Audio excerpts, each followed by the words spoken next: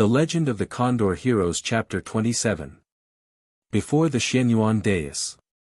While the two were joking around, there were footsteps coming from the staircase. The three old beggars who just went out with Yang Kong returned. They walked straight towards Guojing and Huang Rong's table, then bowed in respect. The middle beggar had fair skin and plump, his face was full of white beard. If his clothes were not full of patches, he would look like a rich and noble gentleman. He smiled before he even spoke, his face was gay and friendly. He said, "That beggar surnamed Lu has just secretly carried out his poisonous hand against the two of you. We did not like what we saw, therefore, we come here to help." Guojing and Huang Rong were startled. They asked, "What poisonous hand?" That beggar asked, "That old beggar was not willing to dine with you, was he?" Huang Rong shivered with fear. She asked, "Did he put poison in our food?" The beggar sighed and said, "It is our beggar clan's misfortune that we have such crafty traitor among us. This old beggar is highly skilled in using poison. As soon as his finger lightly flicked, the poison hidden in his fingernail would immediately mix with the food and wine, even a deity would not suspect. Your poisoning is already deep, in an hour time nobody would be able to save your lives." Huang Rong did not believe what he said. She asked, "We do not have any enmity against him, why would he poison us?" The beggar replied, "Most likely you too said something offensive to him. Please hurry and take this antidote, only then the two of you can be saved." After speaking he took out a package of powdered medicine from his pocket and put it into 2 wine cups and poured the wine in. Then he implored Jing, Rong 2 people to drink it immediately. Just a moment ago Huang Rong saw them went to see Yang Kong. She was suspicious. How could they take some medicine just like that based on what he just said? So she asked, "That gentleman surnamed Yang is our acquaintance. Could the three of you invite him to come and see us?" "Of course," that beggar replied, "but that traitorous disciple's poison is too severe. You should take this antidote quickly, or otherwise it will be too late." Huang Rong said, "We are extremely grateful for your good intention. Would you please sit down and drink several cups with us?" I often thought about the beggar clan's 11th clan leader single-handedly battled a group of warriors at Beigu Mountain, using only a stick and his pair of palms to strike down the 5 tyrants of Luoyang. What a hero he was. During the time she and Guojing were together with Hong Qigong binding some woods to make a raft at Mingxia, Bright Red Cloud, Island, Hong Qigong would often tell her stories about some past major events within the beggar clan, so she would not be completely ignorant when she became the clan leader in the future. That beggar clan's 11th clan leader's achievement was one of the stories she heard from Hong Qigong. When the 3 old beggars heard her suddenly talk about former clan leader, they looked at each other in astonishment. They were wondering how a youngster like her would know about such matter. Huang Rong again said, "The Hong Bangshus, clan leader, 18 dragon subduing palms have no equal under the heaven. I wonder how many stances have the 3 of you learned?" A shamed look appeared on the 3 beggars' faces. They had not learned even 1 stance from the clan leader's 18 dragon subduing palms.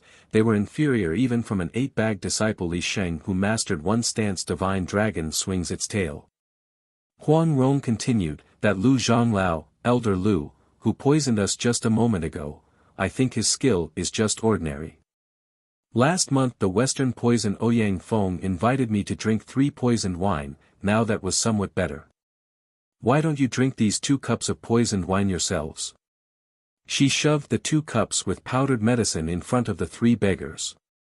The 3 beggars' countenances slightly changed. They knew she was purposely talking nonsense and was not willing to drink the medicine. The elder with the rich man appearance smiled and said, "Miss is suspicious, naturally we cannot force you. Only our good intention will be wasted. Let me just show one thing to convince Mississippi.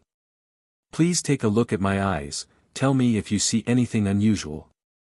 Guojing and Huang Rong looked at his eyes, only to see a pair of narrow eyes on the middle of a meaty fat face, like a pair of 2 slits on his face, but the eyeballs were glistening, they looked very clear and bright. What's so strange about his eyes? Huang Rong wondered in her heart, they looked like a pair of sparkling pig eyes. That beggar continued, "You two look into my eyes, surely you may not lose your concentration. Now you are feeling your eyelids are heavy, your minds are losing consciousness, your whole bodies are tired and weary, these are the signs of poisoning. Just close your eyes to sleep. His voice was soothing and pleasing to the ears while intoxicating at the same time, making Guojing and Huang Rong felt really tired and sleepy, as if their strength was drained from their bodies. Huang Rong slightly felt something was wrong. She tried to turn her head to avoid gazing at his eyes, but it seemed like she captivated by his eyes, she could not help looking back at him. That beggar again said, "We are here by the lake side, the air is so cool and refreshing. You too should sleep soundly in this cool breeze. Sleep. Sleep. It is extremely comfortable. Sleep nicely." As he spoke, his voice sounded increasingly gentle, sweet, and soothing. Guojing and Huang Rong unconsciously yawned repeatedly, put their heads down on the table and fell fast asleep. Without knowing how many hours had passed, two people finally woke up dazed and confused. Cool breeze caressed their bodies, made them feel the chill in the air. Their ears faintly heard a noise similar to the sound of waves of the ocean. Slowly they opened their eyes and saw a clear bright moon that just rose up behind the eastern side of the mountain amidst a cloudy fog. Two people were very shocked. The sun was still high up when they were drinking wine at the front of the tavern at Yeyang. How come in a blink of an eye the sky had turned dark? Dazed and confused they tried to stand up, they were even more shocked to feel their hands and feet were bound by ropes. They tried to shout but their mouths were stuffed with cloths, pricking and hurting their tongues. Huang Rong knew it must be that white and fat beggar, but how he did it, she had no idea, for in that moment she could not think too much. She cast a sidelong glance and saw Guojing lying beside her, making an effort to struggle free. Her anxiety was, for the most part, gone. By this time Guojing had already possessed a powerful internal energy, he was able to break an even stronger rope. Who would have thought that as he exerted strength to his hands and feet, the rope on his body created zheng noise, the rope was not damaged. Turned out it was made from braided cow rawhide mixed with steel wire. Guojing wanted to add his strength and try again. Unexpectedly he felt something cold on his face, a piece of ice-cold sword blade was softly patted twice on his cheek. He turned his head and saw four young beggars, each with an unsheathed weapon guarding them at their sides. He had no choice but stopped struggling. He turned his head to look at Huang Rong. Huang Rong calmed herself down, she knew she needed to assess the overall situation first, and then try to find a way to escape. She turned her body around and was stunned. Turned out they were at the top of a small peak. Under the moonlight she clearly saw lake water all around them. A thin fog hung low on 10 of thousands qing, unit of area. 1 qing is approximately 6.67 hectares or 16.47 acres, of bluish-green waves. She thought, it turns out that we are captured and brought to the Mount June's peak on Dongting Lake. How come I didn't feel anything along the way? She turned her head again and saw there was a tall platform a dozen of zhangs away. The area around the platform was packed with rows after rows of hundreds of beggars. They sat quietly, the moonlight had not illuminated these people yet, which was the reason why Huang Rong did not notice them previously. She was inwardly happy, right. Today is the 15th day of the 7th month, it's the beggar clan general assembly. I must think of a way to speak, then I'll pass down Shifa's command. How can the beggars here refuse to accept? After a long time, the group of beggars still had not shown any activity. Huang Rong could not bear it any longer, but she could not move and had to endure patiently. About half an hour later, her limbs went numb. She saw the moon slowly rose to the middle of the sky, illuminating half of the tall platform. Huang Rong thought, Li Tai wrote a poem, pale moon swept through the lake, the surface was clear like a jade mirror, standing on Mount June painting a picture. He went up the mountain to enjoy the moon that night, so free and unrestrained. Tonight the scenery is the same, but Jing Gij and I are bound in here. It really is irritating and funny at the same time. The moonlight slowly moved, shining on the three characters written on the side of the platform, Xian Yuan, a name for the Yellow Emperor, Tai, platform. Huang Rong recalled the story told by her father about great tales of the Jianghu world. Legend has it that the Huang Di, Yellow Emperor, cast, the word cast here is as in casting metal from a mold, a ding, tripod, used for drinking utensil. From Wikipedia, a type of ancient Chinese vessel with 3 legs, on the bank of the Dongting Lake. When the ding was finished, he rode a dragon and ascended to the heaven. She believed this platform was built to commemorate that event. About the time it took to make tea later, the tall platform was completely engulfed by the bright moon. Suddenly she heard bonk, bonk, bonk 3 times, then it stopped, then bonk, bonk, bonk again. This pattern was repeated, sometimes slow, sometimes fast, sometimes high, sometimes low, as if it followed certain rhythm. Turned out each one of the beggars held a small stick in their hands and they tapped the mountain rock in front of them. Huang Rong silently counted the tapping. She counted 9 by 9, 81 times when the noise stopped and 4 people stood up from the crowd of beggars. Under the bright moonlight she could see them clearly. They were Lu Youjiao and the 3 elders from the clean clothes faction. These 4 beggar elders walked towards the Shenyuan platform and stood on its 4 corners. The crowd of beggars also stood up and cupped their fists across their chests, bowing in respect. The white fat beggar waited until the crowd was seated and then with a clear voice said, "Brothers, the beggar clan met a disaster, an astronomical catastrophe. Our Hong Lao Bangzhu, old clan leader Hong, returned to heaven in Linen Prefecture." At this word, the crowd of beggars fell into a complete silence. Suddenly someone cried out and threw himself to the ground. Everywhere the beggars beat their chests and stomped their feet, crying and wailing loudly. The noise of grieving shook the forest and echoed back from the surface of the lake down below. Guojing was shocked. "We tried to find Shifu everywhere and could not find him, turned out he has passed away." He could not help shedding some tears, only his mouth was stuffed with some cloths, or else he would have wailed out too.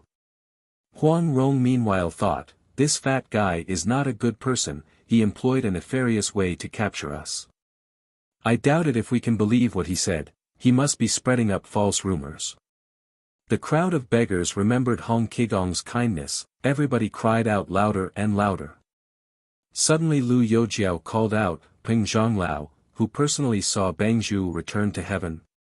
That white and plump Peng Zhonglao replied, "Lu Zhonglao, if Bangzhu was still alive, who has eaten leopard's gall and tiger's heart, dared to put a curse on him? The one who saw him returning to heaven is here. Yang Xiangong, honorable master, would you please tell the brothers here?" Someone stood up from among the crowd of beggars. It was none other than Yang Kong. With the dark green bamboo stick in his hand he walked to the front of the platform. The crowd of beggars grew quiet, except for some continuing soft sobbing noise here and there. Yang Kong slowly said, "About a month ago Hong Bangzhu was having a martial art contest with someone in Linen Prefecture. Unfortunately he lost and was killed." As the crowd of beggars listened to him, their anger rose. One after another they shouted, "Who is the enemy? Tell us! Tell us!" Bangzhu had divine power, how could he lose?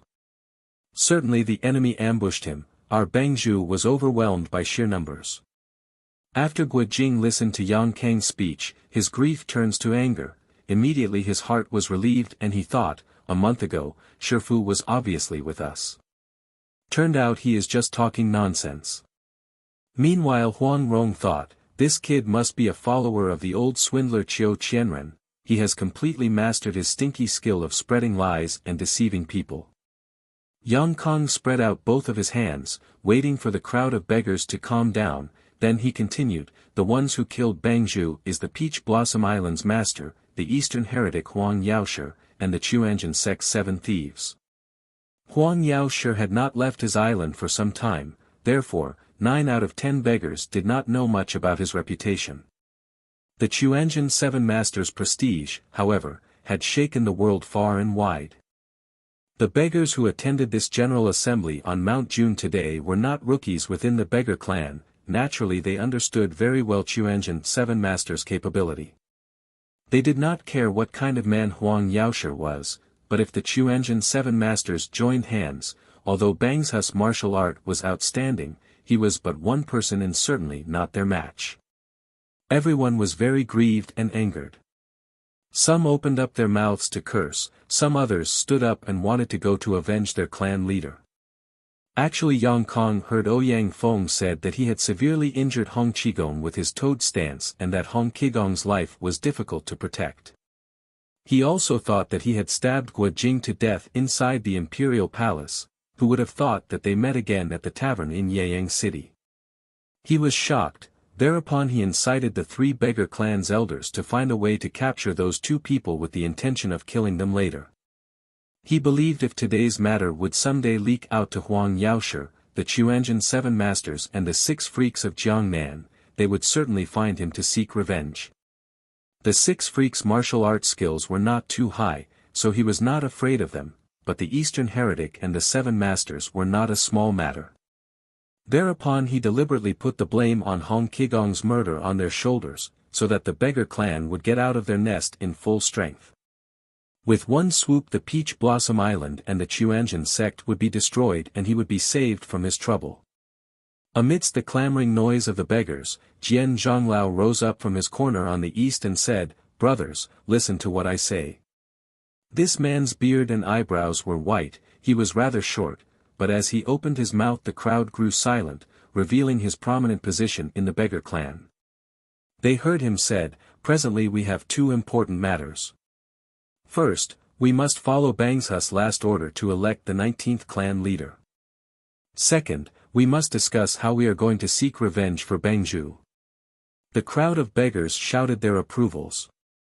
Lu Youjiao spoke loudly, "But first we must hold a memorial service for Lao Bang's brave soul." He scooped some dirt from the ground and kneaded it into a clay figurine, treated it as Hong Qigong's image. He put the figurine on the side of Xianyuan platform and then he knelt down and cried. The crowd of beggars broke out into weeping and wailing again. Huang Rong thought, "Shifu is alive and well, what do these stinky beggars cry for? Humph, without any reason you captured and bound Jing Gij and me, and now you are grieving for nothing. You get what you deserve." After the crowd of beggars cried their hearts out, Jian Zhonglao clapped his hands 3 times, the beggars collected themselves and stopped crying. Jian Zhonglao said, "Brothers, in the Mount Jun General Assembly at Yuezhou today we were supposed to listen to Hong Bangzhu appoint his successor. It appeared Lao Bangzhu had met some unfortunate incidents and had returned to heaven, so we must make decision based on Lao Bang's last order. If he did not leave any order, then the 4 elders will convene and elect the new Bangzhu. This is in accordance with the custom the beggar clan observes from generation to generation. Brothers, isn't this so?" The crowd of beggars voiced their agreement. Peng Zhonglao said, "Yang Xiangong, just before he returned to heaven, what is Lao Bang's last order? Will you please tell us?" Electing the new clan leader was the beggar clan's #1 priority. The beggar clan's prosperity or decline, its success or failure, for the most part depended on the clan leader's virtue and capability. In the past the 17th clan leader, Qian Bangzhu, was dim and spiritless, his martial arts skill was high, but he handled matters improperly. The clean clothes faction and the dirty clothes faction had endless fights, hence the beggar clan power suffered a large decline. When Hong Qigong assumed the clan leader position he forcefully suppressed the internal strife between these two factions. The beggar clan once again arose to become a strong organization within the Jianghu. These past events were known to the group of beggars attending the assembly. As they heard that they were about to receive the order of their clan leader, they listened with complete attention, holding their breaths and not making any noise. Yang Kong grabbed the green bamboo stick with both hands and lifted it high up above his head. With a clear and bright voice he said, "Hong Bangzhu was surrounded by traitors and suffered heavy injury. His life was in terrible danger. I hid him in the cellar of my humble home from the pursuing traitors. Immediately I called for a famous doctor to treat the Hong Bang's injury. Unfortunately his injury was too heavy and we were unable to save his life. Listening to this point the beggars broke out in sobs. Yang Kong paused for a moment before continuing. Just before he died, Hong Bangju handed over this bamboo stick and ordered me to bear the heavy responsibility by becoming the beggar clan's 19th clan leader. Listening to this, the beggars were surprised. They never had thought that the heavy responsibility of the beggar clan leader could be entrusted to this youngster with playboy appearance. At Chu Shagus Inn in the Ox village of Linan, Yang Kong had accidentally acquired this green bamboo stick. Then he noticed how the fat and skinny two beggars were exceptionally respectful toward him. He was astonished, but did not reveal anything to those two beggars. Along the way he fished for information on the origin of that bamboo stick. The two beggars saw him with the stick in his hand. They certainly answered everything without concealing anything. By the time they reached Huizhou, Yang Kong had gathered about 60–70% of the beggar clan's inside story. The only thing he did not know was classified information within the clan, since when he asked, the two beggars would not answer. He thought the beggar clan was a huge organization, and the clan leader held the greatest power and authority. In any case Hong Qigong's death was unverifiable, so he decided to seize the opportunity to become the clan leader, and then he would have authority over millions of brethrens. He had calculated it carefully and could not find any flaw in his plan. Thereupon he arranged a set of lies and went as far as telling the great assembly the fake news about Hong Qigong's death and his self-appointment as the next clan leader. He was able to talk with a straight face in the midst of several hundreds of bold and outstanding warriors of the beggar clan. His face did not show the slightest bit of blushing, his words flowed freely. He knew perfectly well that if his lie was exposed, the group of beggar would turn him into mincemeat on the spot. But he thought if he wanted to achieve an important matter he surely would have to brave the risk. Much less Hong Qigong had died and the bamboo stick was in his hand. Guo Jing and Huang Rong were captured, so there was no immediate danger for him. Once he becomes the clan leader he will gain endless advantages. These millions of beggars would pave his way to reach the unlimited riches and honor he so desired. The clean clothes factions Jian, Peng and Liang, three elders were pleased to hear Yang Kang's speech.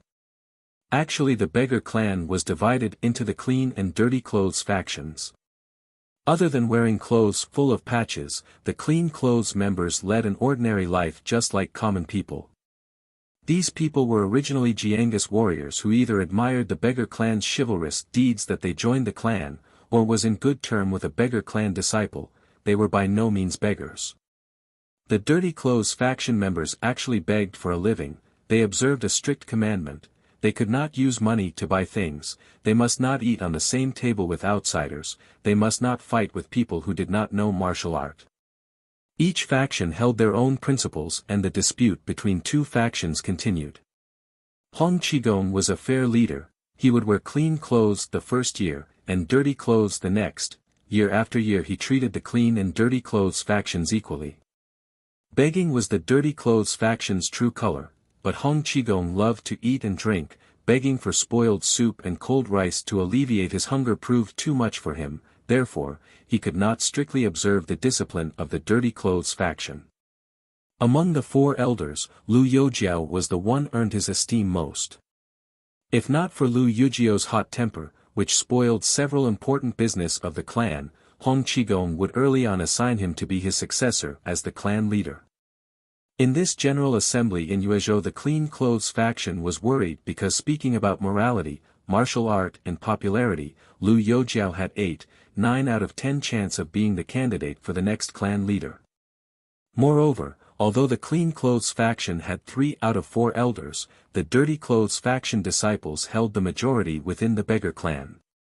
The 3 elders of the clean clothes faction had pondered deeply on various ways to handle this matter, but remembering Hong Qigong's prestige nobody dared to act rashly. Afterwards they saw Yang Kong arrive at Huizhou with the bamboo stick in his hand, and they also heard that Hong Qigong was dead.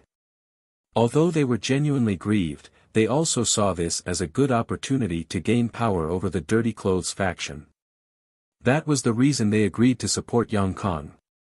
Actually fully respectful yet cautious they had attempted to scout Qigong's order earlier, but Yang Kong was sly. He was afraid they might have a change of heart, so he was not willing to divulge anything until he announced it at the General Assembly. The 3 elders of the Clean Clothes faction knew they did not have any chance of becoming a clan leader, yet they were not disappointed as long as Lu Yojia was not elected either. They were willing to support this decision wholeheartedly. They thought Yang Kong was young, it would not be difficult to influence him later. Moreover, his clothes were magnificent, his choice of cuisine exquisite. He would in no way show favoritism toward the Dirty Clothes faction. Thereupon 3 people looked at each other and nodded their heads. Jian Zhonglao said, "The stick in this Yang Xiangong's, honorable master, hand is our clan's sacred article. If there is anybody among the brothers who has some doubts, please come forward and inspect it carefully." Lu Yojiao cast a sidelong glance toward Yang Kong. He thought, can I rely on this kid to be the clan leader, to unite and command the beggar clan's members under the heaven? He held out his hand to receive the bamboo stick. He saw that the stick was dark green crystal clear. It was obviously the stick that was passed on by the clan leader from one generation to the next. He thought, Hong Bangzhu must be indebted to him that he passed on this stick to this boy. The former Bangzhu has issued an order, how can my generation dare not to obey? I must work with complete dedication to support him, I must not fail the good foundation Hong Bangzhu has built. Thereupon he lifted the stick with both hands and respectfully returned it back to Yang Kong. With a loud and clear voice he said, we comply with the Lao Bangshus, old clan leader, last wish, we herewith revere Yang Xiangong as the 19th clan leader of the beggar clan. The crowd cheered. Guojing and Huang Rong could not move their bodies, they could not open their mouths, all they could do was bitterly groaning in their hearts. Guojing thought, the Huang Da's, island master, prediction was accurate, Yang Kong dares to become the clan leader. He will certainly create big disaster in the future. Huang Rong thought, this fellow will surely not release us. I wonder how he will punish us. We'll have to act accordingly. She heard Yang Kong modestly say, I am young and my knowledge is shallow, am without virtue and powerless. I do not deserve this heavy responsibility. Peng Zhonglao said, Hong Bangzhu had ordered it this way, Yang Xiangong does not need to be modest. The brethrens will support you with one mind. Yang Xiangong, please feel at ease. Exactly. Lu Yojiao said. He coughed and produced thick phlegm, then spat it to Yang Kang's face. Yang Kong had never anticipated this, he was caught unguarded, the phlegm landed on his right cheek. He was startled and was about to ask when Jian, Peng and Liang, 3 elders, also spat on his body. I am finished. Yang Kong cried out secretly. He thought his plot had been exposed by the 4 elders, so he wanted to turn around and run away, but he knew it would be very difficult to escape, so he just resigned to wait for his violent death. Unexpectedly the 4 elders cupped their fists in front of their chests to salute him. Yang Kong was confounded and dumbstruck. The beggars, starting with the most senior, came to him one by one and spat at him, then they saluted him. Yang Kong was pleasantly surprised and secretly expressed his admiration, so they are being respectful to me by spitting at me? He did not know that the beggar clan always followed their custom and tradition, they saluted their new clan leader by spitting at him. It was because the beggars all over the world received insult and disgrace from countless other people, so the new leader must first receive insult and disgrace from his own members. This custom actually carried a very profound meaning. Huang Rong suddenly remembered on the Mingxia, bright red clouds, island, after Hong Qigong passed on the clan leader position to her, he also spat phlegm at her clothes. She thought it was because of his heavy injury at that time that his saliva did not reach too far. So she did not understand that spitting saliva was the way to inaugurate the new clan leader. She also remembered Hong Qigong say, when the beggars pay obeisance to you in future, there will be a disgusting ritual. Ah, this will be hard on you. Now she knew that her Shifu was afraid she did not like to be dirty and refused the clan leader position, hence he concealed the truth and did not state what she would be facing clearly. For most of the day the beggars performed their inaugurating ritual, After they were finished they shouted together, "On Bangzhu, please go up the Xianyuan platform." Yang Kong saw that platform was not too high. He wanted to show off his skill, so his legs kicked the ground and he flew up the platform with a graceful movement. Although the way he leaped was excellent, the four elders were proficient in martial arts, so that they could see his skill was flashy but lacking substance. The foundation was still shallow. However, they realized that he was still young. It was obvious that to possess this kind of ability he must have received tutelage from a prominent master, which was also considered quite special.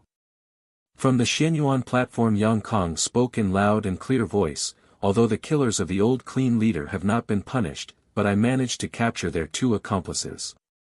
His words created an uproar within the group of beggars. They shouted, "Where? Where? Bring them here and well chop them into pieces, don't kill them with a saber, let the dogs eat them slowly." Guojing thought, who is this accomplice he captured? I want to take a look. Bring them to the front of the platform. Yang Kong said with a stern voice. Peng Zhanglao flew toward Guojing and Huang Rong. He grabbed both of them, one on each hand, and brought them to the front of the platform and threw them to the ground. Only now did Guojing realized, bastard. So he meant us, he silently cursed. As Lu Youjiao saw Jing and Rong, two people, he was stunned. Busily he said, reporting to Bangzhu, "These two are the Lao Bang's disciples, how can they injure their own master?" Yang Kong hatefully said, "Exactly because of this we are angrier than ever. These two deceitfully killed their own master, they are guilty of the most heinous crime." Peng Zhanglao said, "Yang Bangzhu witnessed it with his own eyes, how can that be wrong?" Among the group of beggars, Li Sheng and Yu Zhaoxing were at Baoying trying to save Qing Yaojia. They nearly lost their lives under Ouyang Ke's hand. Fortunately Guojing and Huang Rong came to their rescue. They both felt admiration toward this couple. Besides, they also knew Hong Qigong was very fond of these two disciples of his. Therefore, from among the beggars they rushed forward and Li Sheng called out, reporting to Bangzhu, "These two are chivalrous heroes, subordinate is willing to vouch for them with my own life, Lao Bang's death definitely has nothing to do with them." Yu Zhaoxing called out, "These two are good people, they are very good friends of ours." Liang Zhanglao stared at them and shouted, "If you have anything to say, let your elder say it for you. Do you think this is the place where you can interrupt at will?"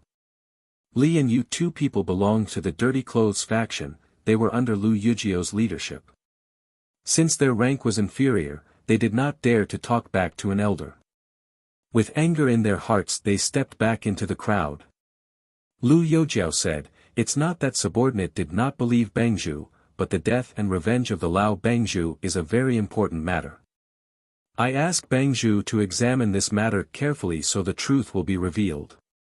Yang Kong had anticipated this request and cooked up a plan, so he said, "All right, I will examine them carefully." Toward Jing and Rong, two people, he said, "You don't have to answer. If what I say is correct, just nod your head, if it is incorrect, shake your head. If you think you can lie to me, remember that the blade is ruthless." He waved his hand and Peng and Liang, two elders, each unsheathed their weapons and placed them on Guojing's and Huang Rong's backs. Peng Zhanglao's weapon was a sword and Liang Zhanglao's was a saber, both were very sharp. Huang Rong was so angry that her face was deathly pale. She recalled how at the Ox village Lu Guanying proposed to Qing Yaojia by asking her to shake or nod her head. At that time she thought it was so silly. Unexpectedly today she was humiliated by this traitor with similar method. She also remembered once she played this trick to Ouyang Ke, and now she was at the receiving end of this trick. In her anger she was still thinking about how to raise Lu Yujiao's suspicion by nodding or shaking her head, how to incite him so that he wanted her to answer his question orally. Once she was able to talk, exposing Yang Kang's deceitful scheme would not be a difficult matter. Yang Kang knew Guojing was knave, it would be easier to manipulate him. He lifted him up and stood him aside. With a loud voice he asked, "This woman is Huang Yaoxi's daughter, isn't she?" Guojing closed his eyes and did not respond. Liang Zhanglao nudged him on the back with his saber. He barked, "Yes or no?" Nod or shake your head. Initially Guo Jing wanted to ignore Yang Kong, but then he thought, even if I can't say anything, right or wrong will be revealed in the end. Thereupon he nodded his head. The crowd believed Huang Yaoshi was the ringleader of the criminals who killed Hong Qigong. Seeing him nod his head, they loudly called, "What else to ask? Kill him! Kill him! Just kill the little bastard. We'll deal with the old bastard later." Yang Kong called out, "Brothers!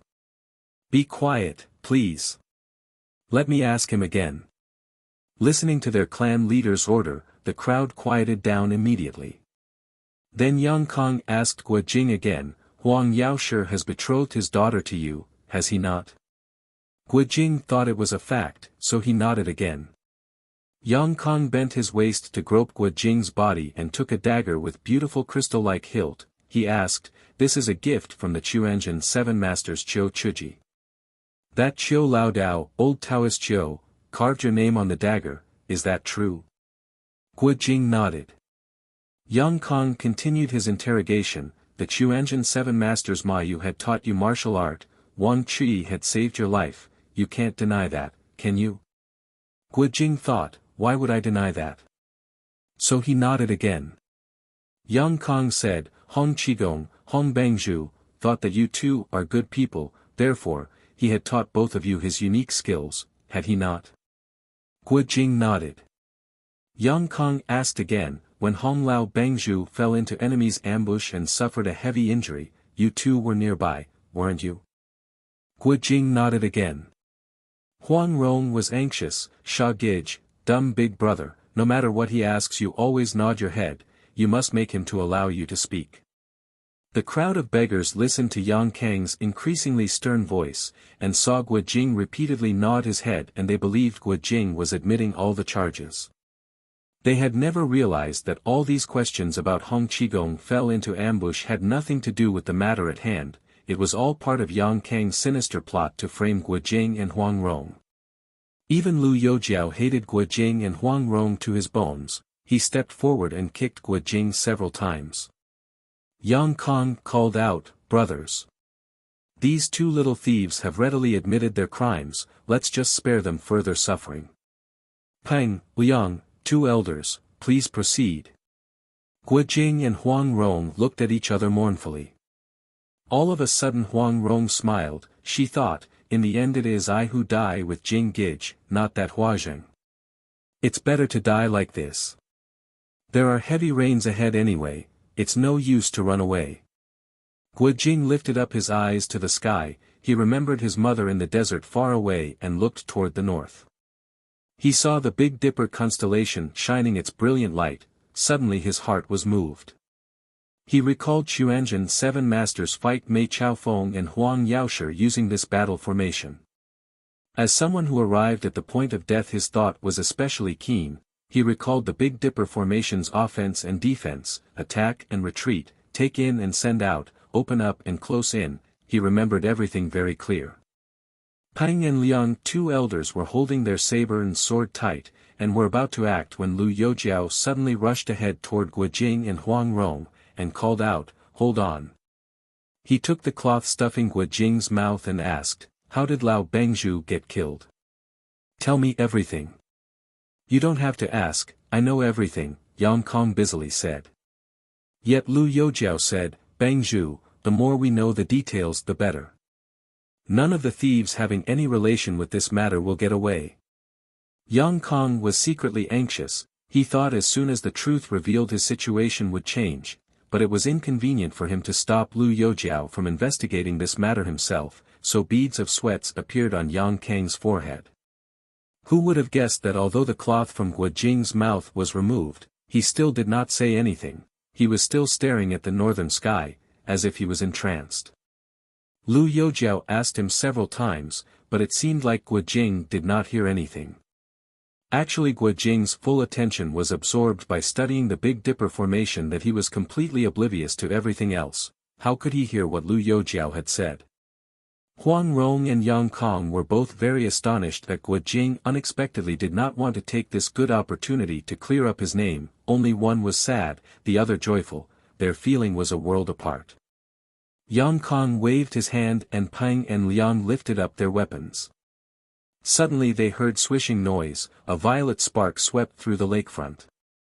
Peng and Liang, two people, were startled and turned their heads to look up and saw two blue flames streaked up to the sky. These flames were several leagues away from Mount June, seemed like they were released from the middle of the lake. Jian Zhonglao said, "Bangzhu, we have a guest." Yang Kong was startled. "Who is it?" he asked. "The clan leader of the Iron Palm clan," Jian Zhonglao replied. Yang Kong did not know the Iron Palm clan's origin. "Iron Palm clan?" he asked. "The Iron Palm clan is a big clan in the Sichuan and Hunan area," Jian Zhonglao explained. "Their clan leader is paying us a visit, we'd better receive them well. We can deal with these two thieves later." "That's fine," Yang Kong said. "Jian Zhonglao, please welcome the guests." Jian Zhonglao conveyed the order. Bang! Bang! Bang! From the Mount June's island 3 red rockets were shot out. Not too long afterwards a boat came ashore. The beggars lit torches up and stood to welcome the guests. The Shenyuan platform was located at the peak of Mount June. It was quite a long way from the foot of the hill to the peak, so that although the guests used their qing gong, lightness kungfu, half a day had passed before they arrived. Jing and Rong, 2 people, were taken into the crowd, guarded by Peng Zhonglao's disciples. Huang Rong tried to assess Gua Jing's condition. She saw he was expressionless, eyes looking at the sky, mumbling non-stop about who knows what. She was extremely shocked. She thought his mind must be confused because of the great injustice he received. She further thought that no matter who the guest was, there was always opportunity to be exploited. While she was still thinking, the guest had already arrived. Under the torchlight she saw about a dozen men dressed in black escorting an old man walking toward the platform. This old man wore a short yellow robe, with a large leaf fan in his hand. Who else but Qiu Qianren? Huang Rong was angry, but also amused and disappointed at the same time. This man certainly would not do her any good.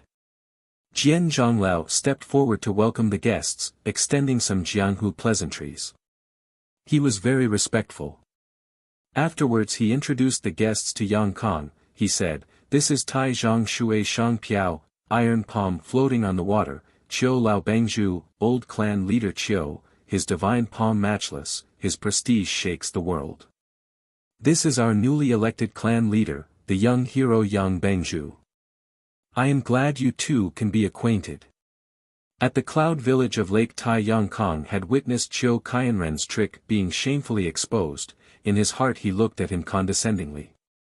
He thought that it turned out that this swindler was a clan leader of some big organization. An idea came into his mind. He pretended he did not know the guest, and said with a smile, "Fortunate meeting, fortunate meeting." Extending his hand he meant to shake Qiu Qianren's hand. Both palms met. Yang Kong exerted all his strength into his palm, deliberately wanted to crush Qiu Qianren's palm, thinking, "Everybody believes you have an outstanding martial arts skill, I want you to fall in my hand." This truly a heaven-sent opportunity that this old man is here today, so I can show my martial art prowess in front of this crowd of beggars. Who would have thought that as soon as he exerted his strength he felt scalding heat on his palm, as if he was grasping a red burnt coal. Hastily he withdrew his hand, but the opponent just grabbed his hand firmly, so he felt like his hand was continuously burning. He could not restrain from crying out, "Ayo!" His face was deathly pale, tears streaming from his eyes, his body doubled from pain, he almost fainted. The beggar clan's 4 elders were startled, they rushed forward together to protect their clan leader. Jian Zhonglao was the chief among the elders. He struck the steel staff in his hand to a rock. Clang! Sparks flew everywhere. "Qiu Lao Bangzhu," he said angrily, "you've come from afar to be our guest. Our young Bangzhu is young, how can you test his skill like that?" Qiu Qianren coldly said, "Nicely." I shook his hand. "It was your precious Bangzhu who tested the old man first." Yang Bangzhu deliberately wanted to crush my old bones. While his mouth was talking, his grip did not loosen up, while Yang Kong kept crying out, "Io." By the time he finished speaking, Yang Kang's voice weakened and he passed out. Qiu Qianren loosened up his hand and waved it away. Yang Kong had already fainted, he tumbled down to the ground. Lu Youjiao hastily rushed forward to pick him up. Jian Zhonglao angrily said, "Qiu Lao Bangzhu, you what's the purpose of this? Isn't this outrageous?" "Humph," Qiu Qianren sneered, his left palm slapped Jian Zhonglao's face. Jian Zhonglao lifted up his steel staff to fend off. Very quickly Qiu Qianren changed his slap into slicing down to grab the head of the staff. As the edge of his palm touched the head of the staff, he pulled the staff inward before even grabbing it. Jian Zhonglao's battle experience was vast, he was startled, but did not release the staff in his hand. Qiu Qianren indeed did not snatch his staff, quick like a wind his right palm swept away to the left. Clang! It hit the middle of Jian Zhonglao's staff. Jian Zhonglao's palm was chafed, blood flowed out and he could not hold his staff anymore, it was snatched by Qiu Qianren. Qiu Qianren swept the staff horizontally to parry Peng and Liang two elders' saber and sword while his right elbow struck toward Lu Yujiao's face. Hence in a short period of time he compelled all four elders of the beggar clan to step back. The crowd of beggars watched with amazement. They unsheathed their weapons, they would fight the Iron Palm clan as soon as their clan leader issued his command. Qiu Qianren's left hand gripped the steel staff's head, his right hand held its tail, he let out a loud and long laugh and secretly sent his strength to both hands. With a shout he wanted to break the steel staff into two. He did not know that Jian Zhonglao's steel staff was made of a specially treated metal, it was very ductile, the staff did not break. It stubbornly resisted his arm's supernatural power. Qiu Qianren exerted more strength and the steel staff slowly curved into an arc. The crowd of beggars was astonished and angry.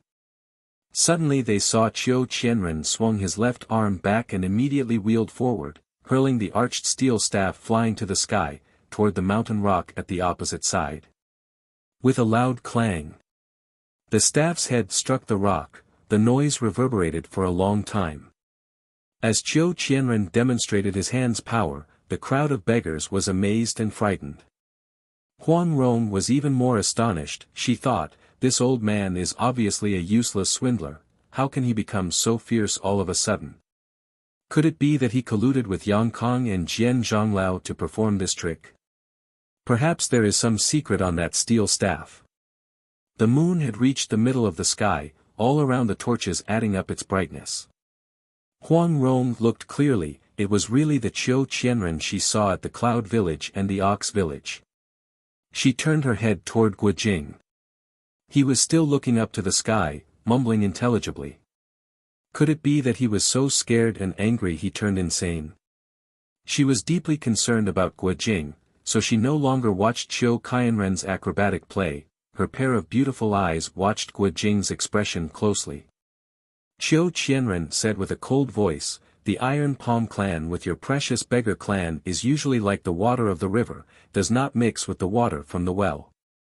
Upon hearing that your precious clan is having a general assembly at Mount June I come to pay a visit with a good intention. Why did as soon as we met your precious clan's Bangzhu demonstrated his power?" Jian Zhonglao was intimidated by Qiu Qianren's power and reputation, he was already scared. Hearing the hostility in Qiu Qianren's voice he busily said, "Qiu Lao Bangzhu misunderstood. Lao Bangzhu's prestige has shaken the four corners of the world, we always admire you. Today we are very honored to have Lao Bangzhu shines your glorious light upon us." Qiu Qianren looked up to the sky without saying anything, his demeanor was very arrogant and threatening. After a long while he said, "I heard Hong Lao Bangzhu passed away. We have one less great hero of this world. Pity. It is a pity. Your precious clan also elected this kind of new Bangzhu. Pity. It's a pity." By this time Yang Kong had regained his consciousness, he heard he was being ridiculed at his face, he was angry but did not dare to say anything. He felt his right hand was still burning hot, his 5 fingers were so swollen they looked like 5 Chinese yams. The 4 elders of the beggar clan did not know how to respond. Qiu Qianren said, "My visit today is to ask an important favor from your precious clan. In return, I am going to offer something to you." "We don't dare," Jian Zhonglao replied, "but please Qiu Lao Bangzhu tell us." Qiu Qianren said, "Recently some brothers from my clan received the old man's order to take care of some business. I don't know how they had provoked 2 friends from your precious clan that they were beaten and suffered heavy injuries. My brother's skills were unrefined, so there is nothing I can say, but if this matter is spread out within the Jianghu, the Iron Palm clan will certainly lose our face. Old man does not know the good from evil. I want to ask for some lessons from the 2 friends from your precious clan." From the start Yang Kong did not have the slightest bit of care toward the beggar clan. How could he dare to offend Qiu Qianren for the sake of 2 beggar clan disciples? Immediately he said, "Who has dared to cause trouble and fight with friends from the Iron Palm clan without authorization? Quickly come out and apologize to Qiu Lao Bangzhu." Ever since Hong Qigong became the clan leader of the beggar clan, they had never lost power and prestige within the Jianghu. Now as soon as Hong Qigong was dead, the new clan leader was this weak. As the crowd of beggars heard this order, they were filled with contempt and resentment. Li Sheng and Yu Zhaoxing came out several steps from among the crowd. With a clear voice Li Sheng said, reporting to Bangzhu, "Our clan's 4th commandment clearly states that every one of us must uphold justice and chivalry, helping others in suffering. The day before yesterday while we were on our way the 2 of us saw some friends from the Iron Palm clan bullying common people, taking some women captive. We could not hold our patience, we stepped forward to stop them. We fought and in the end have injured the friends from the Iron Palm clan." Yang Kong said, "No matter what you have to apologize to Qiu Lao Bangzhu." Li Sheng and Yu Zhaoxing looked at each other, they were furious. If they did not apologize, they were disobeying their clan leader's order. If they apologized, this humiliation was difficult to bear.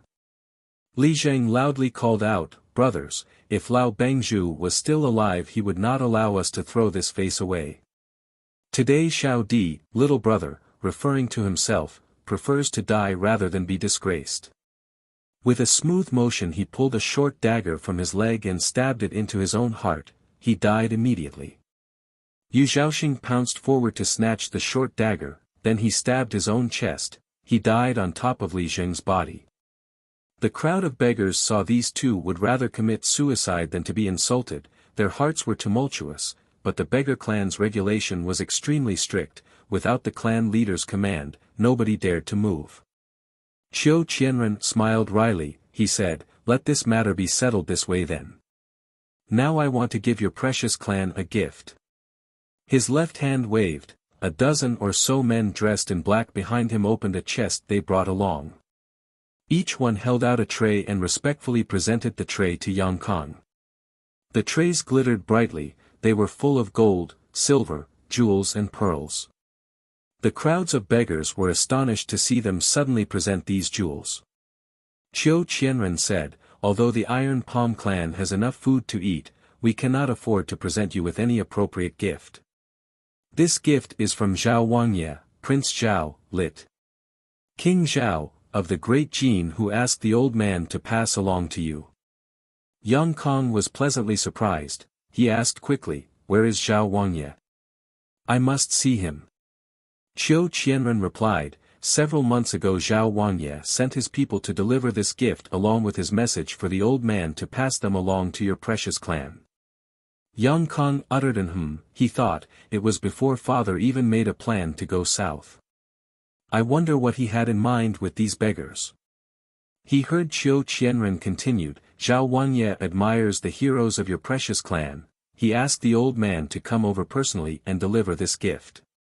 Yang Kong happily said, "How can we be worthy to receive Lao Bangzhu's precious effort?"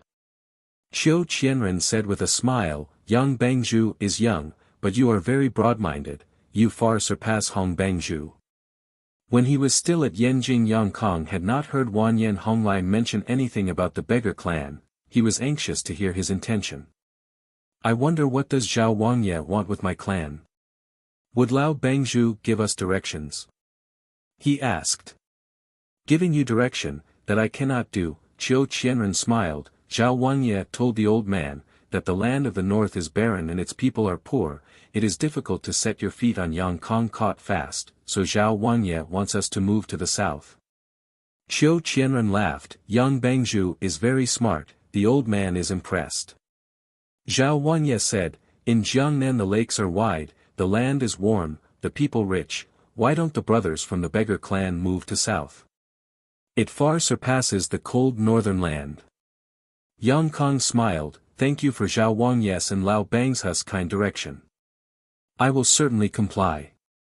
Qiu Qianren did not expect that the beggar clan would readily accept his proposal, his face showed doubt. He had not anticipated this response. His mind churning, he thought this man was young and weak, and when he had just squeezed his hand with iron palm, he fainted from the pain. It was obvious that this man was afraid of him, so it was not strange that no matter what he said this man did not dare to defy.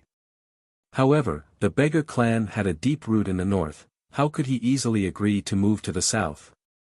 When the beggar clan talked about it later, they were bound to regret this decision.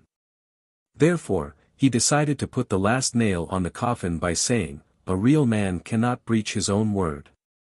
Today Yang Bangzhu gave your word, once the beggar clan brothers cross the great river, you will not return to the north, correct? Yang Kong was about to comply, but Lu Youjiao suddenly said, reporting to Bangzhu, we beg for a living, what use we have for gold and silver. Besides, our clan has hundreds of thousands of members spreading all over the world, how can we limit their movements? I beg Bangzhu to reconsider. By now Yang Kong had understood clearly Wanyan Honglai's intention. He knew that at the north of the river the beggar clan had always fought the Jeans. Each time the Jeans attacked to the south the beggar clan would disturb the rear of the army's movement, either by assassinating the high-ranking military officers or burning their provisions down. If the beggar clan moved to the south, naturally it would tremendously help the Jeans' effort in attacking the south. Thereupon he said, this is Qiu Lao Bangzhu's kind intention, if we refuse, we would be disrespectful to him. I don't want any of the gold and silver, for honorable elders can divide it among the brethren after the assembly is over. Lu Youjiao anxiously said, our Hong Lao Bangzhu was widely known as the northern beggar. Everybody in the world knows that our base is in the north. How can we move so easily? Our clan has vowed our loyalty and patriotism to serve our country, we have been enemies with the Jeans forever. We surely cannot accept their gift, and most certainly we cannot move across the Changjiang. Yang Kong was furious, he was about to reply when Peng Zhonglao said with a smile, Lu Zhonglao, the important matter in our clan is decided by our Bangzhu, it is not decided by you, is it? Lu Youjiao imposingly said, I would rather die than forgetting about loyalty and patriotism to my country. Jian, Peng, Liang Zhonglao's, what do you say? Yang Kong asked. Jian and Liang Zhonglao's hesitated before answering, they also thought moving across the Changjiang was not an appropriate thing to do. But Peng Zhonglao with a loud voice replied, we rely on Bangzhu's decision. How can subordinates dare to disobey?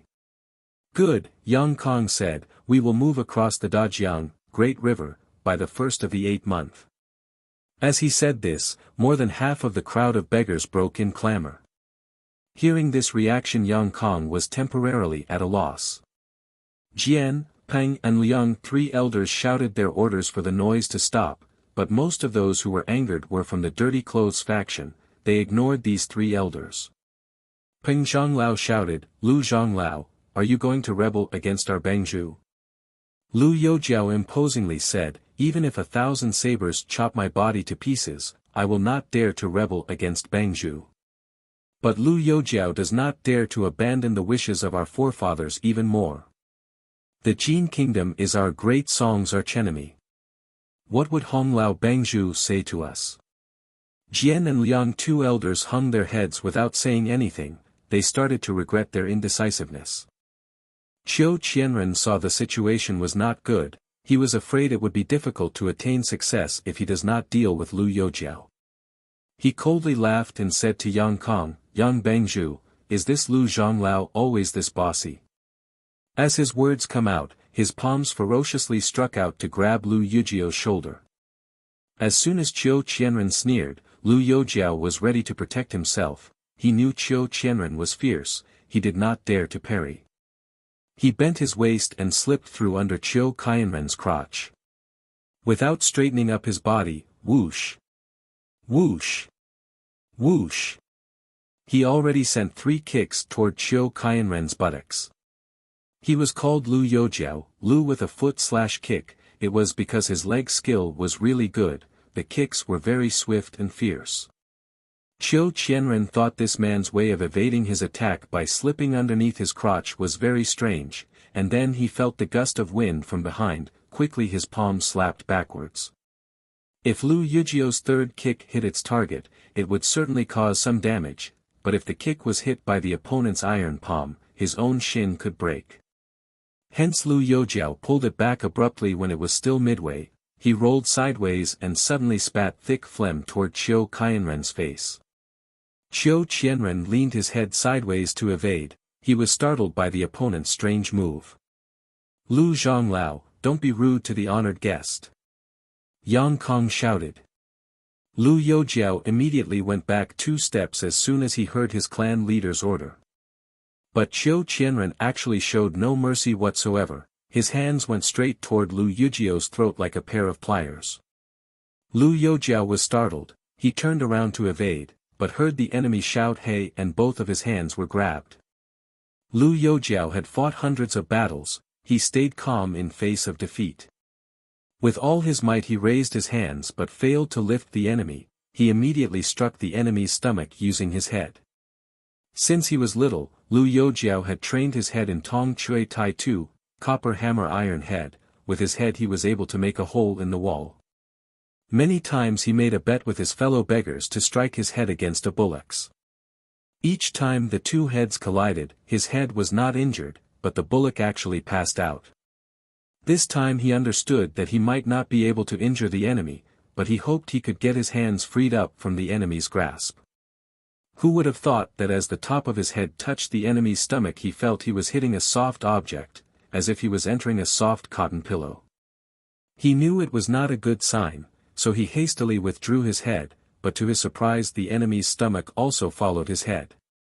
Lu Youjiao struggled with all his strength, yet Qiu Qianren's stomach had a very strong suction, holding Lu Yujiao's head firmly. Lu Youjiao was frightened since he felt his head was gradually burning hot, at the same time he felt as if his hands were also entering a hot furnace. The pain was unbearable. "Do you surrender?" Qiu Qianren shouted. "Stinky old thief," Lu Youjiao cursed, "why would I surrender to you?" Qiu Qianren exerted more strength to his left hand. Crack! Crack! He broke Lu Yujiao's right hand fingers. "Do you surrender?" Qiu Qianren asked again. "Stinky old thief," Lu Youjiao cursed, "why would I surrender to you?" Crack! Crack! Lu Yujiao's left-hand fingers were broken. He was in so much pain that his mind was in a daze, but his mouth kept shouting curses. Qiu Qianren said, "If I add more strength to my stomach, your head will be crushed. I want to see if you can keep cursing." He had not finished speaking when suddenly someone leaped out from among the crowd of beggars. He was tall and broad-shouldered, it was none other than Guojing. He was walking in big strides toward Lu Yujiao's back. He lifted his right palm high, slap, slap, slap. He slapped Lu Yujiao's buttocks 3 times so hard that the sound was heard loud and clear. Although these 3 slaps hit Lu Yujiao's buttocks, Qiu Qianren felt strong bursts of energy flowing from Lu Yujiao's head toward his stomach. Bang! Bang! Bang! The energy melted the suction force of his own stomach.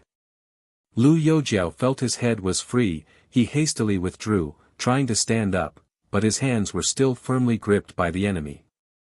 Guojing called out, "You are not Qiu Lao Qianbai's old senior Qiu, match, get out of the way." His left leg swept away, kicking Lu Yujio's left shoulder. This kick of his looked ordinary, yet although it landed on Lu Yujio's body, the force was actually transmitted to Qiu Qianren's arms. Qiu Qianren felt his palms were shaken and involuntarily loosened his grip. Lu Youjiao took advantage of this good opportunity. He borrowed the strength from Guo Jing's kick and threw himself aside.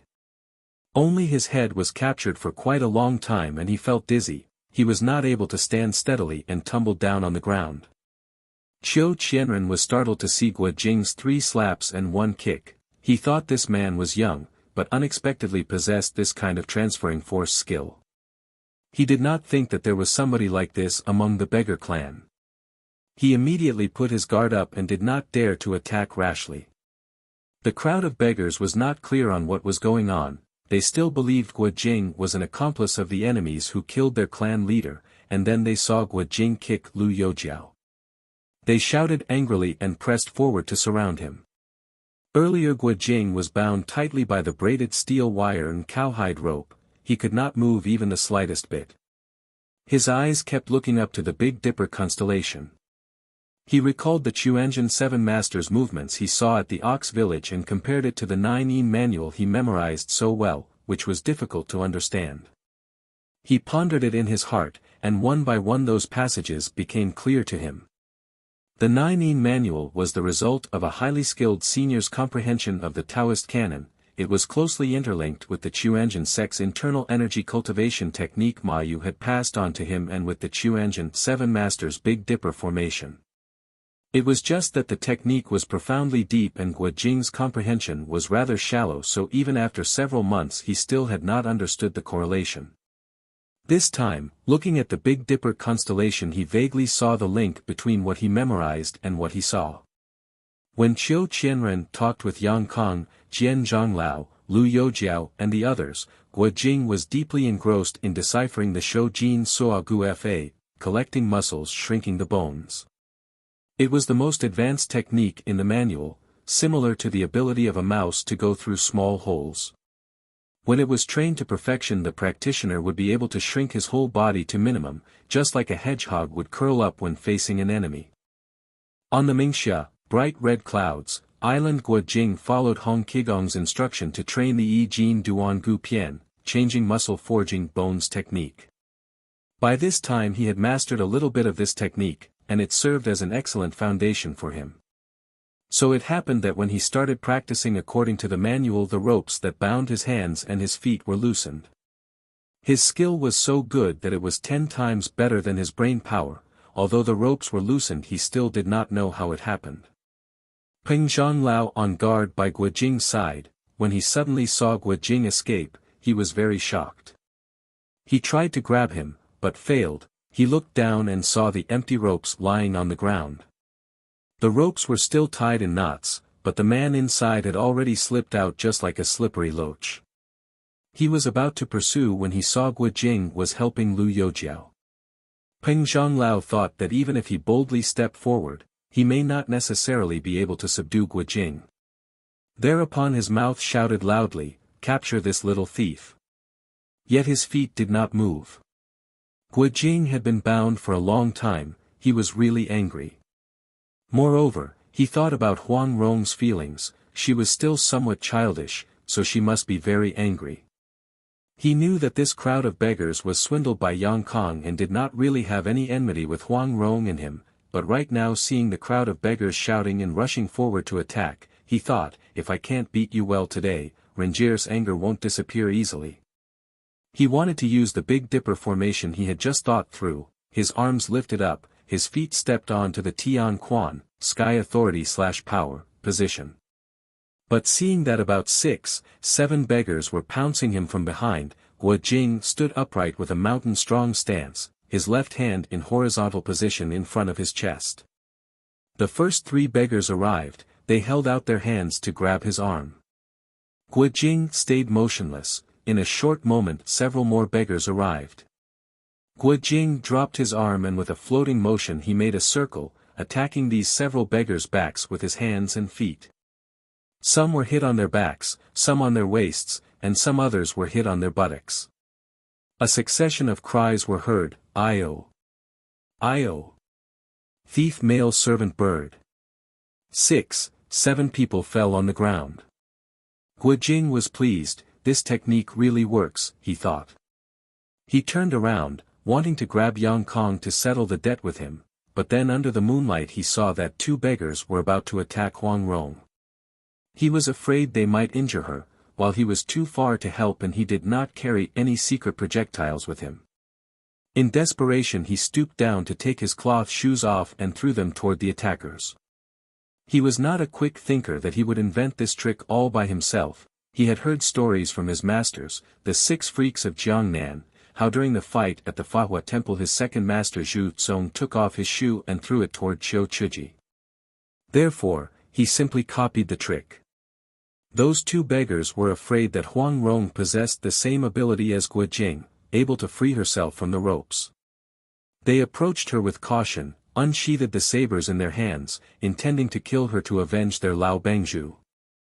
Unexpectedly just when they arrived in front of Huang Rong, before they even lifted their weapons, they heard a strong gust of wind on their backs, something was flying toward them, apparently an enemy was attacking them.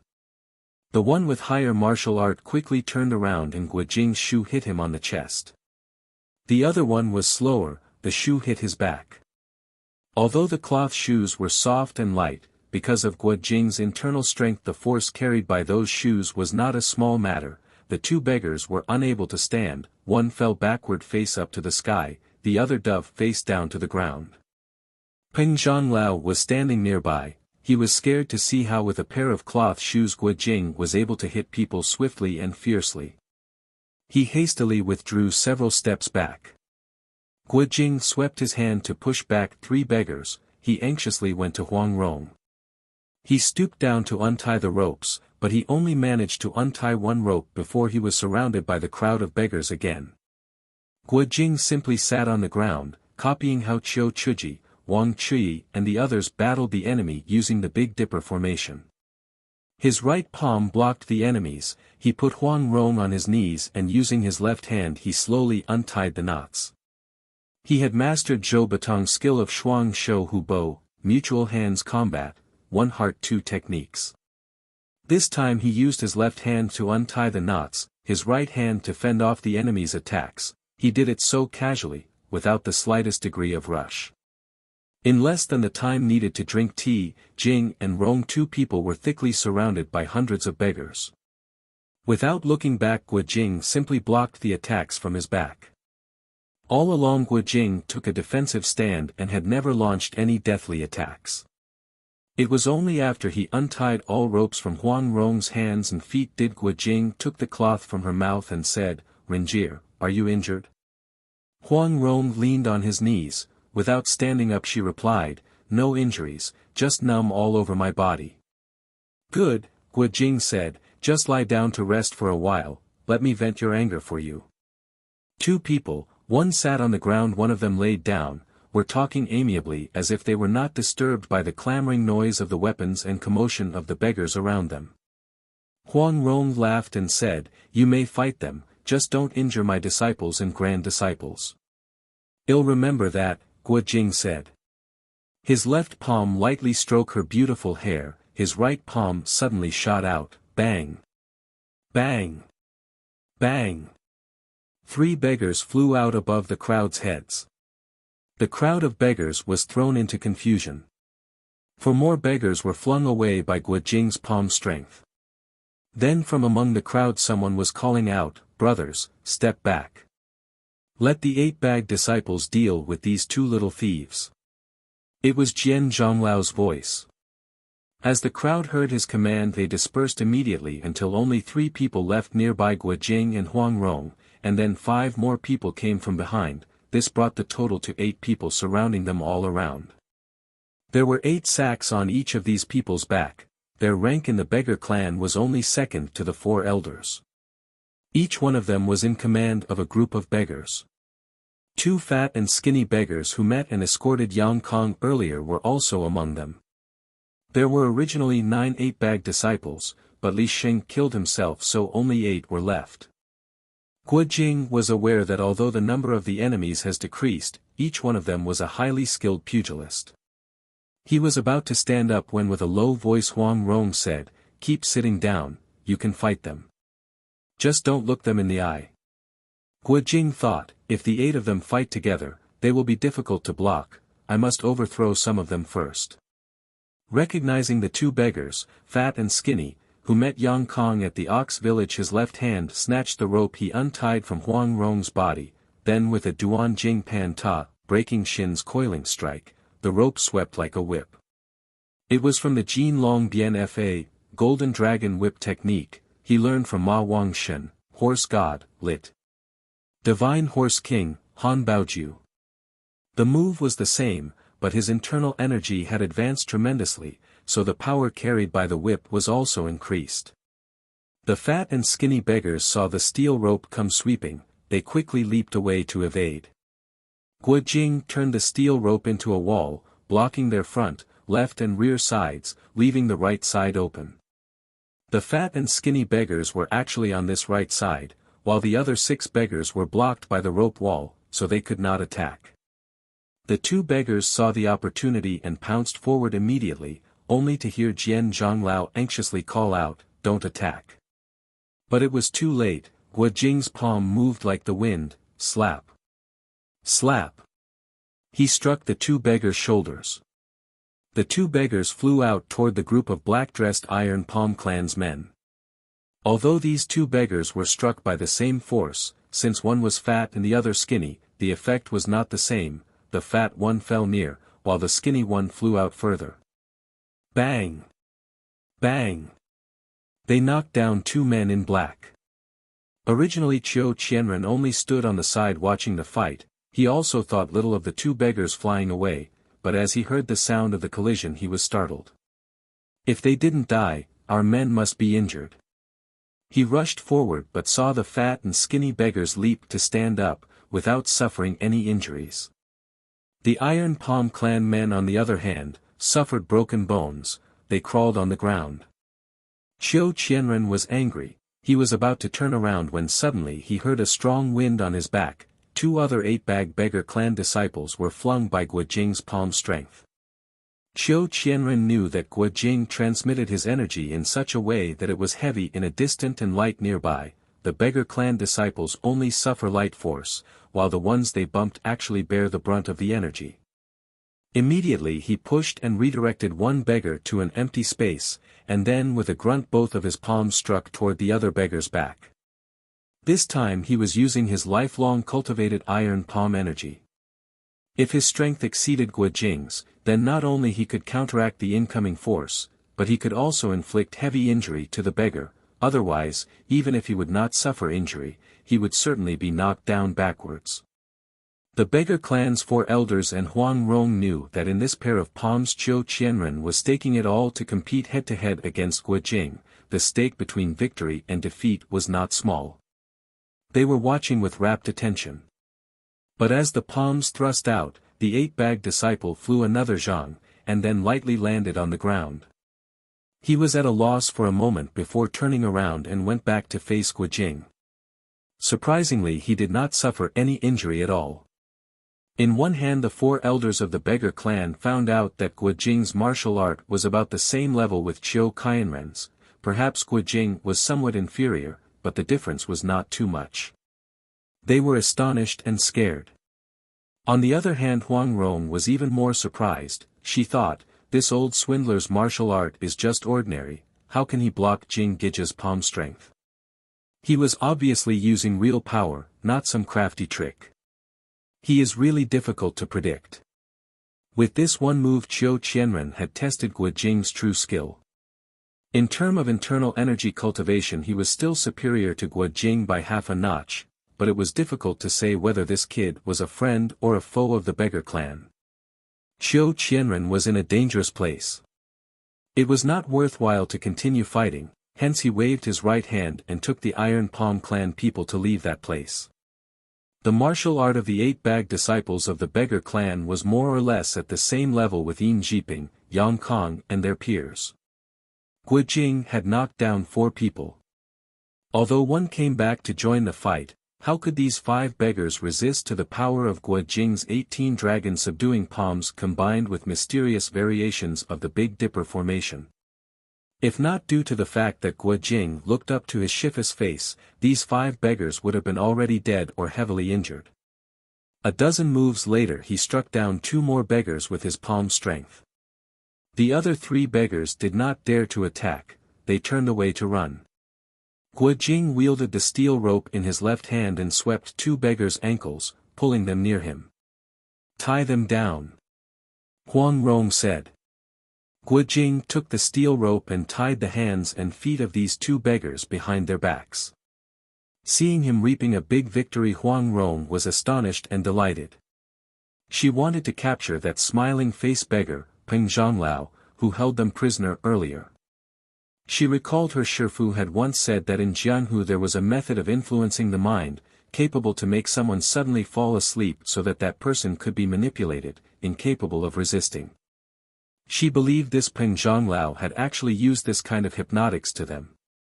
"Jing Gij," she asked, "is there any XINFA method to influence other people's mind, lit.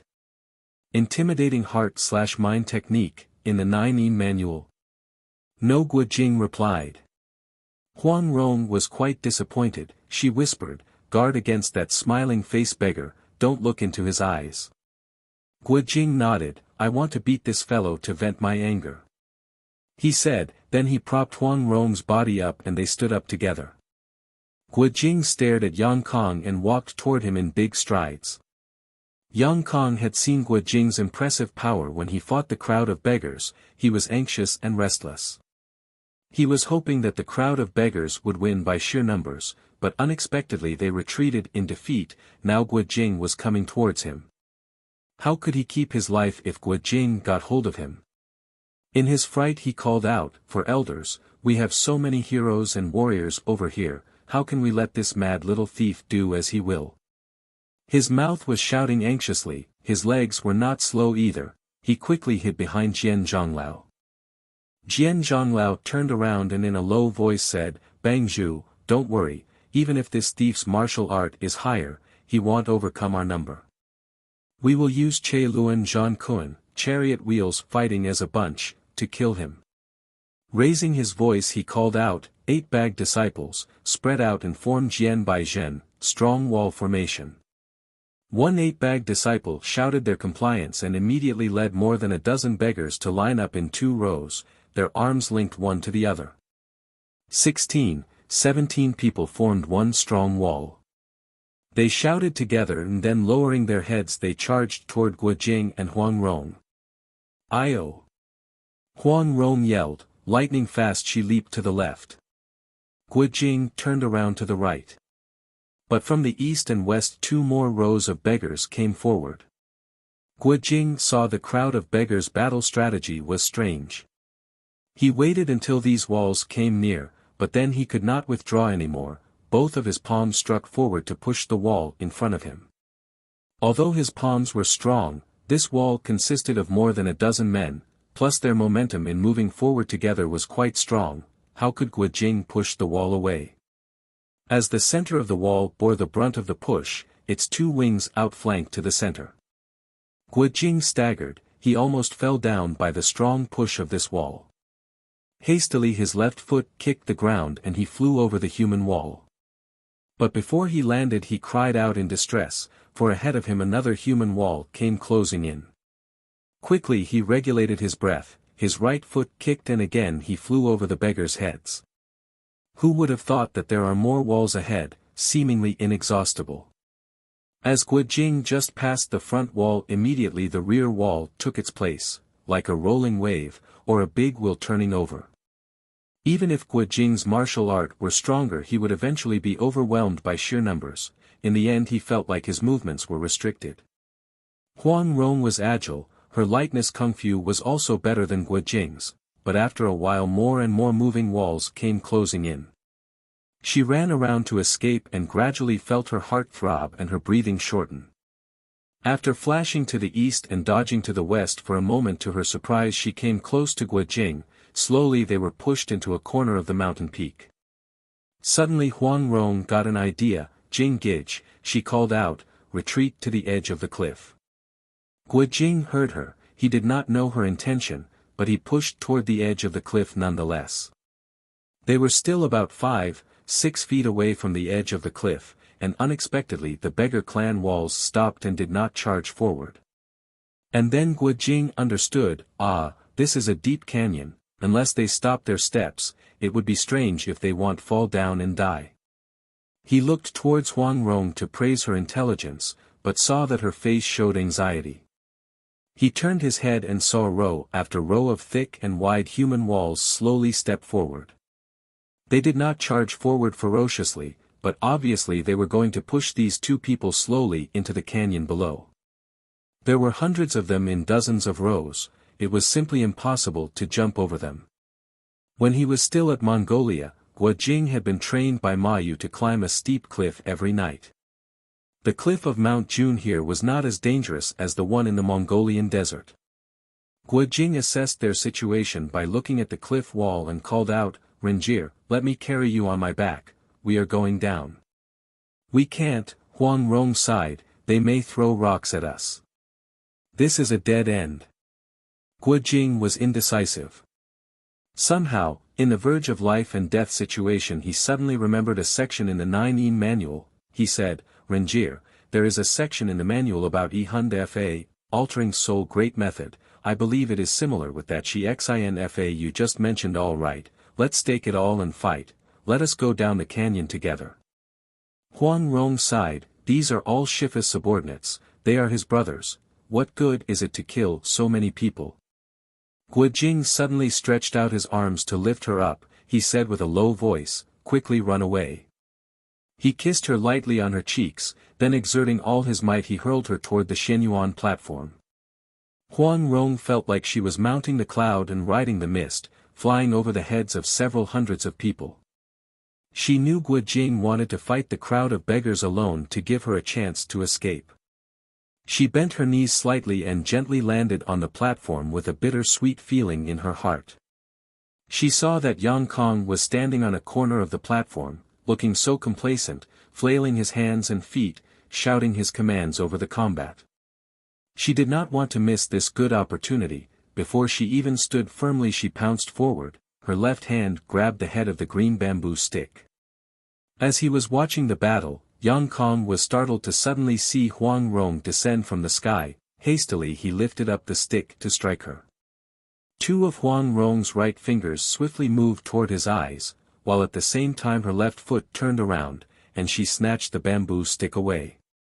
Yang Kang's martial art was inferior to Huang Rong's to begin with, and now Huang Rong was using the Ao Ko Duo Zhang, snatching stick from a mastiff, dog's mouth, from the dog-beating stick technique Hong Qigong had passed on to her.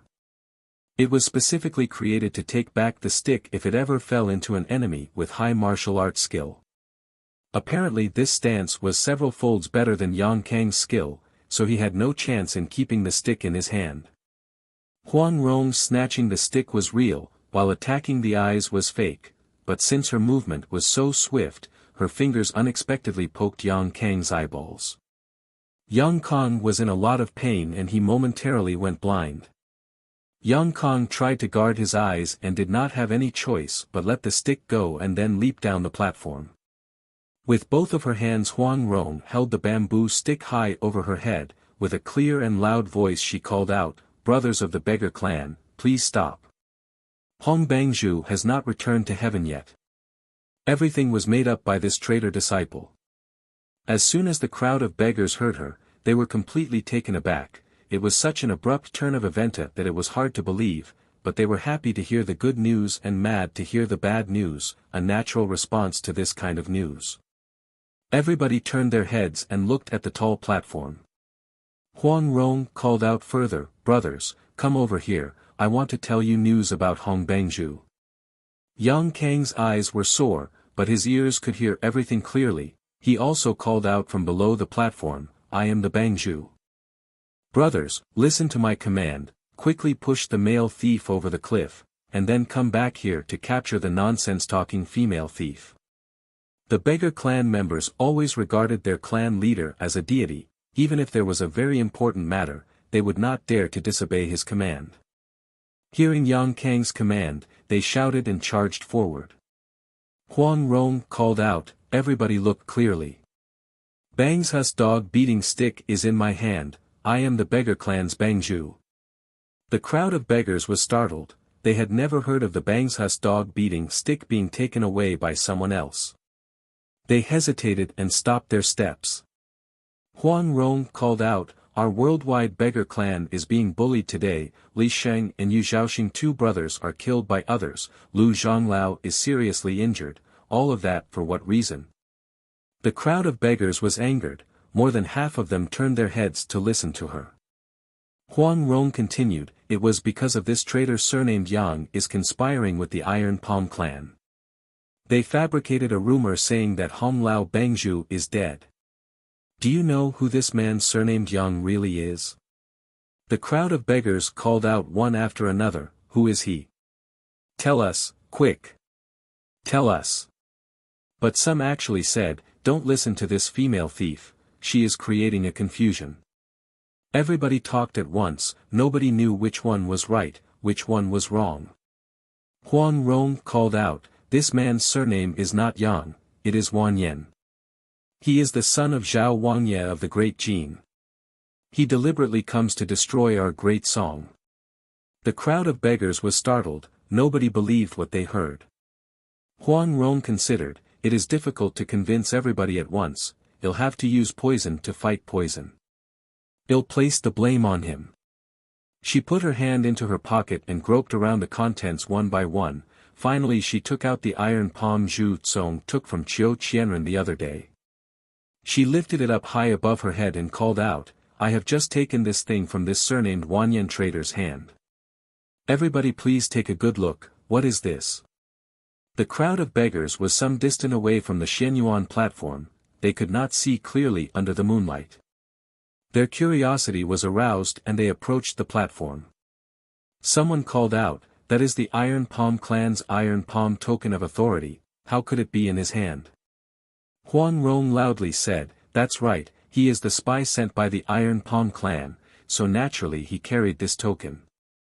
The beggar clan has upheld chivalry and justice in the north for several hundred years, how can this fellow surnamed Yang easily comply to move to Jiangnan?"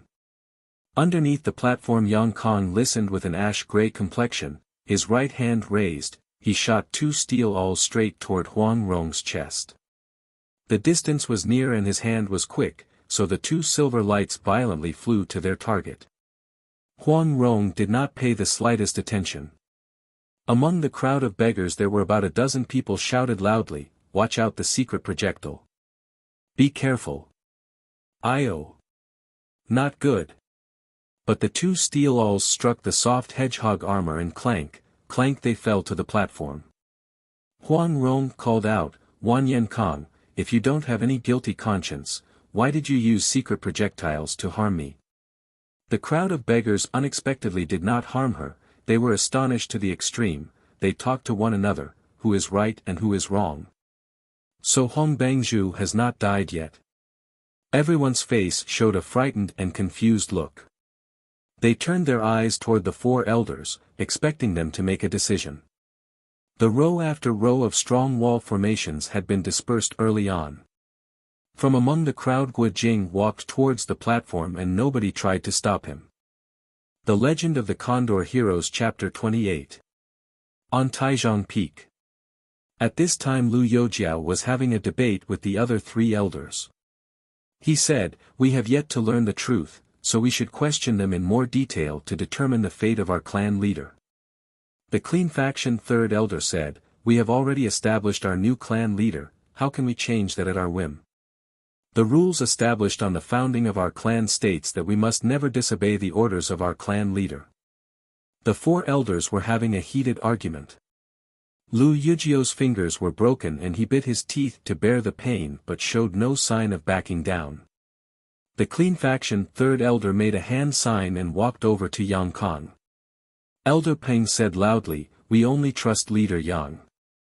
This evil girl helped cause the death of Leader Hong and cunningly escaped death, yet she's still here talking rubbish. Don't pay attention to her." Brothers, let's torture her till she confesses. Guojing jumped up and shouted, who dares touch her? No one dared make a move on seeing his imposing figure. Qiu Qianren and his followers stood a distance away as they stood on the fence, taking delight in the beggars' clan's internal conflict. Huang Rong said clearly, Leader Hong is now in the palace in linen enjoying the imperial chef's food and is unable to reveal his identity. Hence he tasked me with the responsibility of this clan's leadership. When he's done savoring the food, he will naturally return. All the members of the beggars' clan knew about Hong Qigong's gluttony and felt there was much truth in her words, but still could hardly believe that such a young lass could be their new leader. Huang Rong continued, this thief of the Jin kingdom conspired with the Iron Palm sect to harm me and steal the clan leader's dog-beating stick, yet you people don't attempt to shed light on the truth. Our 4 elders are very experienced and knowledgeable, yet how was it possible for them to fail to see through such a simple ploy? When they heard her, the clan members looked at their 4 elders with doubt. At this point Yang Kong could only stubbornly maintain his stand, saying, you claim that Leader Hong is still alive, so why did he want you to be the clan leader? How do you prove your claim?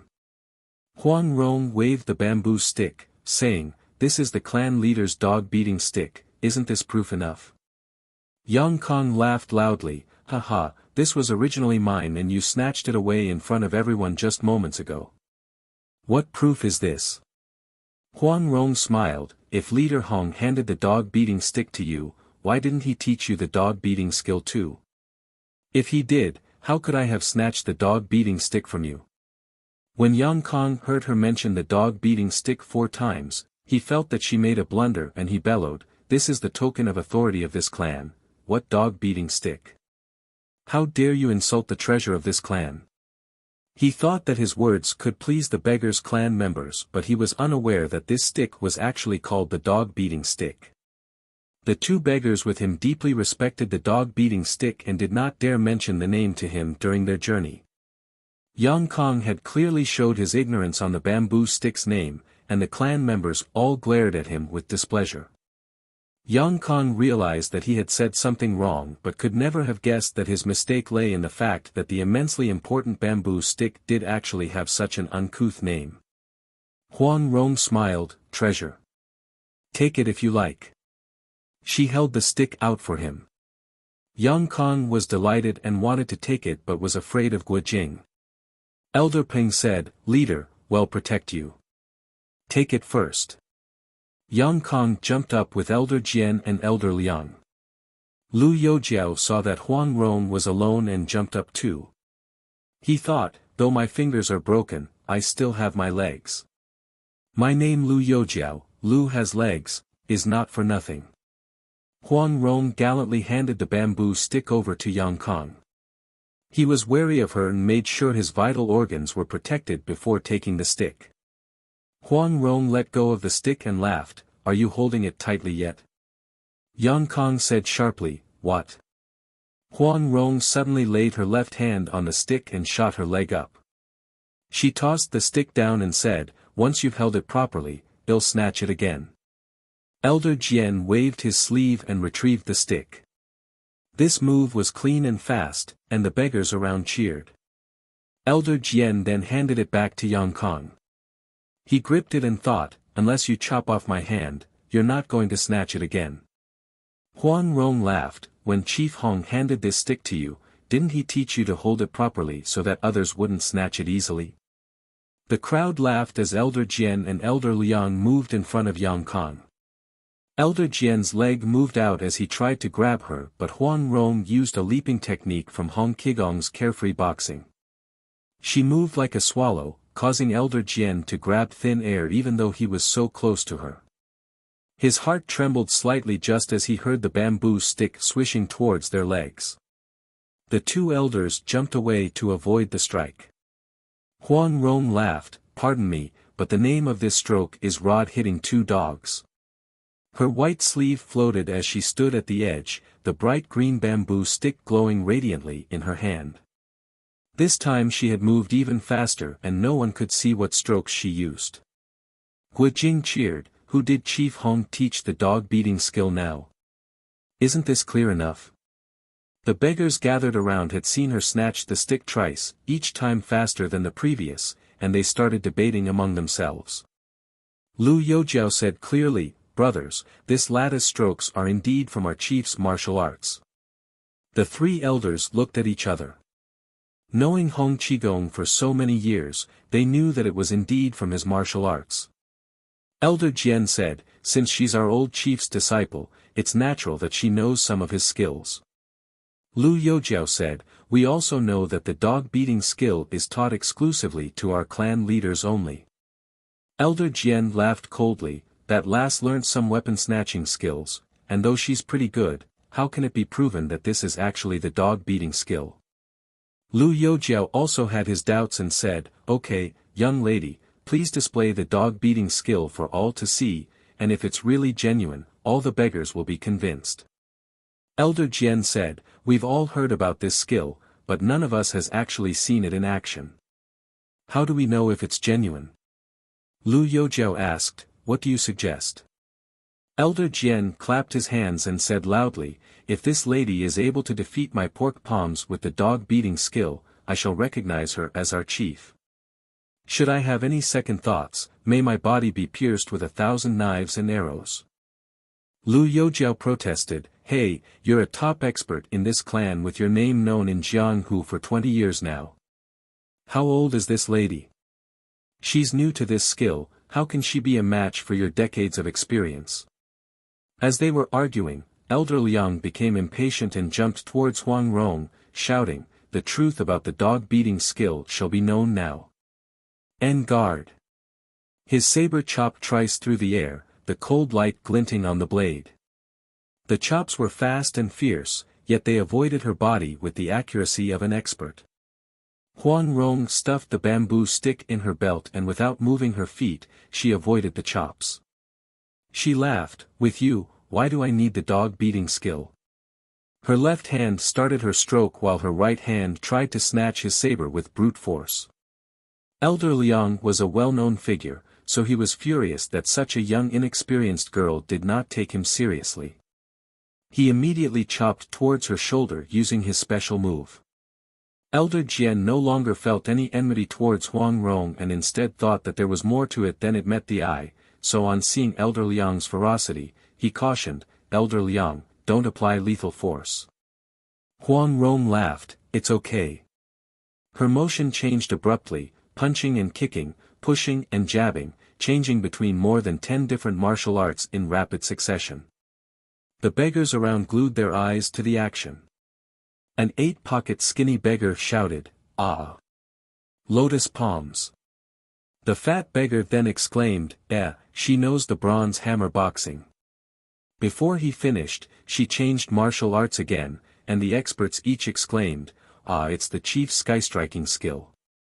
Hey, she's using the iron curtain kicking technique. This move is limp hands overcoming the enemy." Hong Qigong was actually a lazy person who disliked taking martial disciples.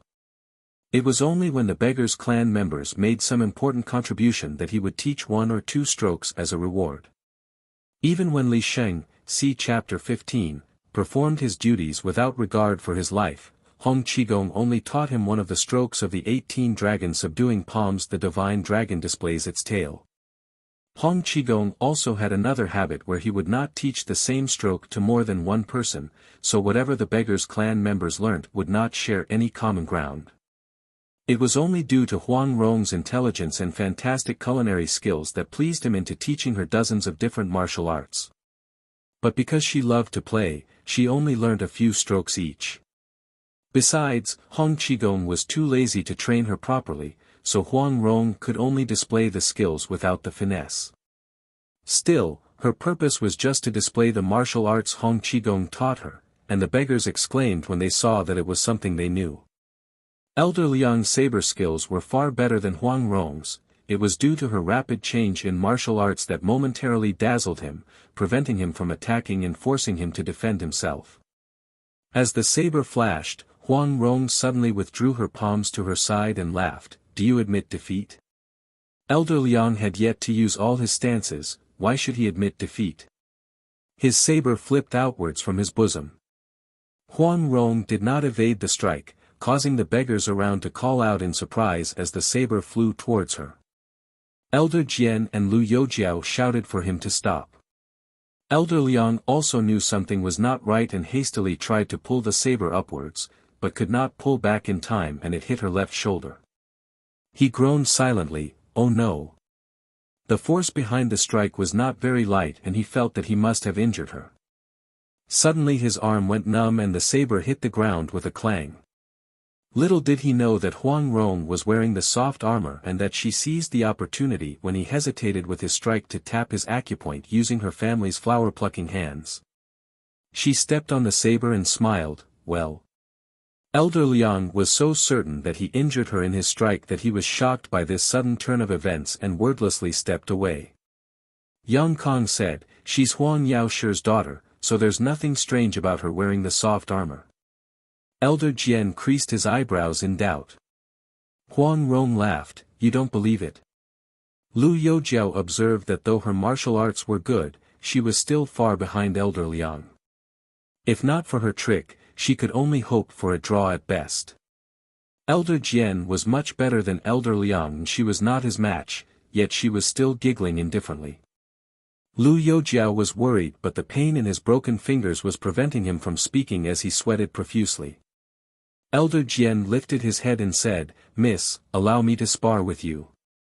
Guojing saw his imposing figure and solid steps and also knew Huang Rong was not his match, so he picked up the bundled cow skin and rushed forward. He tossed it out and wrapped it around Elder Jian's bronze staff, which Qiu Qianren lodged in the stone, and shouted, "Up." The staff trembled and jerked upwards.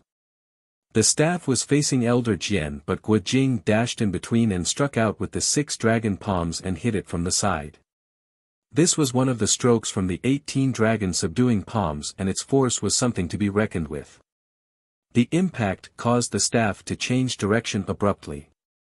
Guojing caught hold of the staff and used it to execute the stroke clouds without rain while his right hand executed the stroke convincing sarcasm. He applied the dual-hand skill to execute 2 moves at the same time and the bronze staff rose up steadily. He then used the move sighting the dragon in the farm and struck the middle of the staff. He shouted, "Watch it!" as it flew towards Elder Jian. The staff flew like the snow and Elder Jian knew if he stretched out to intercept it, his hand would be dislocated, so he jumped aside. He feared that it may hit the beggars around so he shouted, "Get away!" However Huang Rong stretched out the bamboo stick and tapped the middle of the bronze staff and gently pressed it downwards. This was a good example of the saying 4 liang moving 1,000 jin. Though the move was gentle, it was one of the ingenious strokes of the dog beating skill called pressure on the dog's back which made very efficient use of the applied forces. She pressed down on the staff and laughed, "You use the staff, I use the stick. Let's have some fun." Elder Jian was stunned and gave up all thoughts of sparring. He bent down to pick up the staff and held it head down, then bowed and said, "Miss, please show leniency." This action was actually supposed to be a mark of respect of a junior to an elder indicating inequality between their skills and the desire to seek pointers from the elder. Huang Rong stretched out the bamboo stick and used the stroke facing the dog to the sky and tossed the head of the staff upwards. She laughed, "Please dispense on ceremony. I may not be as skillful as you." This bronze staff had been Elder Jian's precious weapon for decades and yet he almost could not hold on to it firmly as it brushed his forehead as he hastily withdrew the weapon. He was surprised and quickly applied the stroke Qin King whips the stone and hit downwards from behind. A stroke originated from the martial arts of the heroes from Liang Mountain Slope, Liang Shanpo, called the Mad Demon Staff skill. Huang Rong saw that this strike was strong and fierce and felt that if he managed to sweep her down, she would still sustain internal injuries even with the soft armor. She increased her pace and used the dog-beating skill and slid the stick up the bronze staff. The bronze staff weighed around 30 jin while the stick was only about 10 liang, but the skill was profound and ingenious and easily allowed the bamboo stick to prevent the staff from breaking through within just a few strokes. At first Elder Jian was only afraid that he would break the bamboo stick, so he restrained himself, withdrawing the staff once it made contact with the stick. However, with Huang Rong's proficiency in the stick, Elder Jian was repeatedly forced to defend himself. Within a few more moves, he only saw the shadows of the stick in all directions and had to use all his strength to hold his ground and could not care if he hit the stick forcefully or not. Guo Jing sighed in admiration. Master's martial arts are really unfathomable. He then thought, I wonder where Master is now. I hope he has already recovered. He suddenly saw Huang Rong change tactics again. She held the stick with 3 fingers and it flew into a circular dance. Elder Jian was momentarily dazzled when he struck out towards her shoulder. Huang Rong flipped the stick to keep it close to the head of the staff, then she lured the staff outwards, borrowing up to 90% of the staff's own momentum. Elder Jian felt as though the staff was about to fly out of his hands and he hastily tried to pull back but did not expect the stick to glue to his staff. In his shock he changed moves 7 or 8 times in quick succession but found that he just could not shake off the stick. The dog-beating skill has 8 main principles: trip, block, trap, poke, pick, lure, steal and turn. Huang Rong used the trap technique to make the stick like a vine winding round a tree. No matter how the tree grows in width, the vine would not be separated from the tree. After more strokes, he tried to execute the massive diamond strength staff skill, causing the staff to produce a swishing sound but the stick still followed his staff around. Huang Rong hardly used any strength at all and simply used her stick to chase his staff, so it looked like she was being controlled by the staff when in fact she was like a shadow using his own strength against him, just like how Guo Jing tamed his little red horse years ago. Elder Jian no longer doubted her and was about to concede defeat when Elder Peng suddenly shouted, "Use the hand-catching technique and grab the stick." Huang Rong said, "Okay, go ahead." Her stick now changed to the turn technique, which forced the opponent to follow himself, but causing the opponent to see a mass of flashes and shadows.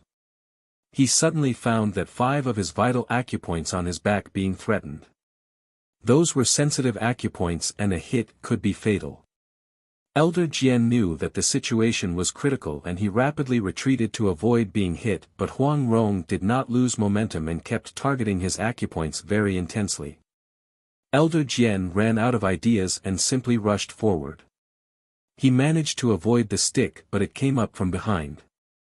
He stepped harder and started running, but the faster he ran, the faster the stick chased him. The beggars saw him jumping and running in circles around Huang Rong. She stood in the center and made sure the stick did not leave his back by continuously changing hands to wield the stick, hence, she did not need to move around. Elder Jian's circles became larger and Lu Youjiao had to get down with the other 2 elders to avoid being hit. Elder Jian hastily said, "Yes. Yes. Greetings to the clan leader."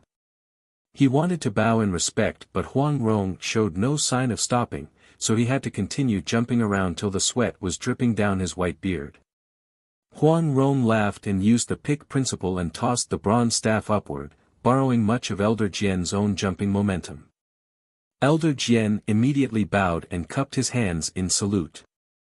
The beggars around saw her brilliant performance with the dog-beating skill and no longer had any doubts. So they loudly cheered, "Greetings to our clan leader." Elder Jian stepped forward to spit on Huang Rong's face, but when he looked at her jade-white delicate face which shone like the blooming flower, how could he bear to spit on her? He hesitated and finally swallowed his spit back into his throat. Just then, someone jumped up and caught hold of the bronze staff. It was Elder Peng. Huang Rong fell for his hypnotic trick before and utterly disliked him, so she looked at him in wary silence before lifting the stick to tap the acupoint on his chest using the turn principle, which left him with no room for retreat. However, Elder Peng was very cunning, and as he knew his martial arts were below Elder Jian's, he did not try to evade but simply cupped his hands and bowed. After tapping his acupoint, Huang Rong angrily said, "What do you want?" Elder Peng said, "Allow me to pay my respect to Chief." Huang Rong stared at him and met his gaze, causing her heart to shudder and she hurriedly turned away. Still, She could not help but look at his eyes again. She turned back and saw his piercing gaze, and this time, she could not turn away, so she quickly shut her eyes.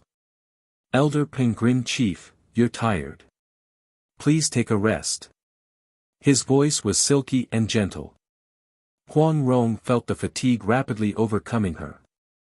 When Elder Jian acknowledged Huang Rong as the clan leader, he felt that he had the responsibility to protect her, so when he saw Elder Peng using his hypnotic trick, he growled, "Elder Peng, what are you doing to Chief?"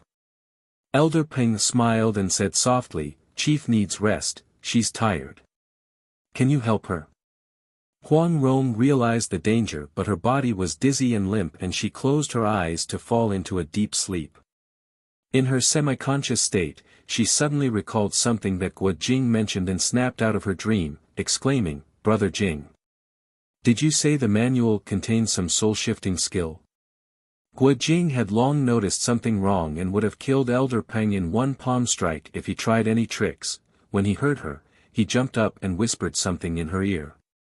Huang Rong heard him recite the passage, and with her high intelligence and good internal energy foundation, she was able to compose herself and force her eyes wide open, oblivious to the surroundings.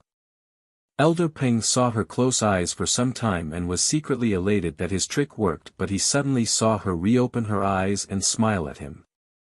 He smiled back, but before he realized it, he felt his body floating and burst into laughter. Huang Rong knew that the skill in the Ninin manual was indeed superior and managed to hypnotize him with just one smile, so she chuckled. Elder Peng realized everything was wrong and tried to concentrate, but instead lost further control of himself and stood up in wild laughter. The echoes of his laughing could be heard clearly all around the nearby lake. The beggars around looked at each other and wondered what he was laughing at. Elder Jian kept shouting, "Elder Peng, what are you doing? How dare you show disrespect to the chief?" Elder Peng pointed at his nose and bent his waist in laughter. Elder Jian, though it was something on his face, and roughly brushed his hand across his face.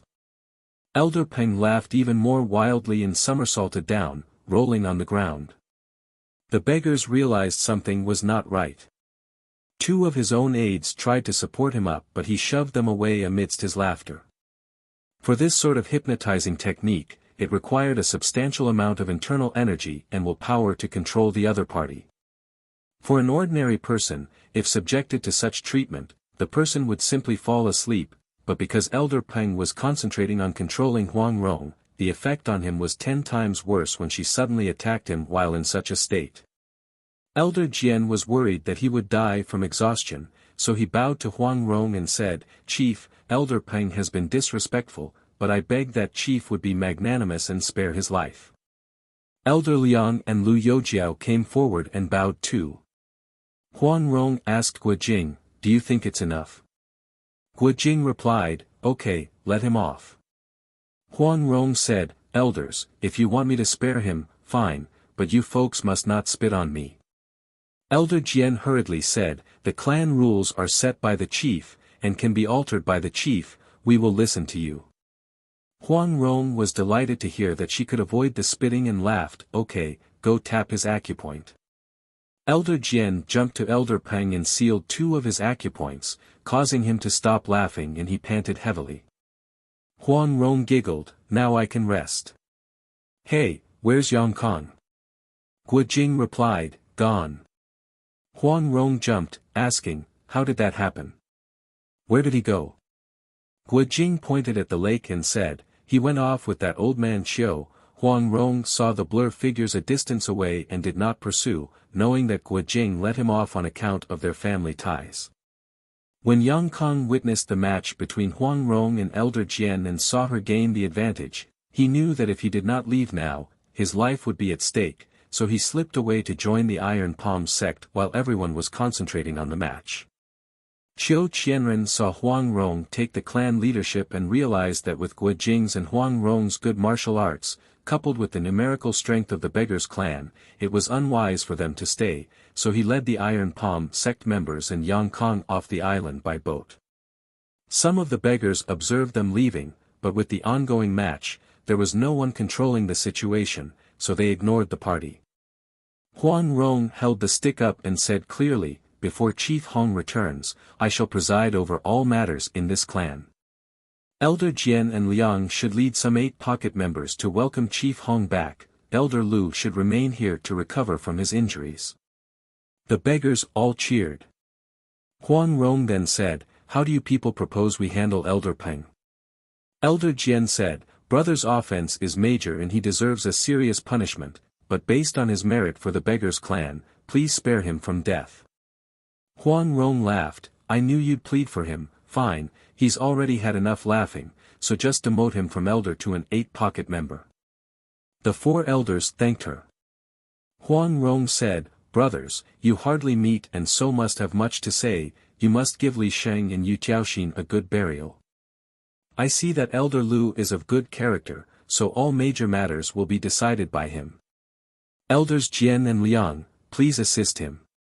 I shall take my leave now and we shall meet in linen. She held Guo Jing's hand and left. The beggars escorted them down the mountain and watched until their boat could no longer be seen before assembling again to discuss their plans. The couple returned to the Yuyang mansion by dawn and found the red horse and the 2 condors waiting for them. Huang Rong looked around and saw the red sun rising up from the lake, it was a beautiful scenery. She laughed, Brother Jing, the essay by Master Fan Wen is really well written, the distant mountain swallows the river and is vast without boundaries. Day by day it stands majestically. How can we not appreciate such a wonderful scene? Let's drink a few cups. Guo Jing agreed and they went upstairs. They thought of the previous night's events and laughed. They were drinking merrily when Huang Rong suddenly became angry and said, Brother Jing, it's your fault. Guo Jing was lost in confusion and begged, Ronger, please explain. She said, okay, let me ask you, last night when we were both facing the beggars' clan formation you felt that your life was in danger, but why did you abandon me? If you had died could I still live? Don't you understand my heart? Her tears fell into the cup. Guo Jing felt her deep feelings for him and was filled with love, grabbing her hand in his wordlessly. After some time, he said, yes, it was my fault. We should face death together. Huang Rong sighed and was about to reply when she heard someone on the stairs. When they saw each other, all 3 were surprised. It was Qiu Qianren. Guo Jing quickly stood up and shielded Huang Rong as he was afraid of Qiu Qianren's murderous intent. However, Qiu Qianren merely laughed and went down. The laughter seemed to indicate surprise and panic. Huang Rong said, he's scaring us. This is strange, I'll go check it out. She did not wait for Guo Jing's reply and ran downstairs. Guo Jing yelled, be careful. He hurriedly dug out a piece of silver and plunked it on the counter before dashing out. He looked around but did not see them and remembered Qiu Qianren's vicious martial arts and underhand methods and was worried that Huang Rong might meet some mishap, so he shouted, Ronger, where are you?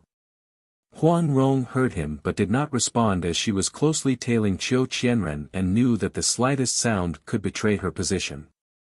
Huang Rong hid behind a wall and waited for Qiu Qianren to move further so that it would be safer for her to tail him. However, when he heard Guo Jing shouting, he knew she was behind and he too hid behind the wall on the other side.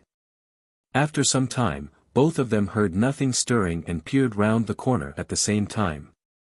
They came face to face with each other and their expressions changed simultaneously. The 2 people gasped and turned to walk away. Huang Rong was afraid of his palm's strength but did not want to give up, so she went one big round, then used her qinggong to dash behind the other corner of the wall. Qiu Qianren expected her to do that and he too made a circle then used his qinggong to dash to the corner of the wall, but he went in the other direction and bumped into her again. Huang Rong thought, if I turn around, he'd surely strike my back and I might not avoid it. She thought, I should stall for time until Brother Jing comes. He laughed, we met in linen the other day and we meet here again. Miss, how are you? She thought, I clearly saw this scum last night yet he's still trying to fake it. I think I'll test him out with the dog beating skill. She shouted, Brother Jing, strike his back. Qiu Qianren turned and saw no one. He realized he was tricked and he heard swishing sound around his legs. He hurriedly jumped and managed to avoid being hit, but the dog-beating skills trip principle is continuous like the flowing river and would continue to target the opponent until it succeeds. Though the technique is only about tripping the opponent, it contains many variations. He jumped faster and faster, but he kept seeing the stick's shadow dancing around his legs. By the 17th step, he accidentally slackened his pace and immediately found himself slamming onto the ground. He yelled, "Wait! I've something to say." Huang Rong laughed and waited for him to get up before tripping him again. He fell another 5 times and did not attempt to get up again but instead remained motionless on the ground. Huang Rong laughed, "Stop faking death." He stood up and snapped his belt. Holding on to his pants, he said, "Are you leaving? I'm going to let go." Huang Rong was shocked, as she never expected a reputable clan leader to use such a dirty trick. She feared that he would really let his pants drop, so she turned to leave. She heard him laughing behind as he grabbed his pants and chased her. The normally cunning Huang Rong somehow ran out of tricks and simply evaded him, finding it infuriating yet funny. He was about to catch up when he saw Guo Jing jumping out from the corner and shielding Huang Rong with his palms ready to strike. Qiu Qianren saw that this was a powerful stance, so he laughed, "Ah! Oh no!" Huang Rong said, "Brother Jing, hit him." From what Guo Jing saw the previous night, he knew Qiu Qianren's martial arts level was comparable to Ouyang Feng, Wang Yaoshi and Zhou Batong, so he did not dare underestimate him. He concentrated his qi and his Dan Tian to prepare for his enemy. Qiu Qianren still held on to his pants saying, "You dolls better listen to master here today. I ate something bad and my stomach's upset."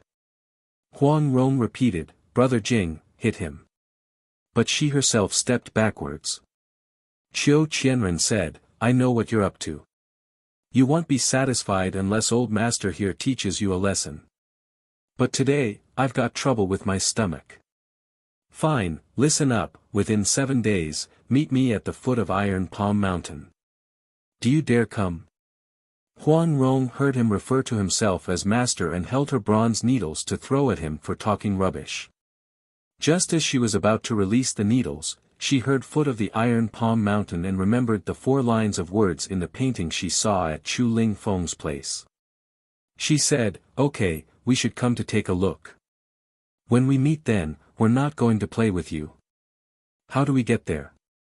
Qiu Qianren said, "From here, head west, pass through Changde, Chun district, then proceed up Chao Yuan River. There will be a 5-peak mountain shaped like a palm. That's it. That's a dangerous place. If you're afraid, then apologize to me and don't come." Huang Rong became more excited and said, "Okay, it's a promise. See you there."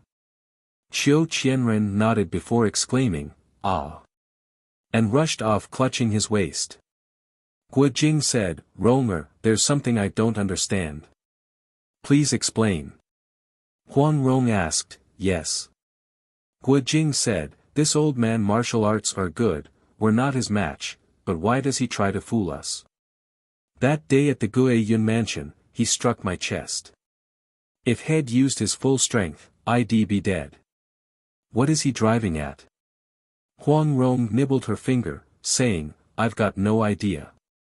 When I tripped him just now, he did not try to use his skill. Maybe what he did with the bronze staff last night was a trick." Guo Jing shook his head, "He broke Lu Yujio's fingers that can't be faked." Huang Rong bent down and used her hairpin to draw on the ground. After a moment, she sighed, "I can't figure out what this old thief is up to. Anyway, when we reach the 5-peak mountain, we could find out." Guo Jing asked, "Why should we go there?" "We should find master. This old man is a trickster, yet you believe him." Huang Rong said, "Brother Jing, the painting that father handed you was wet by the rain and some words were revealed. What were they?" Guo Jing shook his head. "The words were not complete, I can't infer anything meaningful." Huang Rong laughed. "Really?" Guo Jing knew he could not have understood it on his own, so he quickly said, "Ronger, you must know it, quick, tell me." Huan Rong wrote the lines of words and said, the first line had the word Wu missing, so it should be Wu Mu Yi Shu, Yu Fei's War Strategies Manual. I couldn't have guessed the second line if not for that old man, so it should be either mountain or peak. She recited the lines, Wu Mu Yi Shu, Zhai Tai Zhang Shan, the manual is at the Iron Palm Mountain. Guo Jing clapped and exclaimed, yes. Let's go. The Iron Palm sect is corroborating with the Jin troops they'd surely hand the manual to Wanyan Honglai. What's next? Huan Rong laughed, that old man said the mountain is shaped like a palm, and the third line is Zhongji Feng Xiao, under the peak of the central finger. Guo Jing said excitedly, yes, yes Ronger, you're brilliant. The fourth line. Huan Rong said, I'm not sure. Di Erji, the second. She tossed her hair in the wind, saying, I give up. We'll talk when we get there. They rode towards the place described and reached it within a day. They asked around but everybody shook their heads. They were disappointed and put up at an inn. Huan Rong asked the waiter but he did not mention anything relevant. Huan Rong said, this place is boring. Is there anything worth seeing? The waiter could not resist and said, there's this Monkey's Claw Mountain, the scenery is unparalleled. Huan Rong asked, where is that? The waiter did not reply but instead said, never mind, and walked out. Huan Rong chased him and pulled him back and placed a silver ingot on the table, saying, tell me more and this is yours. The waiter gently touched the ingot and said, you are sure about this? Huan Rong nodded with a smile. The waiter said in a low voice, I'll talk, but you must not go.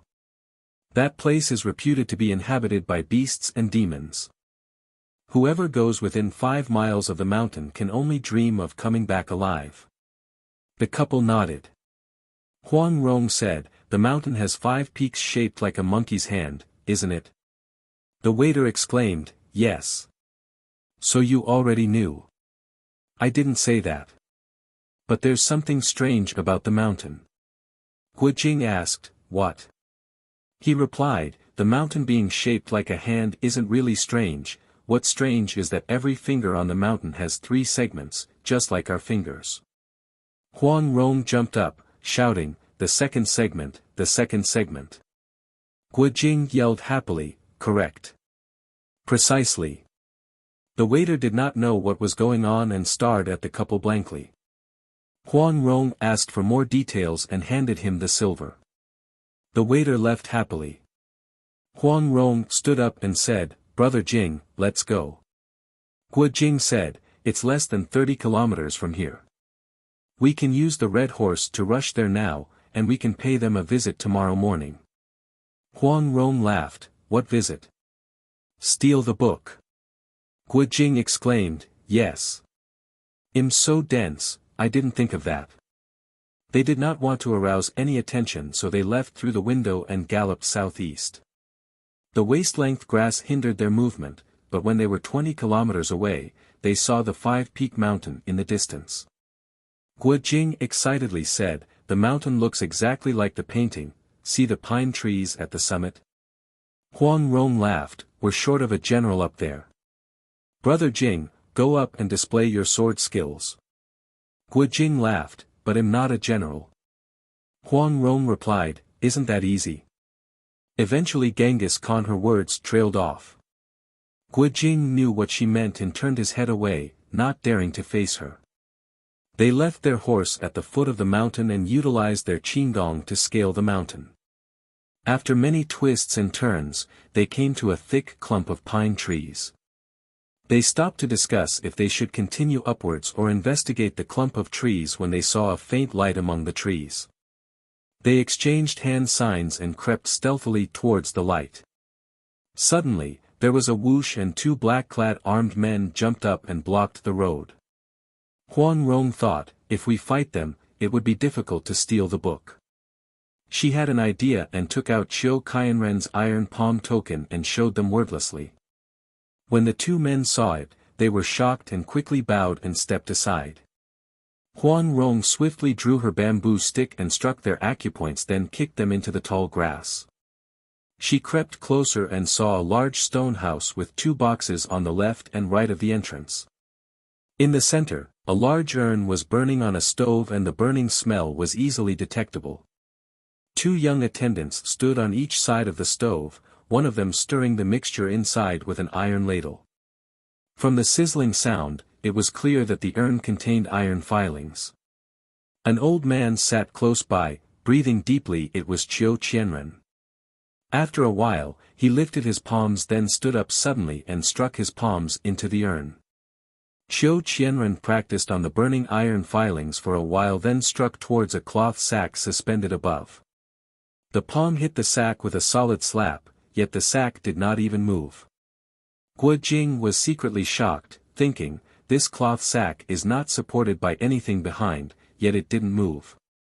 His palm skill must be extremely good. Huang Rong, however, felt that it must be a trick. If she wanted to steal the book first, she would have said so earlier. He struck his palms into the urn, then struck the cloth sack again, repeating this process several times. Huang Rong just could not figure out how he did this trick and thought, if second master were here, he'd surely guess it. I'm not as smart as he is. They peeped into the adjacent room and had another shock. Inside, a male and female seated together. It was Yang Kong and Mu Nianxi. Both Guo Jing and Huang Rong wondered, how did Sister Mu get here? They heard Yang Kang's sweet and flattering words and discovered that he was trying to trick her into marriage earlier. Mu Nianxi, however, insisted that he kill Wan Yen Hong Lai first before going into a relationship. Yang Kong said, "My dear, how could you be so short-sighted?" Mu Nianxi queried curiously, "How so?" Yang Kong said, "Yes. Wan Yen Hong Lai is surrounded by many bodyguards. Based on just myself alone, how could I succeed? If you marry me, I could pretend to take you to visit your in-laws. With the 2 of us, our chances are naturally better." Mu Nianxi felt that this made sense, so she remained silent. Yang Kong saw that she was willing, and so he held her hand and gently stroked it, then stretched his hand to hug her waist. Huang Rong could not take it and wanted to step forward and expose his plan when she heard an old rasping voice behind her, "Who dares trespass my mountain?" The couple turned around and saw Qiu Qianren's face glowering under the moonlight. Though he must have been playing a trick, his menacing gaze showed that he should not be trifled with. Huang Rong was startled, then thought, he's on his own mountain now, of course he'd try to put on airs. Yup, he already discovered our presence earlier on, so he deliberately set this up for us, isn't it? She laughed, "Old Qiu, we are here on your invitation. Have you forgotten the 7-day appointment?" Qiu Qianren snapped, "What appointment?" "Rubbish." Huang Rong laughed, How could you forget it so soon? Is your stomach upset gone yet? If not, you should consult a physician before exchanging blows with me, to prevent he. Qiu Qianren did not respond but launched both palms towards Huang Rong's shoulder fiercely. She giggled and ignored his strike, wanting to use her soft armor to pierce his palms. Just then Guo Jing exclaimed, "Get down." She felt a gust of wind and knew Guo Jing tried to intercept him but felt a heavy blow smashing right into her. She fell backwards and everything went black. Qiu Qianren felt a shock to his palms as they bled profusely. He was shocked and furious when he saw Guo Jing's palms flying to him, so he quickly retracted his palms and met Guo Jing's strike. Their palms met with a smack and both retreated 3 steps. Qiu Qianren stood firmly while Guo Jing stumbled, which clearly showed the difference between their palm strengths. The previous night when they exchanged blows, Guo Jing appeared to be on par only because he used the Big Dipper formation. Guo Jing was concerned about Huang Rong, so he withdrew from the battle and hugged her up to go, but he heard the wind gust from behind. He was being attacked again. Guo Jing struck his right hand backwards without turning around, using the move Dragon displays its tail. This was a special move designed to save lives, and now when he was in great danger, the power of the move was increased. Qiu Qianren hit his palms and felt his body go slightly numb. He checked his hands and found the blood glistening in the moonlight and was afraid Huang Rong's protective vest could be poisoned. He looked closely and saw that the blood was still bright red, so he breathed a sigh of relief. Guojing took advantage of his procrastination to grab Huang Rong and dash out towards the summit. He only ran a few dozen steps when he heard angry shouts from behind. He turned and saw numerous black-clad men with torches swarming towards him. In the chaos he happened to discover that Huang Rong was not breathing. He screamed, "Ronger! Ronger!" There was no response. With this slight delay, Qiu Qianren's men came within a dangerous distance. Guojing thought, if I were alone, I could break through this encirclement easily, but Ronger is severely injured. I can't take this risk. He ran faster and climbed directly upwards. He had learnt mountain scaling skills before, so it was not long before he threw his pursuers far behind. Still, he did not stop, and when his face came into contact with Huang Rong's face, he felt the warmth of her cheeks and felt greatly relieved. However, she had yet to respond to him. He looked up and saw that the summit was quite narrow and could be easily surrounded, so he tried to find somewhere where he could save Huang Rong first. He thought he saw a cave in the darkness, so he dashed in that direction and found that it was really a cave, and its entrance had some stacks of jade stones. Guojing ignored any danger which may have lurked inside and rushed in. He placed her down and put his hand on her Ling Tai acupoint to aid her breathing.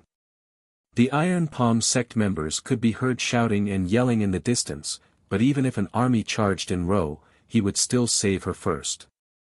After some time, she coughed and regained consciousness, groaning feebly, "My chest hurts." Guojing was delighted and exclaimed, "Ronger, don't be afraid, I'm here." He walked to the entrance and looked down, and got a shock. The torches below formed a neat wall surrounding them and one prominent figure stood in the middle. It was Qiu Qianren.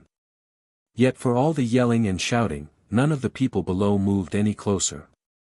He could not guess what they were up to, so he went back in to check on her when he suddenly heard footsteps in the darkness. Guojing was surprised and used his palm to guard his rear while he tuned around, but he could not see who it was in the darkness. He called out, "Who's that? Come out now." The echo could be clearly heard in the cave, and after a slight pause, there was someone laughing, and he sounded just like Qiu Qianren. Guojing could make out a figure walking into the light. It was indeed Qiu Qianren. Guojing had clearly seen him down the mountain shouting and cursing, yet how could he get there in the blink of an eye? He felt the cold sweat trickling down his spine. Qiu Qianren laughed, "You two dolls aren't afraid of death and came here to find your master, good." He then said loudly, "This is the forbidden territory of the Iron Palm sect, and all who trespasses it shall die. Are you dolls tired of living?" Guojing could not guess his intention, but Huang Rong quietly said, "Since it's forbidden, why are you here?" Qiu Qianren was taken aback and said, "I've got something important to do and I've got no time for your question." He tried to leave the cave. Guojing saw his quick steps and feared that he would try to ambush him and harm Huang Rong, so he thought, "I should strike first." Both his palms flew out toward Qiu Qianren's shoulders and he expected Qiu Qianren to block him, so Guojing would then strike his waist. This move was invented by the scholar Zhu Tsong, with emphasis on masking the actual target so that the enemy could not block it. As expected, Qiu Qianren blocked him, but just as Guojing changed direction to hit him, Guojing felt that his opponent was not using any strength at all, totally unlike what he experienced just moments ago. Guojing did not think as fast as he moved, so he naturally grabbed his opponent's hands. Qiu Qianren struggled frantically but could not break free. But with this struggle, he allowed Guojing to see through his martial arts. Guojing knew there was no danger and released him. Qiu Qianren stumbled towards him, allowing him to simply seal his Yin Du acupoint. Qiu Qianren collapsed immobilized onto the ground and said, "Young master, this is a dangerous situation, how could you play games with me?" Now the yelling and chanting were getting much louder. The rest of the Iron Palm sect members had rushed to the scene. Guojing said, "Bring us safely down the mountain." Qiu Qianren numbly shook his head saying, "My own life is in danger, how could I still help you?" Gu Jing said, "Ask your disciples to make way. When we reach the foot of the mountain, I'll release your acupoint." Qiu Qianren frowned, "Master, why torture me?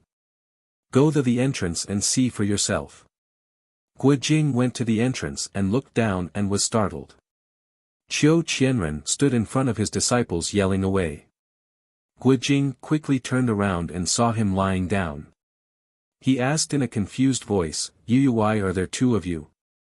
Huang Rong said, "Silly boy, don't you see, there are two of them. One is highly skilled in martial arts while the other can only brag and boast.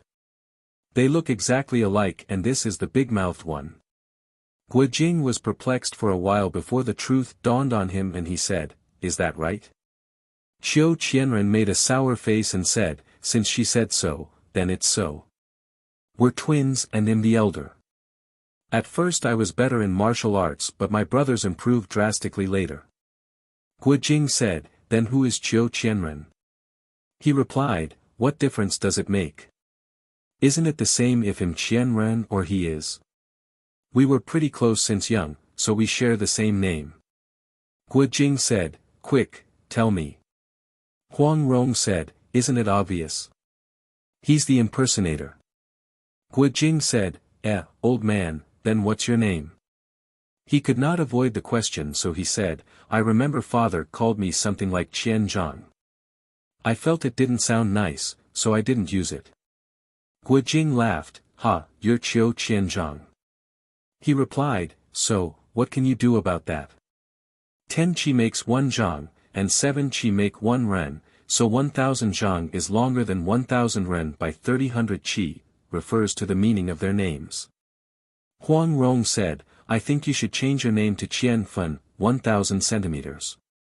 Gu Jing said, "Why is he yelling there? What doesn't he come up?" Qiu Qianzhang said, "Without my orders, who dares come up?" Gu Jing half believed him. Huang Rong said, "Brother Jing, don't trust this wily old fox. Hit his Tian Tu acupoint." Gu Jing stretched out finger and tapped it. This acupoint was beneath the throat, and once hit, Qiu Qianzhang felt as though 1,000 ants were crawling all over him, and he felt extremely numb and itchy. He kept squealing, "Ah! Ah, are you trying to kill me? Gu Jing, then answer me now and I'll release you." Qiu Qianzhang shouted, "All right, I can't win you." Bearing with the discomfort, he revealed everything. So Qiu Qianren and Qiu Qianzhang were actually twins, and their similarities in looks made it difficult to differentiate them. When they were 13, Qiu Qianren unintentionally saved the life of the previous Iron Palm sect leader. The leader repaid him by teaching him all his martial arts. When he was 24, Qiu Qianren's martial arts were very outstanding, so when the previous leader, titled Shang Guanbang Zhu, passed away, Qiu Qianren succeeded him as the new sect leader. With his astonishing martial arts, coupled with his talent and determination, he managed to expand the sect and improve its reputation. Ever since he destroyed the Hengshan sect with one strike, Jiang Hu was well aware of the name Iron Palms floating on water. During the first Mtihua sword meet, Wang Chongyang invited him, but though his palm skills were powerful, he knew he was no match for Wang Chongyang, so he declined to attend the tournament. During the past decade he practiced diligently, hoping to clinch the world #1 title at the second Mount Hua sword meet. It was at this stage that Qiu Qianzhang took on his brother's name for himself to brag around outside. The one that Gu Jing and Huang Rong met at Gue Yun Manor and Linen Mansion was Qiu Qianzhang. Because of their resemblance and Huang Rong's carelessness, she sustained such a life-threatening injury. Now this second segment of the central finger was designated as the burial ground for all the previous leaders. The leader would enter this cave to await death when he was about to breathe his last. If the leader died while away, it was considered an honor for any disciple to bring the leader's remains inside and die with him. Hence, it was declared a sacred and forbidden ground and all who entered must not leave alive. Therefore, when Gu Jing and Huang Rong barged into the cave, the members could only curse them from a distance as none dared enter. Even the leader himself had to stoop to cursing them. Why then, did Qiu Qianzhang dare to enter?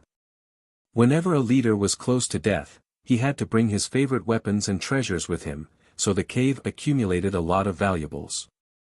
Hence, Qiu Qianzhang wanted the weapons for himself to show off. He never expected to see Guojing and Huang Rong turn up here. Guojing listened to his narration and thought, this place is forbidden to them, but there's no other way down. How do we get out of this? Huang Rong said, Brother Jing, try looking inside. Guojing said, allow me to check your injuries first. He lit a torch and proceeded to undo her outer dress and soft armor. Her snow-white shoulders revealed 2 black palm marks, indicating the grave condition of the injuries. If left untreated, the injuries would eventually claim her life. Guojing thought, Ouyang Feng and Qiu Qianren's martial arts are about the same, so Huang Rong's injuries are probably just as bad as Master's injuries. He stared into blank space. Qiu Qianzhang yelled, what rubbish is this last talking now? Hurry up and unseal my acupoint. The itch is killing me, why don't you try it yourself? Guojing, though, was oblivious to all that. Huang Rong smiled, silly boy, relax. Release that old man. Guojing then walked over and released his acupoint.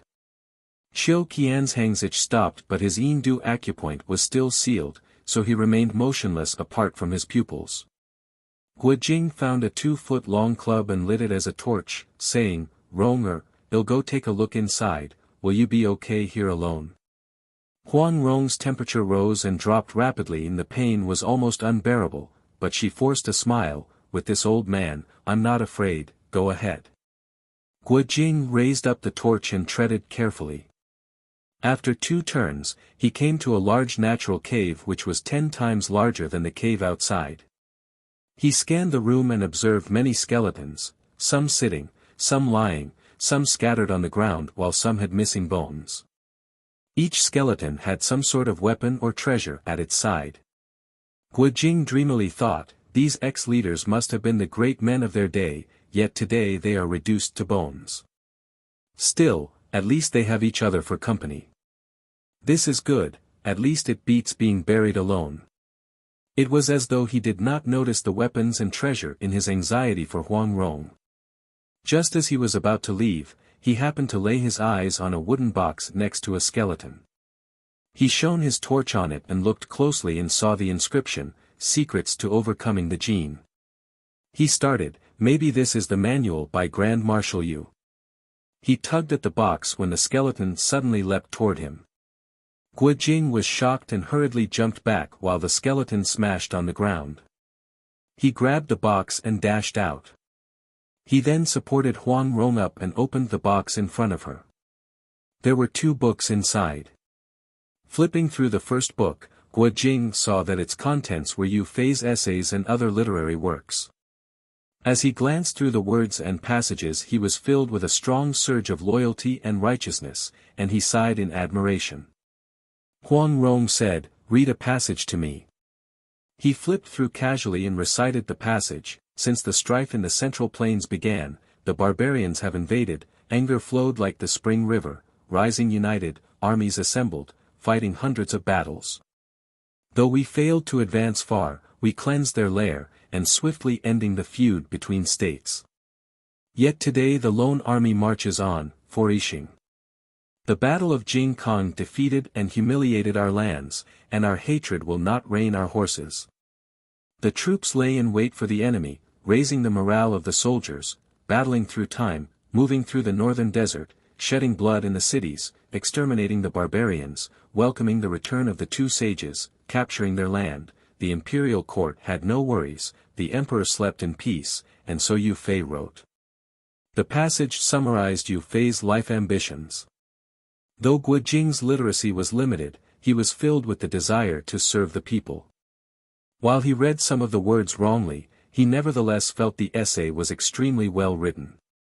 If they were back at Guiyun Manor, Qiu Qianzhang would not have hesitated to mock and scorn Yu Fei, but now he feared his acupoint would be sealed again.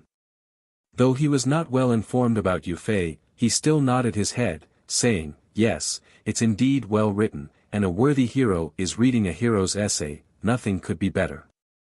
Huang Rong sighed, no wonder father kept lamenting that he was born decades late, if not he would definitely meet such a great hero. "Please recite his poems." Guo Jing went through a few poems, and some like were familiar to her, while others like the Crimson River. Yu Fei's poem The Crimson River was very well known, but the Song dynasty had no known records of it. Yu Fei and Sun Yuhi's Jin Soldiers Passages and Domestic Calling Volume, a compilation of Yu Fei's literary works, have not been found to date. The text quoted above first appeared in the Ming dynasty, so some believe that it belongs to the works of Ming dynasty authors. Some sources claim that these works are of no value as they merely used Yu Fei's name for the works. Were familiar to her, while others like Title of a Soldier's Pavilion were new to her. The Iron Palm sect members continued to shout and curse. Guo Jing let Huang Rong's head rest on his thigh while he continued to recite Yu Fei's works. The title is Title of the Sun Dragon's Residence. At the Wei Mountain Monastery, the mountain spring defeats the stillness. At the Buddha's statue in Zijin, the snow covered the old monk's head. The cold lake water welcomes a new month, and the pine tree welcomes the autumn wind. I leave the dragon's words, hoping to aid the people in the storm. The wind blew and the birds chirped as Huang Rong rested snugly in Guo Jing's arms. Guo Jing said, "Grand Marshal, you deeply remembered the suffering of the people, he is a true hero indeed." Huang Rong nodded and smiled. The young hero is reading the works of a great hero while an old hero is listening in. How redundant. She then asked, "What's the contents of the other book?" Guo Jing read a few lines inside and excitedly exclaimed, This is really Grand Marshal Yu's handwritten text on the war strategies. Wanyan Honglai would never have imagined that this it. Fortunately it's not been taken by him. On the first page was written, in 18 bold words, repeatedly examine plans, tough/rigorous training, equal rewards/punishments, clear uncompromising orders, fair/just rules, everyone sharing hardship. As they were reading, the shouting below abruptly ceased and not a single voice was heard. Suddenly, they were left in the unnatural silence. Guo Jing and Huang Rong listened carefully and heard the crackling of burning grass in the distance as Qiu Qianzhang groaned loudly, "Today you two dolls have caused my destruction." In his panic, he called them dolls again. Guo Jing rushed out and saw a whole wall of fire swiftly burning towards them. As the mountain was filled with tall grass, the flames rapidly spread to form a sea of fire. Guo Jing gasped, "They don't dare step into this forbidden territory, so they're attacking by fire. The cave doesn't have any flammable objects, but would surely be fried." He immediately grabbed Huang Rong when he heard Qiu Qianzhang screaming on the ground, so he kicked him lightly to unseal his acupoint to let him make his own escape. He then snatched the wooden box and ran up the mountain. They were still a few hundred meters from the summit. Guo Jing gathered his concentration and sprinted upwards with Qiu Qianzhang following behind. Guo Jing looked down and saw the fire spreading in the distance and knew that thought they were temporarily safe, but it would not be for long, so he gave a long sigh. Huang Rong suddenly said, "Grand Marshal Yu's given name is Fei, fly, styled crane. Let's try Condor, how about that?" Guo Jing asked, "What Condor?" Huang Rong said, "Call the Condors up to fetch us down." Guo Jing jumped up and exclaimed, "That would be fun. I'll summon them. But I'm not sure they can take our weight." Huang Rong sighed, "After all we're heading for doom, so we might as well take the risk." Guo Jing sat properly and gathered his qi in his Dan Tian and made a loud, shrill whistle which propagated in all directions. This was the result of his internal energy training under Ma Yu, and with the 9-yin manual, his internal energy improved by leaps and bounds. Though it was quite a great distance between the base and the summit, it was not long before the condors flew up and stopped in front of them. Guo Jing helped Huang Rong remove the soft armor and placed her on a condor's back. He was worried that she might not be able to hold on tightly to it with her injury, so he strapped her down with a cloth belt. Mounting the other condor, he whistled and the condors flapped their wings. They trembled greatly as they took off, but once in flight, the condors stabilized. At first, Guojing feared that he might be too heavy, but once it spread its wings, it flew effortlessly. Huang Rong, being a child at heart, felt this was an interesting sight, so she guided the condor towards Qiu Qianzhang and it glided gracefully past him. Qiu Qianzhang was shocked and shouted, "Miss, take me along. The fire will consume me soon." Huang Rong laughed, "It can't take the weight of two people. Why don't you try begging your brother? Since he's shorter by 30 qi, wouldn't he listen to you?" She tapped the bird and flew away. Qiu Qianzhang became more and nervous and called out, "Miss, don't you think this is interesting?" Her curiosity was aroused and she turned around to what he was up to. Suddenly, he launched himself forward, throwing his body off the mountain to grab her. He knew that either way he would die, so he took such a desperate gamble. With the sudden increase in weight, the condor plunged swiftly. It flapped its wings frantically but still could not produce enough thrust. Qiu Qianzhang grabbed Huang Rong's back and tried to yank her off and toss her down, but she was strapped to the condor which prevented her from falling off. They were about to plunge to their death, and the Iron Palm sect members who witnessed them were too shocked to speak. At this critical moment, Guojing's condor flew straight at them and pecked at Qiu Qianzhang's head. He felt a sharp pain shoot through his head and he stretched out his hands to shield his head. But he lost his grip and flipped downwards, screaming madly as he fell into the valley below. The decrease in weight allowed the condor to regain its lift and it gained altitude. The two condors then flew north. The Legend of the Condor Heroes Chapter 29. Veiled Woman in the Black Marshes. Riding on the back of the eagle, Guojing repeatedly shouted, calling the little red horse on the ground to follow them. In a short moment the pair of eagles had covered quite a distance. Although this pair of eagles was extraordinarily big, they were not able to fly too far while carrying humans on their back. Not too long afterwards, they started to descend and finally landed on the ground. Guojing immediately jumped down the eagle's back and rushed to see Huang Rong's condition. He found out that Huang Rong had passed out while on the eagle's back. Hastily he untied her belt and massaged her pulse. After a while Huang Rong regained her consciousness, but she was still in a daze and was unable to utter any word. By that time the dark clouds were hanging on the sky, blocking the moon and stars from shining their lights to the ground. Having barely escaped from death, when he recalled what had just happened, Guojing still shivered with fear. He held Huang Rong in his hands, standing in the middle of the wilderness. He felt the world was vast and obscure and did not know where he should go. He did not dare to call his little red horse for fear that Qiu Qianren would hear his call. After standing still for half a day, he had no choice but to start walking. Every step he took he treaded on either a bush or tall grass, there was no pathway at all. His calves were pricked by thorns along the way. Although feeling the pain, he doggedly walked forward. All around him was pitch black, even if he tried to open his eyes wide he still could not see his hands in front of his eyes. He was forced to walk very slow, for fear that he would step into an empty space, yet because he feared the Iron Palm clan people would pursue, he did not dare to pause. After walking miserably for about 2 lis, 1 li is approximately 0.5 kilometers, suddenly he saw a big star twinkling low on the horizon to his left. He looked attentively, trying to get his bearing. He found out that that was not a star, but a fire light. And where there was light, there were bound to be people around. Guojing was delighted, he sped up his footsteps walking directly to that light. He saw that the light sometimes disappeared among the tree, it looked like the source of that light was inside a thick forest ahead of him.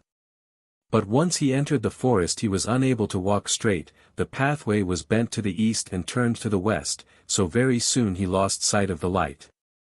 It was difficult to see where he was going in that thick forest, so he jumped up a tree and looked around. He found out that the light was already behind him. He walked back, but very soon he lost sight again.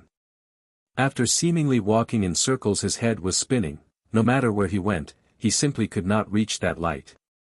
He was thinking about his pair of eagles and his horse, but did not know where they went. He was thinking about jumping from tree to tree, but it was so dark that he could not see where to step, also he was afraid the tree branches would hurt Huang Rong. But they had to find lodging for the night, for he knew they could not stay in this dark forest waiting for dawn. He determined to keep walking even if he had to bump his head on the trees. Therefore, he decided to calm down and caught his breath first, taking a short break. By now Huang Rong had slowly regained her consciousness. On Guojing's back she felt how he walked around, turning to the east and curving to the west. Although she could not see anything, she began to understand the pathway of the forest. "Jing Gij, walk diagonally to the right," she said in low voice. "Renjir, are you all right?" Guojing happily asked. Huang Rong mumbled indistinctly, she was still too weak to speak. Guojing walked following her direction. Huang Rong silently counted his footsteps. After about 17 steps she said, "Walk to the left 8 steps." Guojing followed her instruction. Huang Rong again said, "Walk diagonally to the right again for 13 steps." With one giving direction the other following, two people made a good progress in that pitch-black winding forest pathway. When Guojing walked back and forth earlier, Huang Rong had deducted correctly that this pathway was man-made. She had partially mastered Huang Yaoxi's wonderful Wu Xing Qi Men, 5 ways strange/wonderful/mysterious gates, technique. Even though the pathway was confusing, she could see it clearly with her eyes closed. If it were daylight, she would have arrived sooner, but in the dark she could not identify any safe trail at all. By following Huang Rong's instructions, Guojing walked sometimes to the left, sometimes to the right, sometimes diagonally several steps to the left or to the right, sometimes seemingly he walked further away from the light, but in less than a time needed to drink a cup of tea the light source suddenly appeared in front of them. Guojing was delighted, he dashed forward. "Not too fast." Huang Rong anxiously called out. "Io!" Guojing cried out. His feet sank straight into a moat. Quickly he kicked his feet to pull out from the moat. Once they were back on solid ground, a strong fume of mud from his feet attacked their nostrils. They looked ahead and vaguely saw 2 thatched huts surrounded by a thin layer of mist. The light was coming from these huts. Guojing loudly called out, "We are passing visitors, also suffering a serious injury. We beseech the master of the house to grant us a place to rest and some water to drink." But after waiting for half a day no reply came out from the huts. Guojing called again, but still nobody answered. After calling out for the 3rd time a female voice answered from the huts, "You can get this far, certainly you have the ability to enter the house. Must I come out to greet you?" Her voice was exceptionally cold and indifferent. Obviously she did not welcome the visitor and did not want to be disturbed. Under normal circumstances Guojing would prefer spending the night in the forest, he also hated to deliberately disturb unwelcoming host, but for now Huang Rong's well-being was more important to him. However, in front of him was a wide marsh, which he did not know how to cross, therefore, with a low voice he discussed this thing over with Huang Rong. Huang Rong thought for a moment then said, "These huts are built in the middle of a pond of mud. Take a look clearly and tell me whether the shapes of those huts are one square and the other round." Guojing opened up his eye wide for a moment, then he exclaimed, "That's right. Renjir, you know everything. Go to the back of that round hut, from there walk straight to the light 3 steps, then turn diagonally to the left 4 steps, then straight 3 steps and diagonally to the right 4 steps. By carefully walking straight and diagonally like this, you won't make a wrong step," Huang Rong said. Guojing followed her instruction to the letter, and sure enough, every time he stepped his foot down, he would step on a submerged wooden stake. Only those wooden stakes were not firm, some of them wobbled and some were planted on an angle. If his lightness kung fu was not good, they would fall into the marsh. He focused all his attention to walk 3 steps diagonally and 4 steps straight, and after walking a total of 119 steps they arrived at the front of the square hut. The hut was actually without a door. Huang Rong whispered, "From here you jump forward, make sure you land on the left side. Carrying Huang Rong on his back, Guo Jing jumped forward and landed on the left side. He could not help but feel amazed. Everything is exactly as Rengier has anticipated. There was a courtyard inside the wall, which was divided into two parts. On the left was solid ground, while on the right was a pond. Guo Jing crossed the courtyard and entered the main hall. Outside the hall was a moon gate without any door on it. Go straight ahead, Huang Rong said, there is nothing strange from here on. Guo Jing nodded. With a loud and clear voice he said, the passing visitors took the liberty to enter the house. I beg the esteemed host to forgive our boldness. He waited for a moment, then proceeded to enter the hall. Inside the hall there was a long table, on it were 7 oil lamps, arranged in the Big Dipper formation. On the ground squatted a gray-haired lady, her clothes were made from coarse fabric. Her attention was focused on the countless bamboo strips scattered on the ground. So deep was her concentration that even when she heard people came in, she did not raise her head to look. Guo Jing gently lowered Huang Rong on a chair. Under the lamplight they saw that lattice countenance to be thin and pallid, as if she did not have any blood. They felt compassionate toward her. Guo Jing was about to open his mouth asking for some water, but seeing that lady so engrossed in whatever she was doing, he was afraid to interrupt her train of thought, hence he refrained from making any noise. After sitting down for a moment, Huang Rong's spirit was slightly revived. She saw the bamboo strips on the ground to be approximately 4 kuns, about 13 centimeters or 5 inches, long, and 2 fens, about 7 millimeters or inch, wide. They were bamboo strips usually used for calculation. Again she looked closer. Those computation were based on Shang, Shi, Fa, Jie, business/commerce, reality, law, lending, money, method of calculation with 4 decimal point. Right now she was calculating the square root of 55,225, with the Shang position had shown the result to be 230. But that lady was still struggling with the 3rd digit. Huang Rong quipped, 5. 235. That old lady was startled. She raised her head, her eyes were gleaming, looking at Huang Rong with a penetrating gaze, and then immediately lowered her head to continue her calculation. When she raised her head, Guo and Huang, 2 people saw her face. It was simple and beautiful. They believed she was not even 40 years of age yet. Perhaps the hair on her temples had turned gray because she had too much in her mind. After computing for a while, the lady figured out the answer was indeed 5. She raised her head to look at Huang Rong again. She looked confounded, but also angry, as if she was going to say, you are but a young girl, you have made a lucky guess, what's so strange about that? Just don't mess with my business here. She wrote down 235 5 characters, or by Sanshi Wu, on a piece of paper, then proceed to the next problem. This time she was looking for the cube root of 34,012,224. She started by putting down the Shang and Shi and Fang, square, followed by Lian, inexpensive, Yu, corner, and Xia, lower, 6 strips, and found the first digit to be 3. Huang Rong softly said, 324. That lady uttered an sound. How could she believe her? She continued calculating for a long time, and after a time needed to drink a cup of tea later, the result came out. It was indeed 324. That lady straightened up her back and stood up. It appeared that her forehead was full of wrinkles, but her cheeks were full, her face looked round. The upper half of her face looked old, the lower half looked young, looked like both parts differed by as much as 20 years. Her eyes stared at Huang Rong. Suddenly she pointed toward the inner room and said, come with me.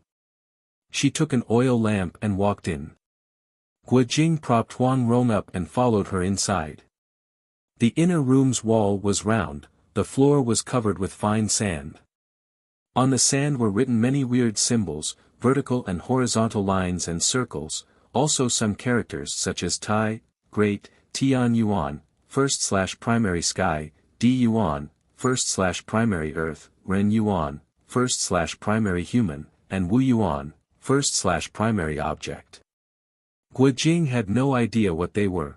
He was afraid to mess these symbols up, so he stopped at the door and did not dare to step into the room. Since her childhood Huang Rong had been trained by her father in all kinds of mathematics. She looked at the symbols on the ground and immediately recognized it was an advanced technique in mathematics called the Tian Yuan Ji Shu, Sky Primary Technique. Even though it looked complicated, it should not be too difficult to solve as long as one understood the principle. Author's note, it very much resembles the modern-day algebra. Our country since the ancient times had developed this calculation technique, with Tian, Di, Ren and Wu as four unknown variables, much like the x, y, x and w variables in Western algebra.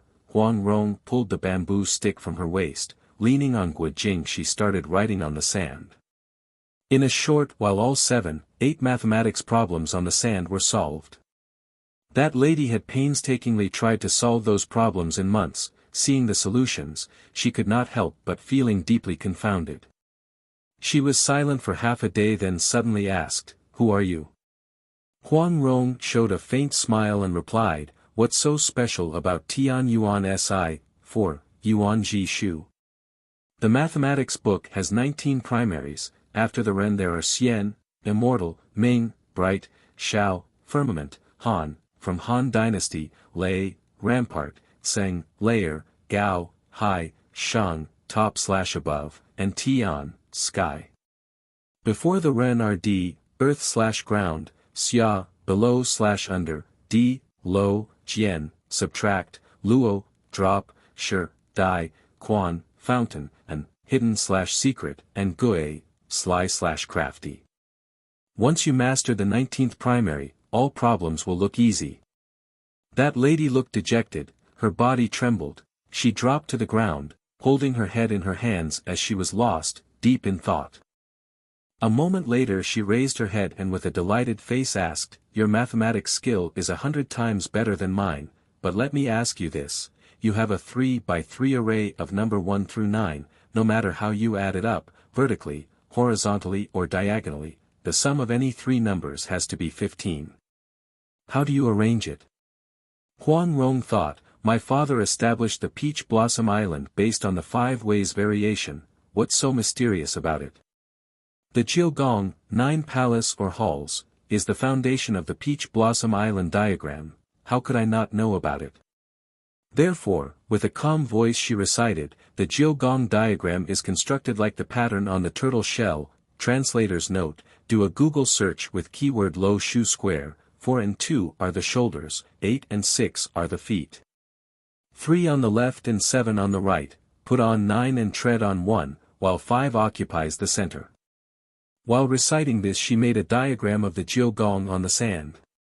That lattice countenance turned ashen, she sighed, "I thought I developed this secret formula. Turned out there is a song about it handed down for generations." Huang Rong smiled, not only Jiugong, even 4 by 4 array, or 5 by 5, down to the 100 by 100 array, are not too difficult, she said. Take 4 by 4 array for example, we have 16 numbers in 4 rows. First we determine the 4 corner pairs, 1 and 16 made a pair, so are 4 and 13. Then we determine the 4 pairs inside, 6 and 11 make a pair, so are 7 and 10. This way the sums of all horizontal, vertical, and diagonal rows are all 34. That lady made the diagram on the sand and sure enough, it was as Huang Rong had said. Huang Rong continued, each hall of that 9 halls diagram can be transformed into Ba Gua, 8 diagram. 8 by 9 equal to 72 numbers. These numbers, 1 to 72 loop around the Jiugong like wreaths. Each loop consists of 8 numbers, each 4 loop forms another bigger loop, there are 4 corner loops altogether, which make the total number of loops to be 13. The sum of the numbers in each loop is 292. This diagram variation recorded in the Luo name of a river, Shu book, is divinely wonderful, no wonder you are not aware of it. While explaining it, Huang Rong also drew the 72 numbers of the 8 diagrams of the 9 halls on the sand. The lady was dumbfounded, she faltered and asked, "Miss, who are you?" But before Huang Rong could answer her, she felt a shot of pain on her chest, her face paled, and anxiously she took a vial from her pocket and swallowed a green pill from the vial. After half a day her face relaxed, she sighed and said, "It's finished, it's finished." 2 drops of tears rolled down her cheeks. Guo Jing and Huang Rong looked at each other, they thought this latter's behavior was so weird.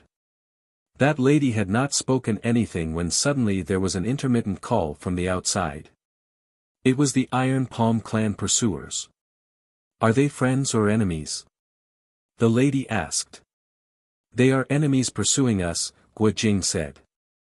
"Iron Palm clan?" the lady asked. "Yes," Guo Jing replied. The lady inclined her ear to listen for a while and then said, "Xiao Bangzhu, clan leader Qiu, personally leads his clan to pursue." "Who are you actually?" When asking this her voice was stern. Guo Jing moved forward 1 step, stood up in front of Huang Rong, and with poise in his voice he said, "We are the 9-fingered divine beggar Hong Bang's disciples. My martial sister is injured by the Iron Palm clan's Qiu Qianren. We took refuge here. If Senior has a close relation to the Iron Palm clan and is unwilling to give us shelter, then we will take our leave." Having said this he raised his cupped fist and then turned around to help Huang Rong stood up. That lady smiled indifferently and said, "You are young, yet so mule-headed. You can survive, but do you think your martial sister can? So you are Hong Qigong's disciples, no wonder you have this kind of skill." She heard the shouts of Iron Palm clan people were sometimes far and sometimes near, sometimes high and sometimes low. She sighed and said, "They can't find the way, they can't come in, just relax.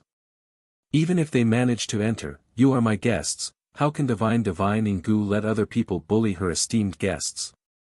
She thought, originally I was called Shen Xuan Zi, divine mathematician, Ingu, but this young Miss mathematical skill is 100 times better than mine.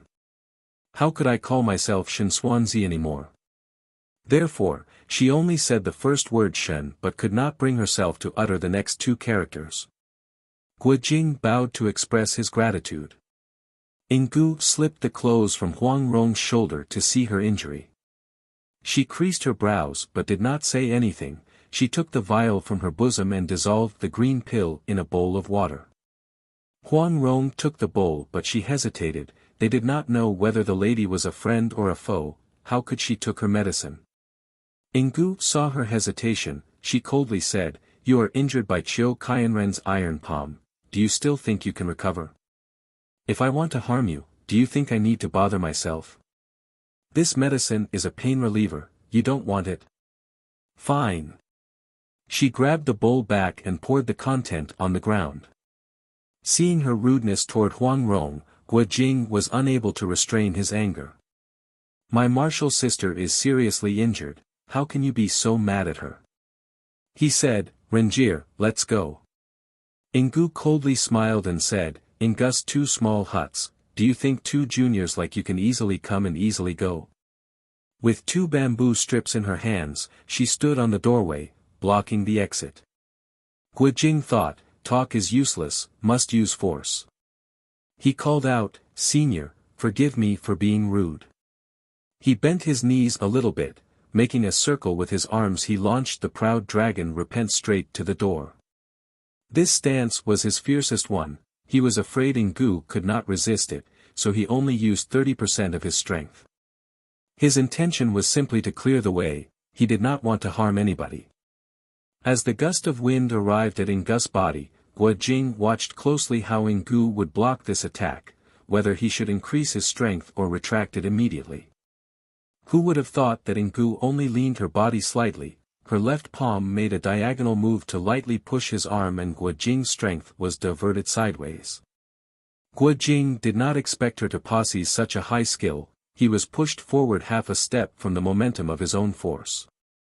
Ingu was also surprised that with such strong attack Guo Jing was able to hold his stance firmly on the sand and did not fall down.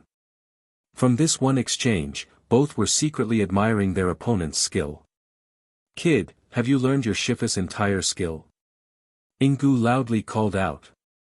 While shouting out she used her bamboo strip to hit the Chu Zi, crooked marsh, acupoint on the bend of Guo Jing's right arm. It was a vital acupoint. Guo Jing did not dare to neglect this attack. He counterattacked with another stance from the 18 dragon subduing palms. After exchanging several moves, Guo Jing realized that Ingus's martial art was purely yin, negative, female, in character, from the soft side. Obviously she did not have a single frontal strike, but each one of her moves contained a lethal counterstrike. If Guo Jing did not know mutual hands combat, he would have been injured early on. The more he fought, the more he did not dare to underestimate her. Gradually he increased the strength of his palms, but Ingus's martial art was one of a kind. Her stances appeared to be soft and powerless, yet it was like a mercury flowing swiftly, penetrating every hole, making her very nearly impossible to guard against.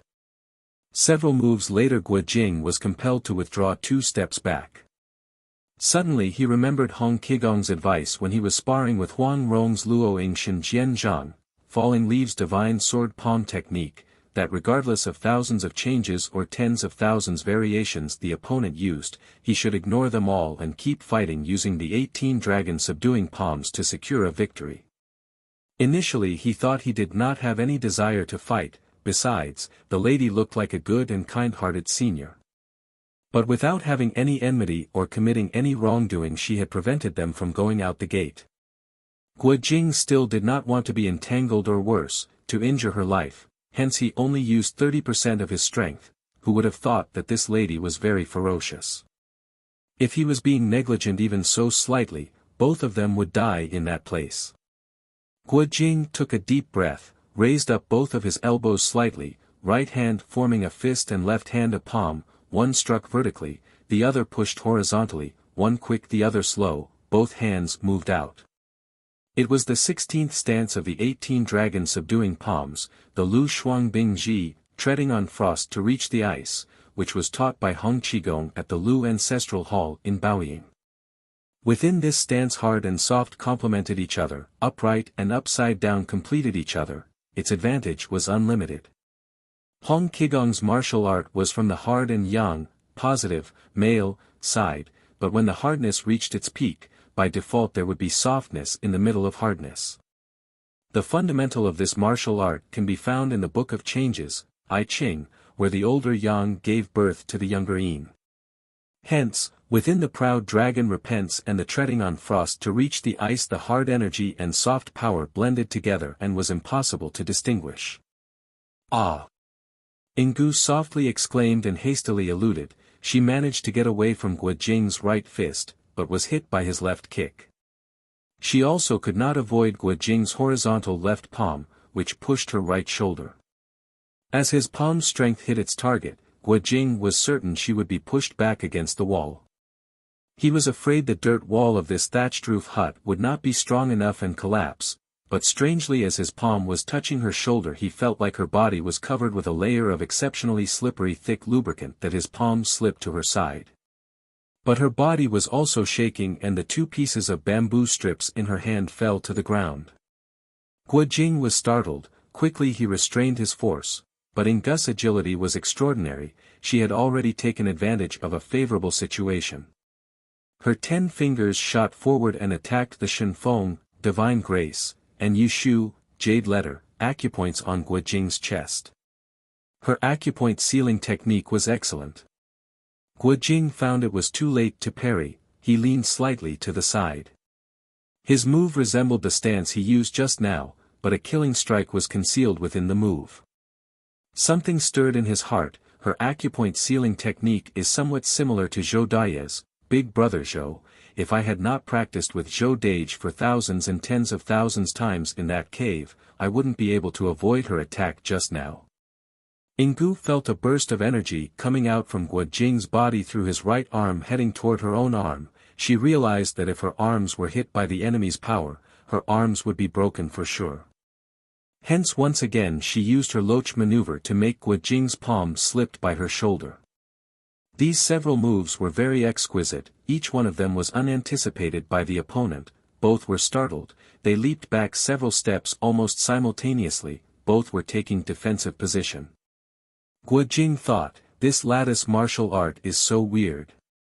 If I can't touch her, then I will be the one who will always fall under attack.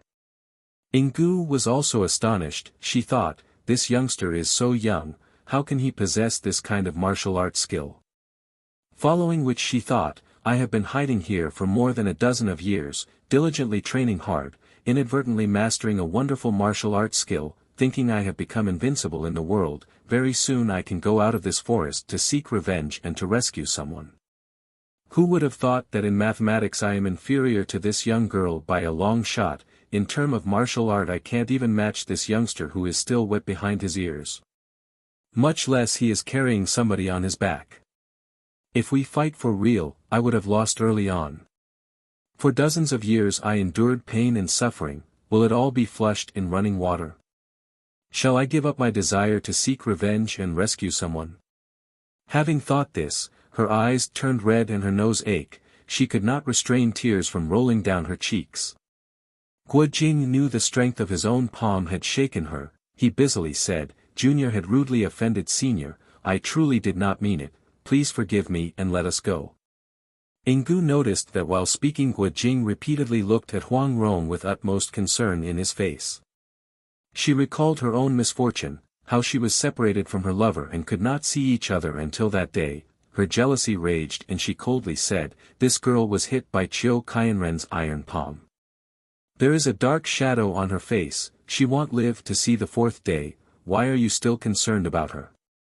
Guo Jing was shocked. Straight away he examined Huang Rong's face, and indeed he could see a layer of dark shadow in between her eyebrows like it was smeared with ink. His heart turned cold. Immediately he held Huang Rong up and with a trembling voice asked, Renjie, how do you feel? Huang Rong felt her chest and abdomen fiery hot while her forelimbs were icy cold. She knew that lady did not speak nonsense. She sighed and said, Jing Gij, during these 3 days, don't ever leave me even for a single step. Can you? I won't leave you even for half a step, Guo Jing said.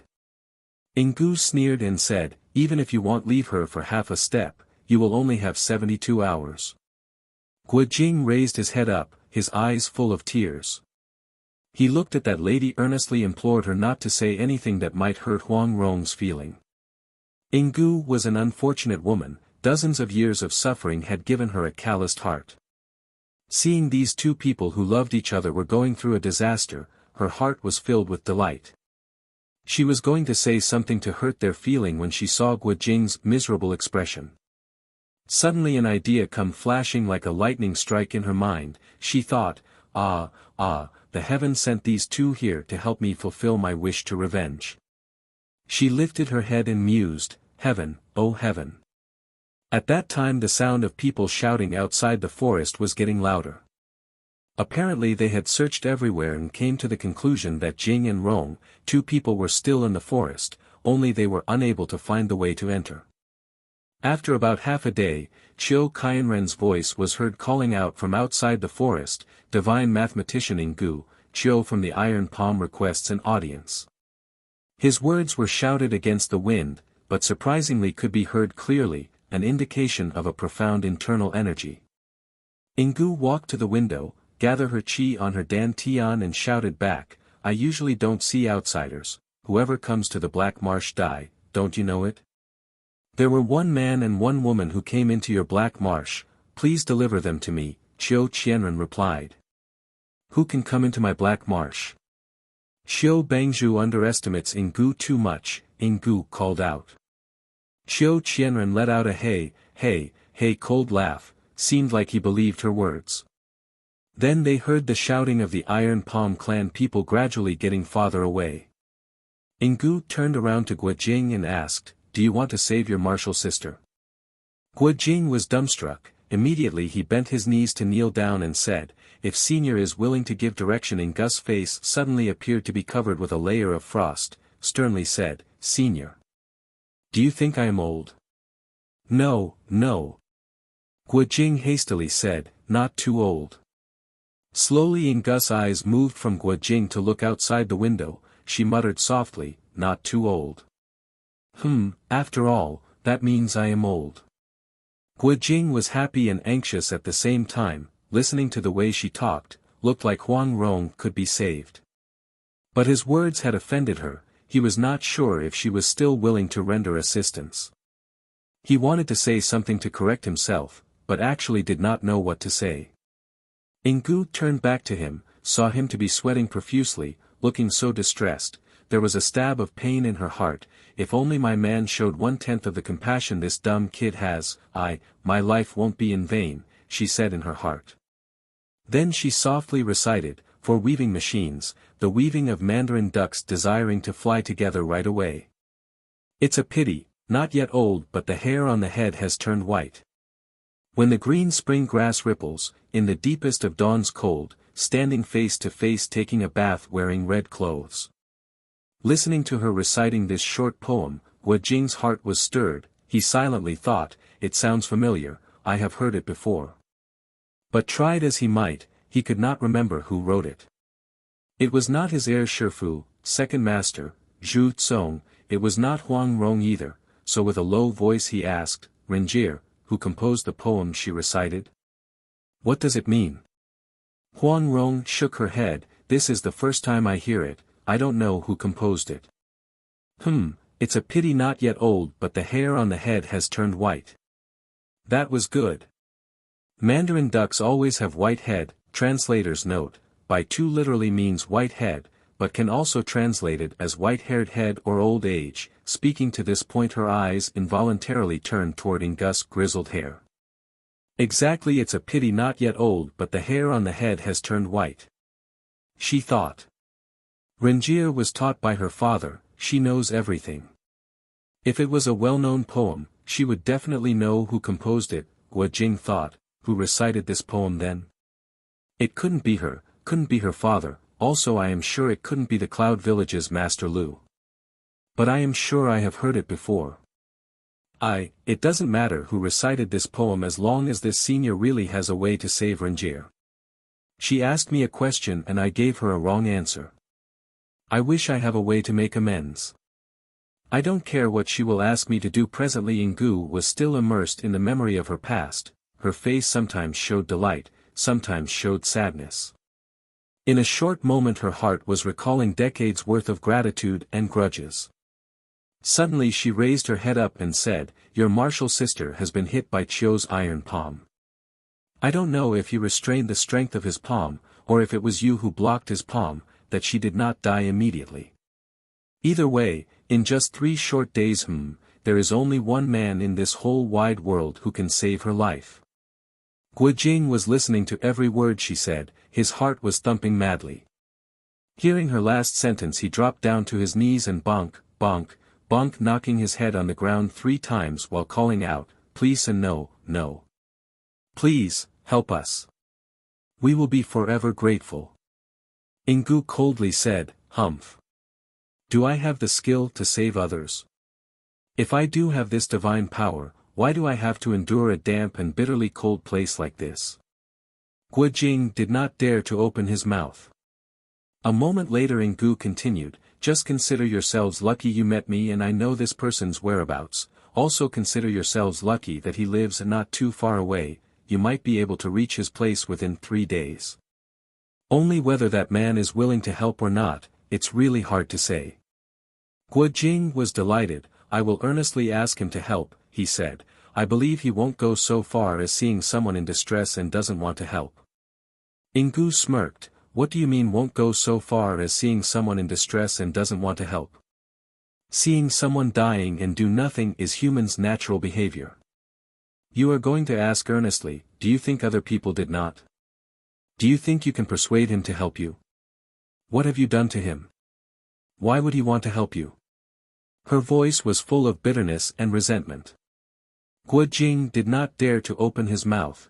Presently there was a ray of hope for Huang Rong. He was afraid he might make a mistake even for half a word and thus ruin this opportunity. He saw that lady walked outside to the square room, sat down at the table, took a pen and started writing. After writing for a while she folded the paper and wrapped it with a cloth, and then she took a needle and sewn the cloth into a tight pouch. In a similar manner she made 3 pouches, only then did she return to the round room. After leaving this forest, avoid the Iron Palm clan people, go straight northeast. When you arrive within the border of Taiyuan County, open the white pouch. Inside you will find what you are to do in detail. You are not to open the pouch for any reason before you arrive there. Guo Jing was very happy. He gave his promise repeatedly, and held out his hand to receive the pouch. Ingu drew back her hand and said, "Not so fast. If that man is not willing to help, so be it. But if he is willing and can save her life, I have a request to make." "We have received your kindness," Guo Jing said. "If Senior has anything for us to do, just let us know." Ingu coldly said, "If your martial sister did not die, within a month she has to come back here and stay with me for a year." "What for?" Guo Jing wondered. "It's none of your business," Ingu sternly said. "I only ask her if she is willing or not." Huang Rong interrupted, "You want me to teach you Qi Men Shu Shu, lit. Strange/wonderful/mysterious way counting method. How difficult is that?" "All right, I give you my promise." Ingu cast her glance toward Guo Jing and mocked, "It's useless for you to be a man, your intelligence is not even 1/10 of your martial sister's." But she handed out the 3 pouches to him anyway. Guo Jing held out his hand. Other than the white pouch, he saw the other pouches were red and yellow. He put everything securely in his pocket and then bowed down to express his gratitude. Ingu quickly moved aside, did not want to accept his gratitude. "You don't have to thank me," she said, "I don't need it. You two are neither my family nor my friends, why would I want to save her? Even if we were related you still don't need thank me profusely. Let me be frank with you in advance, I am helping her for my own behalf. Humph, whoever does not do things for themselves, let the heaven punishes them to their death." Her words sounded so cruel in Guo Jing's ears, but he had never been good with words, so he did not want to contradict her. Besides, this time he had Huang Rong to think about, he did not dare to say anything even more, he simply listened respectfully. Ingu looked at them condescendingly. She said, "You two must be tired tonight, also hungry. Have some porridge." Huang Rong lied down on a couch, half awake and half asleep. Guo Jing stood by her side with heart full of disquieting thoughts. A moment later Ingu came back with a wooden tray in her hands. There were 2 big bowls of steaming and sweet-smelling rice porridge on the tray, along with a big plate of wild chicken dish and a small plate of preserved fish. Guo Jing had been hungry for a while. Previously he forgot about food because he was deeply concerned about Huang Rong's condition. Right now he was in a better mood. Seeing the chicken, fish, and rice porridge he was forced to swallow a mouthful of saliva. Gently he tapped Huang Rong's hand and said, "Renjie, wake up and eat some porridge." Huang Rong opened her eyes slightly, shook her head and said, "My chest hurt very much, I can't eat." Ingu sneered, "I have medicine to stop the pain, yet you were terribly suspicious." Huang Rong ignored her. "Jing Gij," she said, "take a 9-flower jade dew pill and give it to me." These were the pills given by Lu Qingfeng at the Cloud Village the other day. Huang Rong always carried them around in her pocket. When Hong Qigong and Guo Jing were injured by Ouyang Feng, they took some of these pills. Although the pills could not heal their injuries, but they could stop the pain and refresh their spirits. Guo Jing complied and untied her pouch, taking a pill out. When Huang Rong mentioned the 9-flower jade dew pill, suddenly Ingu's body slightly shook. Afterwards she saw the red pill. She sternly said, "Is that the 9-flower jade dew pill? Let me take a look." Guo Jing thought the way she spoke was really strange. Unconsciously he lifted his head to stare at her. He saw a glint of fierceness in her eyes. He felt even more strange, but he gave the pouch of pills to her nonetheless. Ingu took the pills and brought them up to her nose. A whiff of fragrance attacked her nostrils, giving them a cool feeling. She looked at Guo Jing with penetrating gaze and asked, "This is the Peach Blossom Island's special medicine. Where did you get it? Tell me, tell me." Her last sentence carried an extremely fierce tone. Huang Rong's heart was moved. This lady learned Qi Men Wuxing, mysterious Gate 5 path. Is she related to one of my father's disciples? She heard Guo Jing replied, "She is the daughter of the Peach Blossom Island's master." Ingu jumped up in shock, "She is the old heretic Huang's daughter." Her eyes shone brightly, one arm extended, the other pulled back, as if she was about to strike. "Jing Gij, give those 3 pouches back to her." Huang Rong said, "She is my father's enemy, we don't need her pity." Guo Jing took out the pouches, but he hesitated to hand them over. Huang Rong said, "Jing Gij, just put them down. I may not necessarily die. Even if I die, so what?" Guo Jing had never disobeyed Huang Rong from the start. He put down the pouches on the table with tears streaming down his cheeks. Ingu was looking outside the window, muttering, "Heaven, oh heaven." Suddenly she walked to the other room. Her back was facing them, so they did not know what she was doing. "Let us go," Huang Rong said, "I am sick of seeing this woman." Before Guo Jing could answer, Ingu walked in and said, "I diligently studied mathematics because I want to enter the Peach Blossom Island. But judging from the old heretic Huang's daughter, even if I study for another 100 years it will still be useless. It was fate. What more can I say? Just go. Take away these pouches." While saying it she pushed the 9-flowered jade dew pill pouch and the 3 pouches she made into Guo Jing's hand. To Huang Rong she said, "These 9-flowered jade dew pills are harmful to your injury. Don't take it no matter what. After you are healed, don't forget your promise to stay with me for a year. Your father had destroyed my life, I'd rather give all these food to the dogs than to let you eat them." She threw the porridge, chicken and fish out the window. Huang Rong was seething with anger. She wanted to answer back sarcastically, but then she changed her mind. She held Guo Jing's hand and stood up, then with her bamboo stick she wrote 3 mathematics problems on the ground. The first one included the Ri, Yu, Shui, Hua, Mu, Jin, 2, sun, moon, water, fire, wood, metal and earth, collection of the Qi Yao Jiu Ji Tian Zhu by Swan, 7 dazzling 9 grasping Indian method of calculation. The second one was Li Fang Zhao Bing Ji In Ge Mi Ti, lit. Standing up soldier supplying silver topic. Author's note, this is the vertical theory of numbers in Western mathematics. The third one was Gue Gu Swan Ti, Ghost Valley mathematic problem. There is an unknown number, 3 and 3 has 2 as the remainder, 5 and 5 has 3 as the remainder, 7 and 7 has 2 as the remainder. What mathematical operand is that? Author's note, this problem belongs to the theory of numbers of higher mathematics. Our Song Dynasty scholars have been quite profound in this kind of study.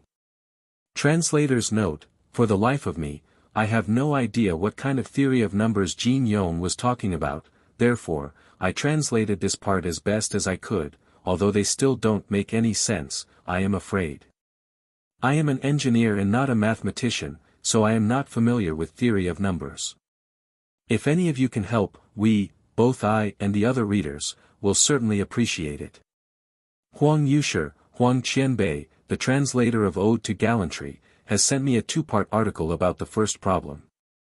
Unfortunately it was in Chinese, so it won't help much for those of you who don't read Chinese. Basically it says that the 7 dazzling referred to the 7 days of the week, and the 9 grasping was the almanac calculation method of the ancient India. Here is the link, http://www.itly.org. tw/publish/find/menu_show. ASP.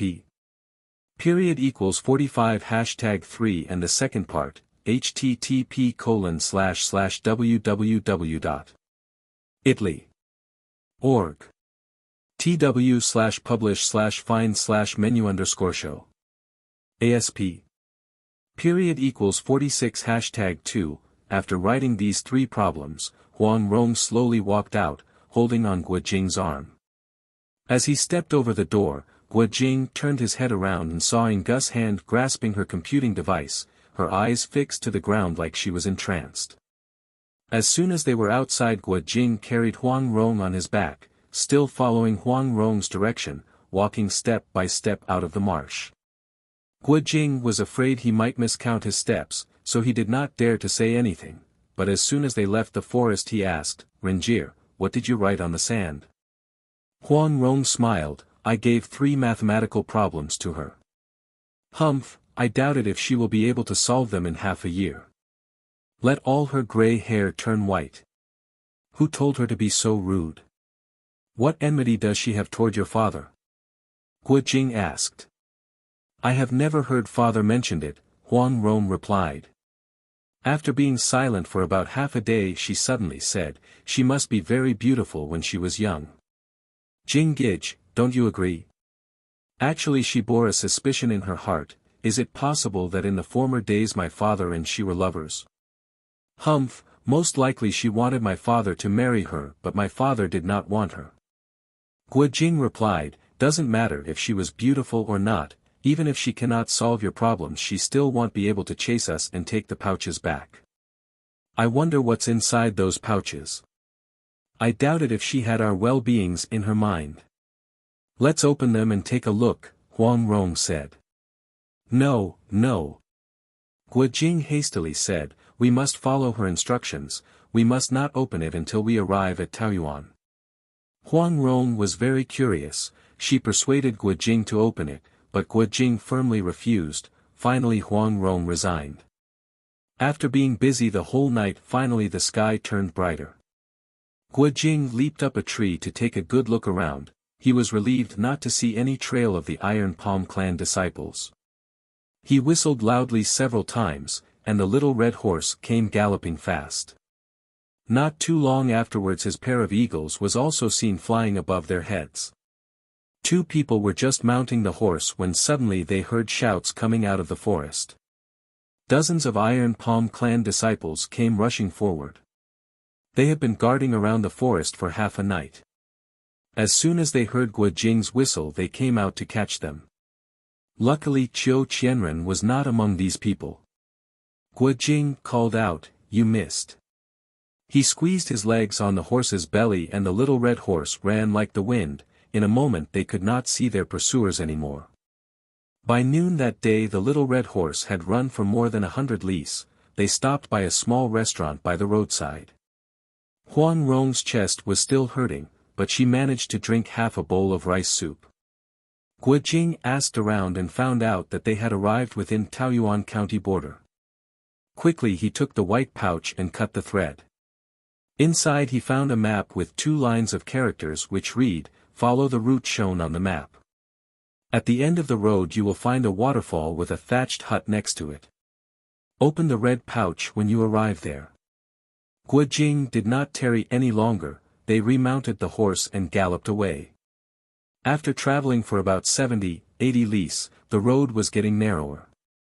8-9 lis later they entered a narrow passageway with mountain walls on both sides. Soon the pathway turned into a winding alley so narrow that one person could barely squeeze through. They were compelled to leave Little Red Horse to graze by itself on the side of the hill. Guo Jing took Huang Rong and carried her on his back, together they entered the alley. Following the steep mountain pathway they walked for about 2 hours. Sometimes the alley was so narrow that Guo Jing had to lift Huang Rong up and he walked sideways, squeezing in between the mountain walls. It was already the 7th month, the weather was scorching hot and it felt like the heat would be enough to melt metal. Fortunately there were skyscraping mountain peaks around them cooling down their path. A moment later Guo Jing was hungry, he took some dried buns from his pocket and tore several pieces to feed Huang Rong. He did not stop walking however. He was eating while walking forward. After eating 3 buns he was thirsty. Suddenly he heard from a distance a faint sound of a waterfall. His spirit arose and he sped up his steps. In the quietness of the mountain, that waterfall echoed in the valley, creating a loud rumbling noise like a torrential flood. The closer he got, the louder the noise became. When he reached the top of the hill he saw a big waterfall like a white dragon coming out from in between a pair of peaks opposite the hill where he was standing, falling down to a big pond below with astonishing force. From the top of the hill Guo Jing looked down and saw a thatched hut next to the waterfall. Guo Jing sat on a piece of rock and took the red pouch from his pocket.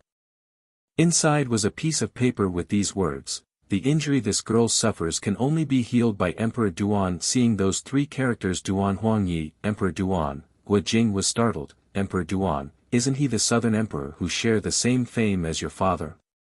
he asked. Huang Rong was exhausted, but hearing him mention the southern emperor, her heart was stirred.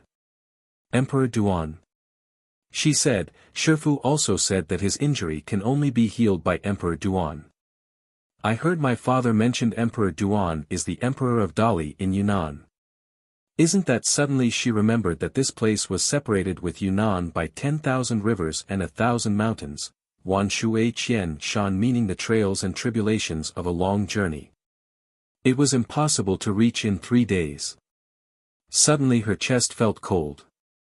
She made an effort to sit down, and leaning on Guo Jing they read the paper together.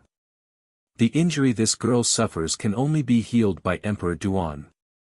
Because many of his conducts were not righteous, he hid himself in Taoyuan and made it very difficult for outsiders to see him. Anyone seeking medical help is a taboo to him. If you mention your intention, before you reach his residence you will be stopped by the vicious hands of a fisherman, a woodcutter, a farmer, and a scholar. Therefore, you must say that you have an important message from your master Hong Qigong and want to have an audience with the emperor. Once you are in the presence of the southern emperor, give him the yellow pouch. Your fate depends on this." Finished reading, Guo Jing turned his head to Huang Rong only to see her frowning silently. "Renjie," he asked, "why did Emperor Duan do many unrighteous conducts? Why is it seeking medical help is a taboo to him? What are the vicious hands of a fisherman, a woodcutter, a farmer, and a scholar?" Huang Rong sighed. "Jing Gij, please don't think that I am so smart that I know everything." Guo Jing was taken aback. He held out his arms and gave Huang Rong a hug. "Very well, let us go down," he said. Casting his glance to the distance, he could see there was a man sitting under the willow tree next to the waterfall. That man was wearing a bamboo hat, but because the distance was quite far he could not see clearly what that man was doing. First, he was in a hurry. Second, the pathway down was a lot easier. Therefore, without needing too much time, Guo Jing with Huang Rong on his back quickly arrived by the waterfall. He saw that man was wearing a raincoat, sitting on a piece of rock, fishing. The falling water created a strong rapids. The water flowed too fast. How could there be any fish? Even if there was, how could the fish have time to take the bait? Guo Jing saw that man was about 40 years old. His face was black like the bottom of a pot, full with beards and whiskers sprouting out like wire brush.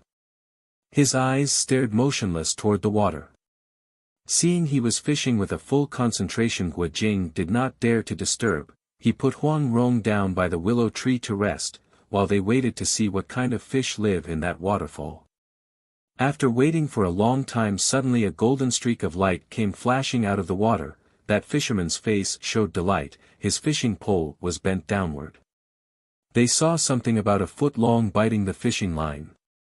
That something did not look like either a fish or a snake, it looked so strange. Guo Jing was astounded. He could not restrain from calling out, "Ah! What is that?" By that time another golden streak jumped up the water to bite the fishing line. That fisherman was delighted. He kept the fishing pole steady. But the pole was bent more and more.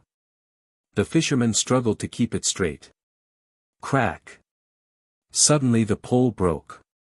2 strange fish let the fishing line go, then swam away complacently. The water current was very strong, but it seemed like those fish were swimming in a still water. In an instant they disappeared under a rock. The fisherman turned around with eyes bulging, glaring angrily, shouted loudly, "Stinky kid, your old man has waited painstakingly for half a day, and then you little thief came and scared them away." His hands stretched out with palms open wide, moved forward 2 steps ready to pounce. But for an unknown reason he managed to control his temper and held his big hands. His finger joints made cracking sounds. His face was full of anger. Guo Jing realized he had inadvertently caused trouble, therefore he did not dare to talk back. "Uncle is angry, that was my fault. But what kind of strange fish are they? He humbly asked. That fisherman scolded him, are you blind? Those are not fish, those are Jin Wawa, golden baby or baby doll. Guojing was not angry even though scolded, he smiled and asked further, please forgive my ignorance, but what is a Jin Wawa?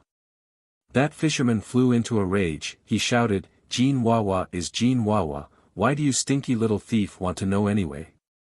Because Guojing earnestly wanted to ask him to show the way to see Emperor Duan, he did not dare to say anything, he simply raised his cupped fists to apologize. Huang Rong could not hold her patience much longer, she interrupted, Jin Wawa is a golden-colored giant salamander. We raise several pairs of them in my home. What's so strange about it? Listening to Huang Rong correctly explained what a Jin Wawa really was, the fisherman was slightly confounded, he scolded, Humph, you are blowing your horn very loud. Raising several pairs of them. Let me ask you, what's the purpose of a Jin Wawa? What's the purpose? Huang Rong asked, they are attractive, can make a y-y-y noise like a little baby, so we raise them to play with them. Hearing her saying the right thing, that fisherman's face softened, he said, little baby girl, if you raise several pairs in your house, then you must give me a pair to compensate my loss. Why must I compensate you? Huang Rong asked. The fisherman pointed to Guojing and said, I happened to catch one with my fishing pole, but he came and rudely shouted, so the other one appeared and pulled apart my fishing pole. This Jin Wawa is very smart, once it escaped danger, don't ever think of catching it for the second time. If I don't ask you to compensate me, whom should I ask? Huang Rong smiled, even if you did catch it, you only caught one. Try as you might, but how could the second one be willing to take your bait? The fisherman could not find any word to answer this, he scratched his head and said, all right then, just give me one. If you separate a pair of Jin Wawa, within 3 days both of them, the male and the female, will die, Huang Rong said. That fisherman did not have any doubt anymore, he cupped his fists and bowed respectfully to Guojing and Huang Rong, all right, just consider it my fault, he said, would you share a pair with me? Huang Rong smiled. Tell me first, what are you going to do with Jin Wawa? She asked. The fisherman hesitated a little bit, then explained, all right, I'll tell you. My martial uncle is an Indian. He had come to visit my master these past few days. On the way here he managed to catch a pair of Jin Wawa, he was very happy. He said there was an extremely poisonous insect harming a lot of people in India. There was no way of exterminating this insect. This Jin Wawa is actually the insect's adversary. He asked me to take care of them for a few days, and then hand them back to him by the time he is done talking to my master and is ready to go down the mountain. He is going to take them back to India and breed them. Who would have thought you were not careful and let the Jin Wawas run away into this waterfall, Huang Rong cut him off. That fisherman was startled, ah. How did you know? He asked. Huang Rong pouted her little mouth and said, is that so difficult to guess? This Jin Wawa is really not easy to keep. Originally we have 5 pairs, later on 2 pairs ran away. The fisherman's eyes gleamed, his face showed a happy expression. Good miss, please give me a pair. You will still have 2 pairs. Or else my martial uncle will be mad at me, I may not be able to take it, he begged. Huang Rong laughed. It's not difficult to give you a pair, but why were you so vicious to us earlier? She asked. That fisherman smiled awkwardly, he sheepishly said, My bad temper, I really have to change. Good miss, where is your mansion? Is it all right if I follow you? Is it far from here? Huang Rong gently let out a deep breath and said, if you say it's near, it is not, but if you say it is far, it isn't either. Maybe about 3,000-4,000 leagues from here. That fisherman was startled, his brushwire whiskers stood up, he roared, little girl, you are swindling me. His vinegar bowl-sized fist raised up, ready to smash Huang Rong's head, but realizing she was only a young and feeble girl, he was afraid he might kill her. His fist stayed midair then slowly dropped down to his side. Guo Jing was ready, as soon as that fisherman strikes, he would block the attack immediately. Huang Rong smiled and said, "Why worry? I have already had a good idea from the start. Jing Gij, please call the White Eagles." Guo Jing was not clear of her intention, but he whistled to call the eagles anyway. That fisherman was secretly surprised. Guo Jing's whistle echoed throughout the valleys and mountains, supported by a profound internal energy. Luckily I did not fight with him earlier, he thought, otherwise this little kid will beat me to death. Not too long afterwards, the pair of eagles came flying by, following the whistle sound. Huang Rong peeled a piece of tree bark, and then carved a line of characters with a needle. "Father, I want a pair of Jin Wawa. Let the eagles carry them back here. Your daughter Rong pays respect." Guo Jing was delighted. He cut 2 pieces of cloth from his belt and firmly tied the bark on the male eagle's foot. "Go to the Peach Blossom Island, quickly go and quickly come back," Huang Rong told the pair of eagles. Guo Jing was afraid the eagles did not understand. He pointed to the east and said 3 times, "Peach Blossom Island."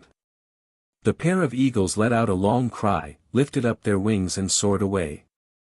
They made a circle in the air, headed east and then disappeared behind the clouds in a short moment. The fisherman's jaw dropped and stayed open for a while. He muttered, "Peach Blossom Island, Peach Blossom Island. What is Huang Yaoshe, Venerable Huang to you?" "He is my father." "Why?" Huang Rong proudly said. "Ah!" That fisherman exclaimed. He was at a loss of words. Huang Rong said, "My white eagles will bring the Jin Wawa here in a few days. It won't be too late, will it?" "I hope not," the fisherman said. He looked up and down Jing and Rong, 2 people to size them up with eyes full of suspicions. Guo Jing bowed and asked, "We haven't found out uncle's honorable name." The fisherman did not answer. Instead he asked questions. "What are you doing here? Who told you to come here?"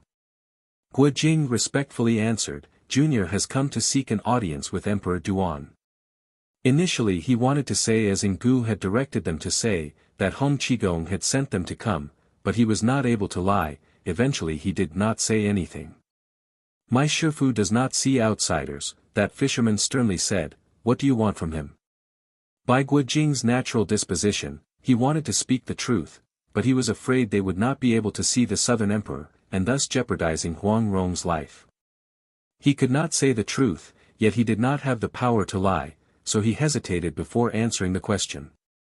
The fisherman noticed his indeterminate expression, also Huang Rong's thin and pale countenance. He had guessed 70–80% correctly. "You want my Shifu to heal your injury, don't you?" he roared. Guo Jing felt like a heavy load was taken from his mind. He had nothing to hide any longer. He had no other choice but nodded his head, but his heart was filled with anxiety and regret. He hated himself for not being able to tell a lie. The fisherman was almost shouting, "Don't ever think of seeing my Shifu. Even if I have to bear my Shifu and Shishu's, martial uncle, scolding, I don't want your Jin Wawa or In Wawa, silver baby, anymore. Just go down the mountain, quick." His words without any doubt did not give them the slightest amount of leniency. Guo Jing was silent for half a day, sucking in cold air. After a moment he stepped forward and bowed respectfully. "The injured is the Huang Daozhu, Island Master Huang, of Peach Blossom Island's daughter.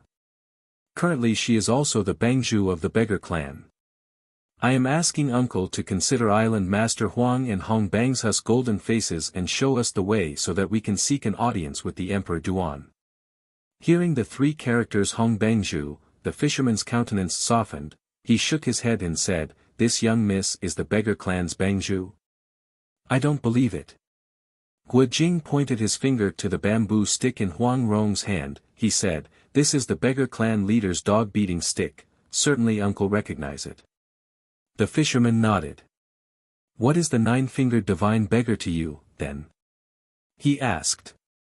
"He is our benevolent master," Guo Jing replied. "Ah!" the fisherman exclaimed, "Is that so?" are coming to see my Shifu on the nine-fingered divine beggar's instruction. Guo Jing hesitated before answering. Huang Rong quickly answered, certainly. The fisherman lowered his head in doubt. He thought, the nine-fingered divine beggar has an extraordinary friendship with my Shifu. How should I handle this matter? Huang Rong understood his hesitation. She wanted to take advantage of this opportunity. She said, our Shifu sent us here to seek an audience with Emperor Duan, other than to ask him to treat injury, also to respectfully inform him on a very important matter. The fisherman suddenly raised his head up. With eyes blazing like a thunderbolt he fixed his gaze on Huang Rong and sternly asked, the nine-fingered divine beggar told you to seek audience with Emperor Duan. That's right. Huang Rong said. Did he really say Emperor Duan and not some other name? The fisherman pressed. Huang Rong knew there must be something in the way he said that name, but she could not correct herself. She had no choice but nodded her head in affirmative. The fisherman moved 2 steps forward and with a loud voice shouted, Emperor Duan has been no longer in this world for a while now.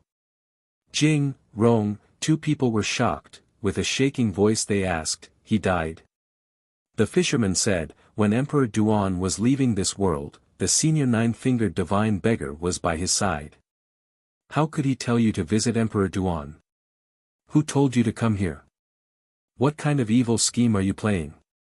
Quickly tell me. While still speaking he took a big step, his left hand brushed away, his right hand stretched horizontally to grab Huang Rong's shoulder. Guo Jing had guarded from the start against the possibility that he would resort to violence. As soon as his right hand was within a foot from Huang Rong's body, Guo Jing's left palm made a circle, his right palm went straight forward, in the Jianlong Zai Tian, seeing dragon in the field, posture, blocking in front of Huang Rong's body. This move was a purely defensive in nature, like a strong invisible wall was suddenly appeared in between Huang Rong and the fisherman. The fisherman saw that although Guo Jing sent out his palm, but he was leaning to one side, hence he did not actually attack him. He was slightly surprised, but his hand continued to grab Huang Rong's shoulder. When his hand was about half a foot apart from his target, Guo Jing's palm met his, and he felt a shot of pain on his arm, flowing up to his chest, like his attacking force rebounded and attacked his own body. He was afraid Guo Jing would take advantage of this unfavorable situation and launched another attack. He hurriedly leaped back with arm horizontally situated in front of his chest.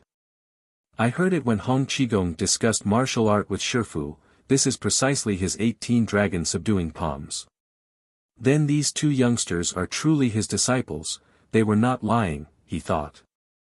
He saw Guo Jing cupped his fists across his chest with modesty and respect. Even though Guo Jing had gained the upper hand, yet his expression did not show the least bit of self-complacency, making a good impression on the heart of the fisherman. He said, although you 2 are really the senior nine-fingered divine beggar's disciples, but he was not the one who sent you here, was he? Guo Jing did not know how he could guess correctly, but since their lie had been uncovered, he was unable to deny and was compelled to nod his head. The fisherman's face was not as fierce and full of enmity as before. Even if the injured were the nine-fingered divine beggar himself, Xiao Gu, lit. Little elder brother, he was referring to himself, still cannot take the senior to go up the mountain and see my Shifu. I beg for your forgiveness. Even if my Shifu is here you still cannot take him up? Huang Rong asked. The fisherman shook his head, I can't. Even if you kill me I still can't. He said. In her heart Huang Rong was thinking over. He clearly admitted that Emperor Duan is his Shifu, but he also said that Emperor Duan has already died, and that benevolent Master Hong was by his side when he died. There are too many strange things here, but this man is really difficult to talk to. She thought further, his Shifu is on this mountain, for that I am certain, whether he is Emperor Duan or not, we have to go up and see him. She lifted her eyes to see the mountain was so high that its peak disappeared into the cloud above. It was higher than the iron palm's middle finger peak. The mountain rocks looked slippery, not even a blade of grass grew. It looked like the waterfall was coming out of nowhere. There was no visible path going up the mountain. She thought, Li Bai, a famous poet from the Tang dynasty, said the water of Huang He, Yellow River, went up to the sky, this water truly comes from the sky. Following the waterfall her gaze moved down, her mind was still churning away to climb up the mountain, suddenly her eyes caught a golden light glittering under the water, something was moving in the water. Slowly she walked to the side of the waterfall to see more clearly. Turned out it was the pair of Jin Wawa beneath a rock, their tails were swaying back and forth outside. Quickly she beckoned Guojing to come over and see. Ah! Guojing exclaimed, let me go down to catch them, he said. No. Don't. Huang Rong said, the current is too strong, how can you set your feet down? Don't be so foolish. But Guojing thought, if I take the risk to catch these two strange fish for the fisherman, maybe his heart will be moved and he will take us to see his master. Otherwise, will I have to see Huang Rong suffer from her injury helplessly without anybody to heal her? He knew Huang Rong would stop him, therefore, without saying anything, without even took out his shoes or socks, he jumped into the waterfall below. Jing Gij! Huang Rong anxiously called. She stood up and tried to rush forward, but her legs were feeble, she was staggering. The fisherman was also stunned, he extended his hand to hold Huang Rong, then immediately rushed toward the thatched hut. It looked like he was going to fetch something to rescue Guojing. Huang Rong sat back on a rock to watch Guojing. She saw he was standing steadily in the water, the waterfall flushed on him crazily, attacked him fiercely, but surprisingly his body did not falter at all. Slowly bending his waist he grabbed the Jin Wawa. With each hand holding the Jin Wawa's tail, he gently pulled them out. He was afraid to injure the strange fish, hence he did not use too much strength, who would have thought that the Jin Wawa's body was really slippery. By wriggling their tails they managed to get loose from Guojing's grab and sneaked back under the rock. Guojing quickly reached out, but he was still a little bit slow, in an instant the fish disappeared without any trace. Huang Rong cried out in dismay, suddenly she heard somebody called out in alarm behind her back. She turned around and saw the fisherman stood behind her.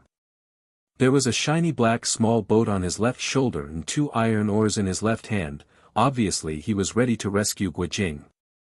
Guojing sent his strength to his feet, with Qian Jin Zhui, 1000 catty fall, he stood firm on a rock, steady as a pillar. He held his breath and reached down to the rock under which the strange fish escaped, trying to lift it up. To his delight the rock slightly moved. Using the dragon fly to the sky from the 18 dragon subduing palms his hands jerked the rock up, with a loud splash that huge rock was unexpectedly lifted up. Guojing moved wonderfully fast, with the Qian Long Wu Yong, hidden dragon is useless, he shoved the rock horizontally. The rock was hit both by his palm and the waterfall, it fell down next to his body, with a rumbling and gurgling noise it disappeared into the deep abyss below. The noise echoed throughout the valley for a long time. Guojing lifted high his arms with a Jin Wawa in each hand, step by step he came out of the waterfall. Day and night the water fell down, with the passage of time it had created a gully some 2 zhangs, 1 zhang is approximately 10 feet or 3 meters, deep. The fisherman saw Guojing was standing at the bottom of this gully, how could he jump up? Hence he held out his oar for Guojing to grab, then he would lift it up. But Guojing's hands were full with a pair of strange fish, he was afraid if he loosened up his grip the fish would slip away.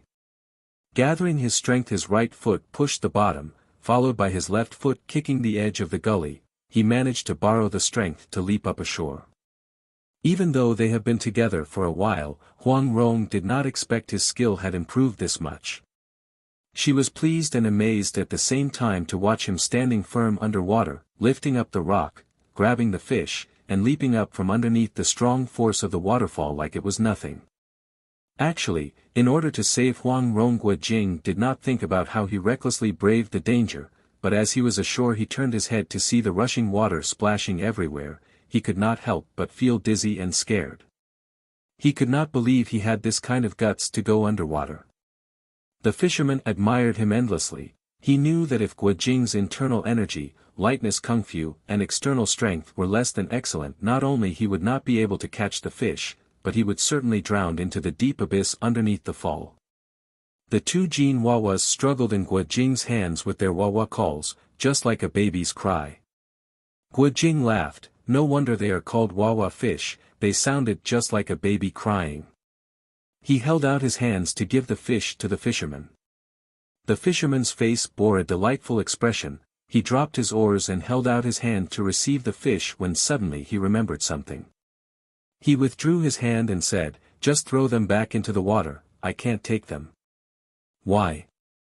Guo Jing wondered. "Even if I receive your Jin Wawa I still can't take you up to see my Shifu," the fisherman said, "receiving a favor and did not pay it back, won't I be the laughingstock of the world's heroes?" Guo Jing was startled, with a solemn face he said, "Uncle cannot take us up, you must have your own difficulty, how could Junior force our will? But this pair of fish is such a trivial matter, who said anything about favor? Uncle does not need to think about it, please take them." While saying it he shoved the fish into the fisherman's hand. The fisherman finally took the fish, his face looked awkward. Guo Jing turned to Huang Rong and said, "Rengier, as the saying goes, life and death is in the fate's hand, a long life is difficult to predict, even if your injury is incurable, on the cloudy road of life you will always have your Jing Gage to keep you company. Let us go." Listening to Guo Jing revealing his true feeling Huang Rong's eyes turned red, but she still had something in her heart. She turned to the fisherman and said, "Uncle, you are not willing to lead us up, that's all right. But there is something I don't understand. If you don't tell me, then I will die unsatisfied." "What is that?" the fisherman asked. "This mountain peak is smooth as a mirror," Huang Rong said, "there is no pathway to the top. Even if you are willing to take us up, how would you do that?" The fisherman thought, "If I don't take them up, there is no way they can go up the mountain by themselves. I guess it won't do any harm to tell them." Thereupon he said, "If you think it's difficult, then it is, but if you say it's easy, it really is very easy. Just around that horn-shaped hill on the right there is no waterfall, the current is not as strong. I can sit on this iron boat and paddle against the flow. One time up I can take somebody with me, the second time up I can take two people." "Ah!" Huang Rong exclaimed, "that's how it is. Farewell now." She stood up and leaning on Guo Jing for support she turned around and left. Guo Jing cupped his fists across his chest but did not say anything. The fisherman saw they were walking down the mountain, he was afraid the Jin Wawa would escape, he dashed toward the thatched hut to put them away for safekeeping. "Quick! Grab the iron boat and the oars and go to that horn-shaped peak," Huang Rong said. Guo Jing was stunned. Isn't this inappropriate?" he stammered. "Fine. You want to be a gentleman, then be a gentleman," Huang Rong said. "Which is more important? Saving Rengier's life or be a gentleman?" This thought flashed through Guo Jing's mind several times, it was hard for him to decide. But then he saw Huang Rong had started walking quickly to the peak, he did not have time to contemplate much longer. He heaved the iron boat up and hastily went to the peak. With a loud shout, "Up!" he tossed the boat onto upstream of the waterfall. Once the boat was out of his hands he grabbed the iron oars and held them underneath his left armpit, while with his right hand he embraced Huang Rong. By that time the iron boat had been floating downstream, carried by the current. Suddenly he heard a sound of secret projectile behind his head, immediately he ducked and let the secret projectile flew over his head. He leaped forward and in an instant both of them landed inside the boat. A secret projectile hit Huang Rong's back, fortunately it hit the soft hedgehog armor inside the sack on her back. Amidst the rumbling noise of the water they heard the fisherman's loud roar, but they could not hear clearly what he was saying. Very soon the boat was on the verge of the waterfall. If they fell over the edge in this fast-flowing waterfall their bodies would certainly shatter to dust. Guo Jing's left hand grabbed the iron oar and hastily rowed with all his might, the boat moved upstream a few feet. His right hand released Huang Rong and grabbed the other oar and pulled, again the boat moved a few feet forward. The fisherman stood by the bank, pointing his two fingers, angrily cursing and scolding. Amidst the wind and the water noises they could hear some stinky girl and lowly scoundrel words. Huang Rong giggled and said, "He still thinks you are the good man. He is only cursing me." All Guo Jing's attention was focused on rowing the boat, he did not hear what she said. His arms frantically paddled the boat against the flow, the iron boat's keel was slowly cutting the wave. The current on that place was not as strong as the waterfall, but it was strong and rapid enough to make Guo Jing's face turn red from exerting his strength. Several times he was almost pushed back downstream. A moment later they arrived at the part where the current was slightly slower. By that time Guo Jing had started to understand how to handle the oars. Using the mutual hands combat technique he launched the divine dragon swings its tail successively. Each paddling movement was supported by the 18 dragon subduing palm strength, his palm strength was transmitted to the end of the oar. The left hand paddled with divine dragon swings its tail, followed by the right hand with divine dragon swings its tail, the iron boat slowly moving upstream through a winding river ways. Even with that fisherman paddling, the boat would not necessarily move faster than this, Huang Rong complimented. A short moment later there was sandy beach on either side of the river, and after turning a bend, the scenery was picturesque, the clear brook softly murmured, the river flowed very smoothly, on some parts it even looked like a still water. The river was only about a zhang wide, with weeping willow trees on either side, their leaves brushing the water. Just behind the green willow trees they could see countless peach trees. It must be very beautiful in the springtime when the peach trees were in full bloom. Currently there was not a single peach blossom in sight, but the river banks were full of clusters of white florets, the air was thick with their fragrance. Guo Jing and Huang Rong both were very relaxed, they had never expected that in this high mountain peak there was a whole different world. The water was deep green like a jade, so deep that they could not see the bottom. Guo Jing lowered the iron oar, trying to gauge the river's depth, but he was startled since the oar was almost slipped from his grip. Turned out while on the surface the water was smooth like a mirror, there was a strong current flowing deep below the surface. The iron boat slowly moved forward, birds were flying and chirping among the green willow leaves. Huang Rong sighed, "If my injury is incurable, I'd like to be buried here, I don't want to go back down again," she said. Guo Jing was about to say some encouraging words when the iron boat suddenly entered a tunnel. Inside the tunnel the fragrance was very thick while the water flowed faster, they heard some loud noise ahead. "What's that?" Guo Jing asked. Huang Rong shook her head, "I don't know." Very soon they saw a light, the iron boat had come out of the tunnel, two people could not help to gasp, "Beautiful." Outside the tunnel they saw an enormous fountain, perhaps its height reached 2 zhangs. The white bubbles and jade-green streams formed a giant water column spurting straight up to the sky from the middle of a rock. The noise they heard came from this fountain. The creek stopped here, turned out this fountain was the spring from which the river and the waterfall originated. Guo Jing helped Huang Rong came ashore. He pulled the iron boat up a rock and turned his head around. He saw the sunlight shone through the water column, created a dazzlingly beautiful rainbow. The scenery was out of this world, even if they had hundreds praises, they would not be able to find one that is suitable to describe what they saw.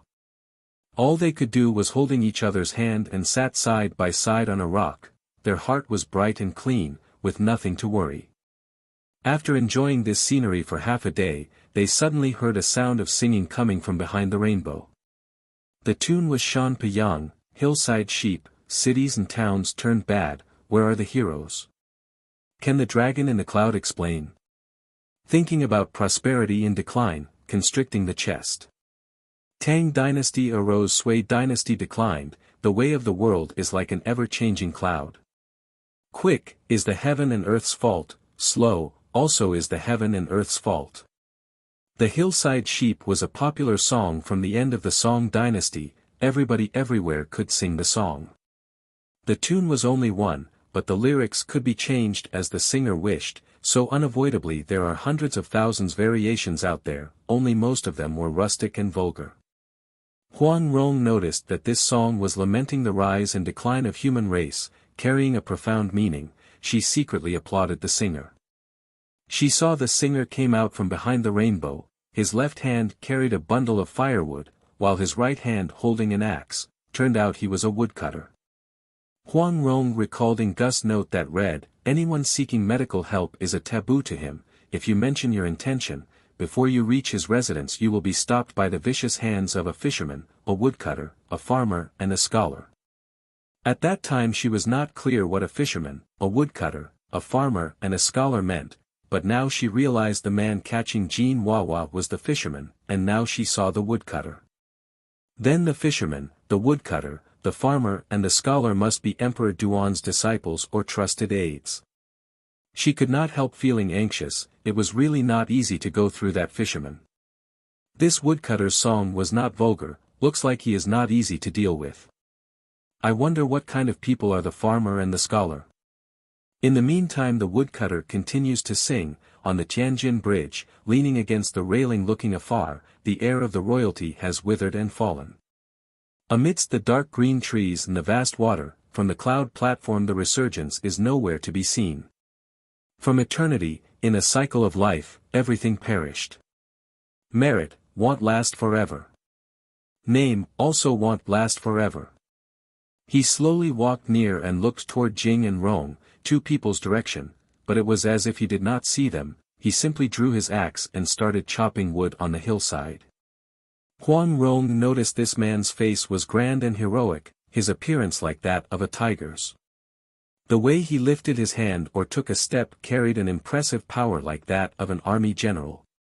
If he wasn't wearing coarse clothes and chopping woods in this secluded mountain, he surely gave an impression as the general who is in charge of a large army.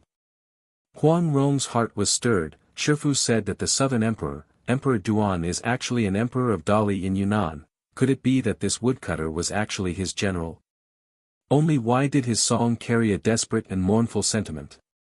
She thought. The woodcutter continued singing, "Mountain peaks stand as if they are gathered together, the billows roll as if they were angry. The mountains and rivers in and around the road to Tongguan, looking to the west, hearts full of doubts. Grieving Qin and Han dynasties, their palaces have turned into dust. Flourished, common people suffered, perished, common people suffered." Listening the last two lines, Huang Rong remembered her father often said, "What is emperor or general? All are criminals harming common people. Toppling dynasty, changing surname, in the end the common people suffered." She was unable to restrain from shouting her praise, "Good song." The woodcutter turned his head, inserting the axe back to his waist he asked, "Good? What's good about it?"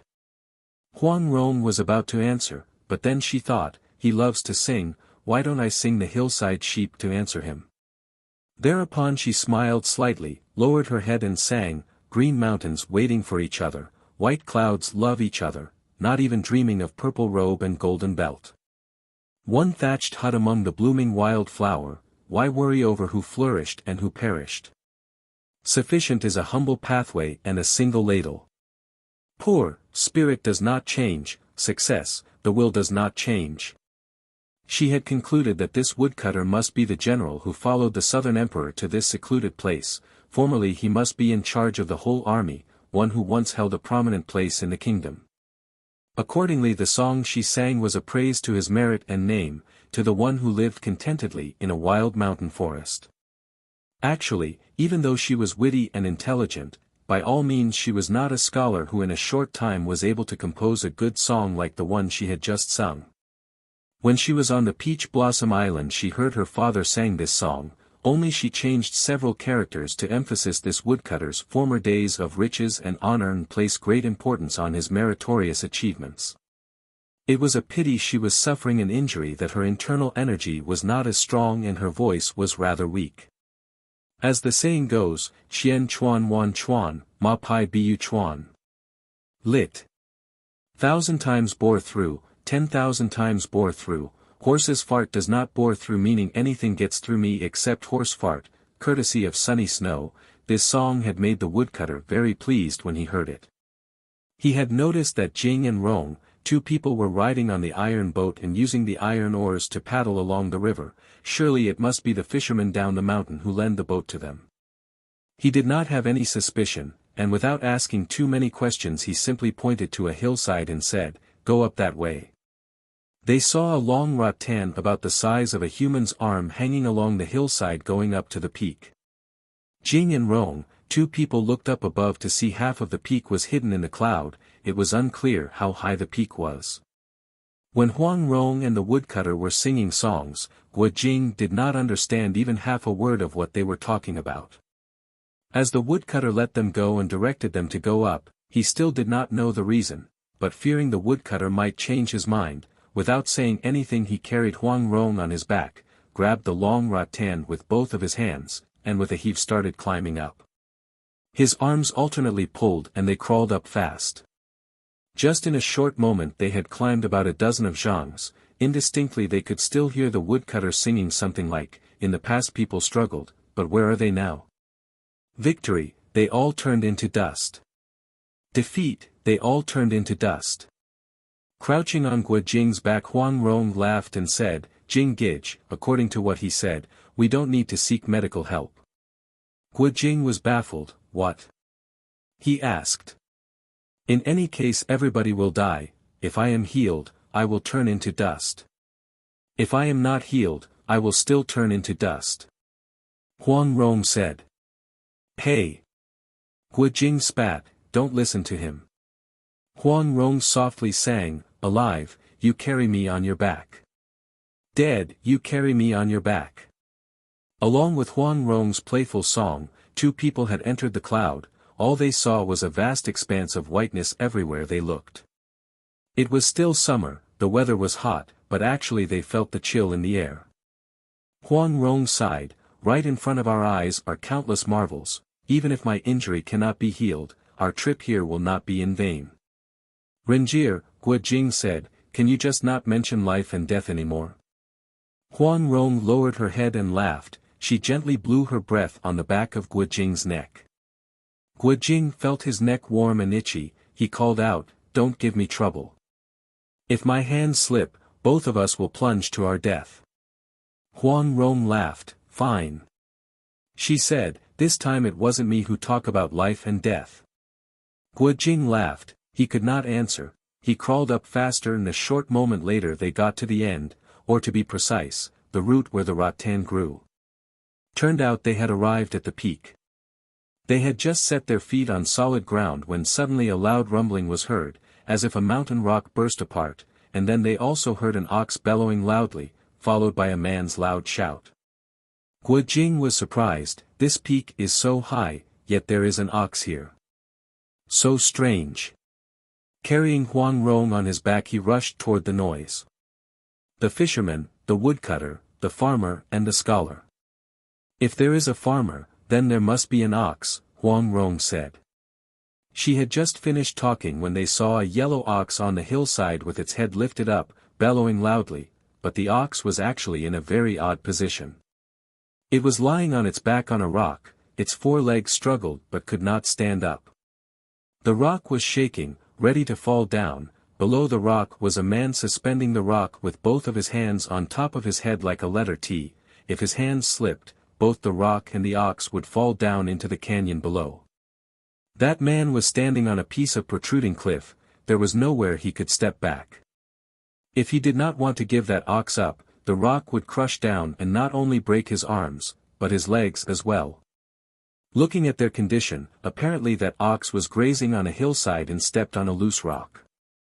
That man being near tried to save the ox by catching the rock but ended up in this precarious situation. Huang Rong smiled. "Just now we heard the song Hillside Sheep, and now we see the hillside ox," she said.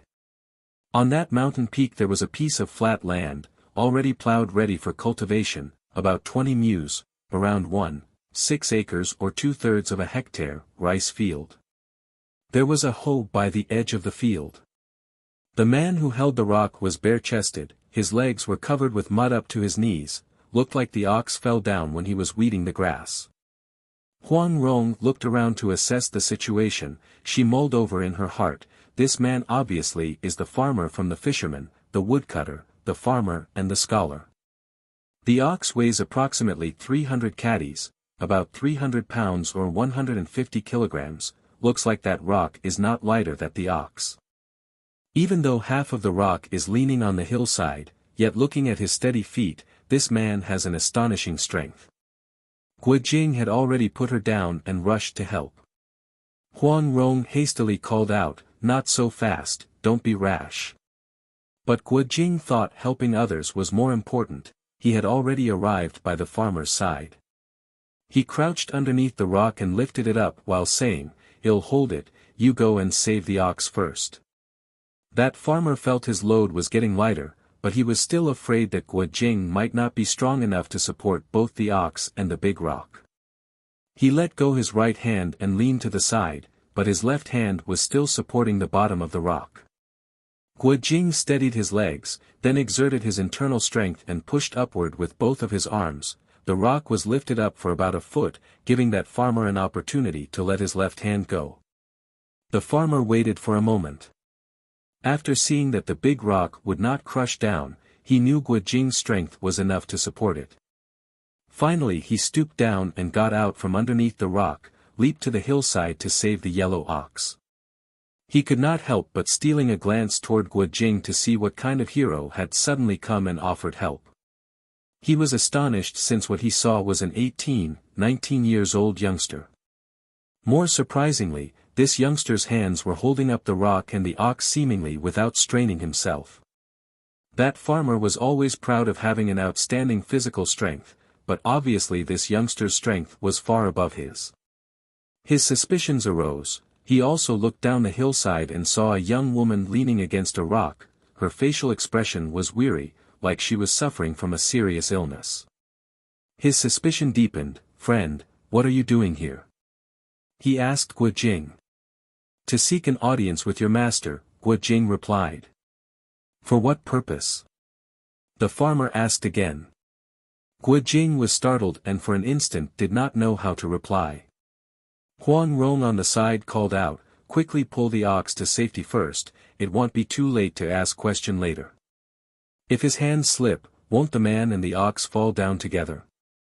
The farmer thought, "These two are here to see Shifu, how come my two elder martial brothers down the mountain did not shoot whistling arrows? If these two broke through them, that means their martial arts are not to be trifled with.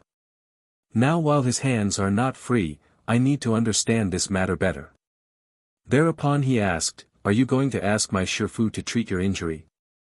Guojing thought, the people down the mountains are already aware anyway, there is no need to hide the truth from him. He simply nodded his head. The farmer's countenance slightly changed. "I need to ask first," he said. Without pulling the ox away he leaped down the hillside. "Hey!"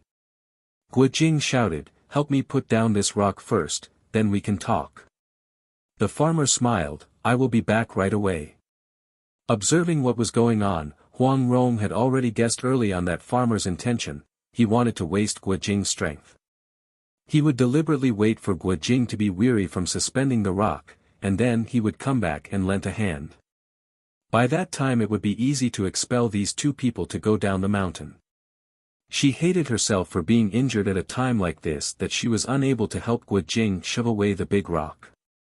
She saw the farmer dashed out of the field, did not know when he would be coming back. She was anxious and angry at the same time. "Hey, uncle!" she called out, "please come back." That farmer paused and smiled. "He has a tremendous strength, nothing bad will happen to him in 3/4 or an hour time, don't worry," he said. Huang Rong was angry. She thought, "Jing Gij was kind enough to help you, but you actually tricked him and let him trapped for 3/4 or an hour. I have to find a way to give you a lesson." She creased her eyebrows and thought of an idea. "Uncle," she called, "you want to ask your Shifu's advice, that is very reasonable. Here is a letter from benevolent Master Hong Qigong to be delivered to your master. Can you take it with you?" "Ah!" Hearing Hong Qigong's name, that farmer exclaimed in surprise. Turned out Miss is the nine-fingered divine beggar's disciple. Does this Xiao Gu, lit. Little/young elder brother, also belong to Senior Hong's school. No wonder he is this good. He came back to fetch the letter. Huang Rong nodded. Hey, he is my martial brother, capable of lifting several hundreds caddies. Speaking of martial art, he is not too far below uncle. Slowly she opened her sack, pretending to find the letter, but first she took the soft hedgehog armor, and then turned her gaze toward Guojing. Her face had a frightened look. "Io. Not good." She called out, "His palms are about to be smashed up. Uncle, quickly find a way to help him." The farmer was startled, but then he laughed. "He is fine," he said. "Where is the letter?" He held out his hand to get the letter. "You don't know," Huang Rong anxiously said. "My martial brother is practicing the Pai Kong Zhang, hacking/slicing/splitting empty air palm technique. His palms were soaked in vinegar just last night, but his training is not complete yet. If his palms are put under pressure for a long time, they will be destroyed." On the Peach Blossom Island her father had trained her in Pai Kong Zhang, hence she was familiar with the training method. Although the farmer did not know this martial art, but he was a martial art expert's disciple, his knowledge was extensive. He had heard about this particular martial art. He thought, if for no apparent reason I caused injury to the nine-fingered divine beggar's disciple, not only my Shifu would rebuke me, but I would also regret it for the rest of my life. Moreover, he was kind enough to help me. Only I don't know whether what this young miss said was a truth or a lie. I am afraid she is just tricking me into releasing him from underneath the rock." Huang Rong understood his hesitation. She took the soft hedgehog armor out and shook it. "This is the Peach Blossom Island's most precious treasure, the soft hedgehog armor. Blade and sword cannot harm it. I am asking uncle to put it on his shoulder as a cushion and let him support the rock with his shoulder. That way he won't be able to walk away, but he won't suffer any injury. Won't that satisfy both parties? Or else you will cause injury to his palms and my Shifu won't hold you innocent and will find your Shifu to settle the score." The farmer had also heard about the soft hedgehog armor. Half believing and half doubting he took the armor. Huang Rong saw that he was not convinced yet, so she said, "My Shifu taught me not to lie to others. How can I deceive uncle? If uncle does not believe me, then try chopping this armor several times." The farmer saw her innocent face. He thought, nine-fingered divine beggar is an honorable senior with high skill. His words are like gold and jade. Whenever my Shifu mentioned his name, he always do so with utmost respect and admiration. This young miss also does not look like a liar. It was because he was thinking about his master's safety and well-being that he did not dare to act carelessly. Hence he drew the short blade from his waist and chopped the soft hedgehog armor several times.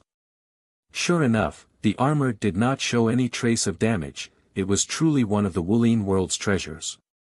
All his doubts were gone. "Very well, I will put this on his shoulder as a cushion," he said. Not in a million years did he know that behind Huang Rong's innocent and childlike face hid a heart and mind full of tricks.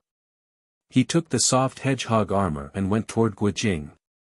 He threw the armor on Guojing's shoulder and exerted his strength toward his arms. He lifted up the rock and said, "Let your hands go, support this rock with your shoulder." Leaning on a mountain rock, Huang Rong kept her attention toward those two men. As soon as the farmer picked up the big rock, she called out, "Jing Gij, Fei Long Zai Tian, dragon fly to the sky." Guojing felt his hands were free. He also heard Huang Rong shout. Almost without thinking, his right palm pushed forward. His left palm made a turn from the right wrist, launching the Fei Long Zai Tian from the 18 dragon subduing palms. He leaped to the air. Again his right palm turned ahead of his left palm and pushed forward. He landed by Huang Rong's side, with the soft hedgehog armor still perched nicely on his shoulder. He heard the farmer shouting curses, so he turned his head to see the farmer with his hands high in the air, supporting the big rock, and was not able to move. Huang Rong was very proud of herself. She said, "Jing Gij, let's go." Turning her head to the farmer she said, "You have a tremendous strength. Nothing bad will happen to you in 3/4 or an hour time, don't worry." The farmer cursed her, "Little girl, you deceived this old man. You said the nine-fingered divine beggar always keep his words." "Humph. This honorable senior's illustrious name is ruined by a little girl. Huang Rong smiled. What did I ruin? She said, my Shifu taught me never to tell a lie, but my father said that deceiving people once in a while is not a big deal. I love to listen to my father, my Shifu cannot do anything about that. Who is your father?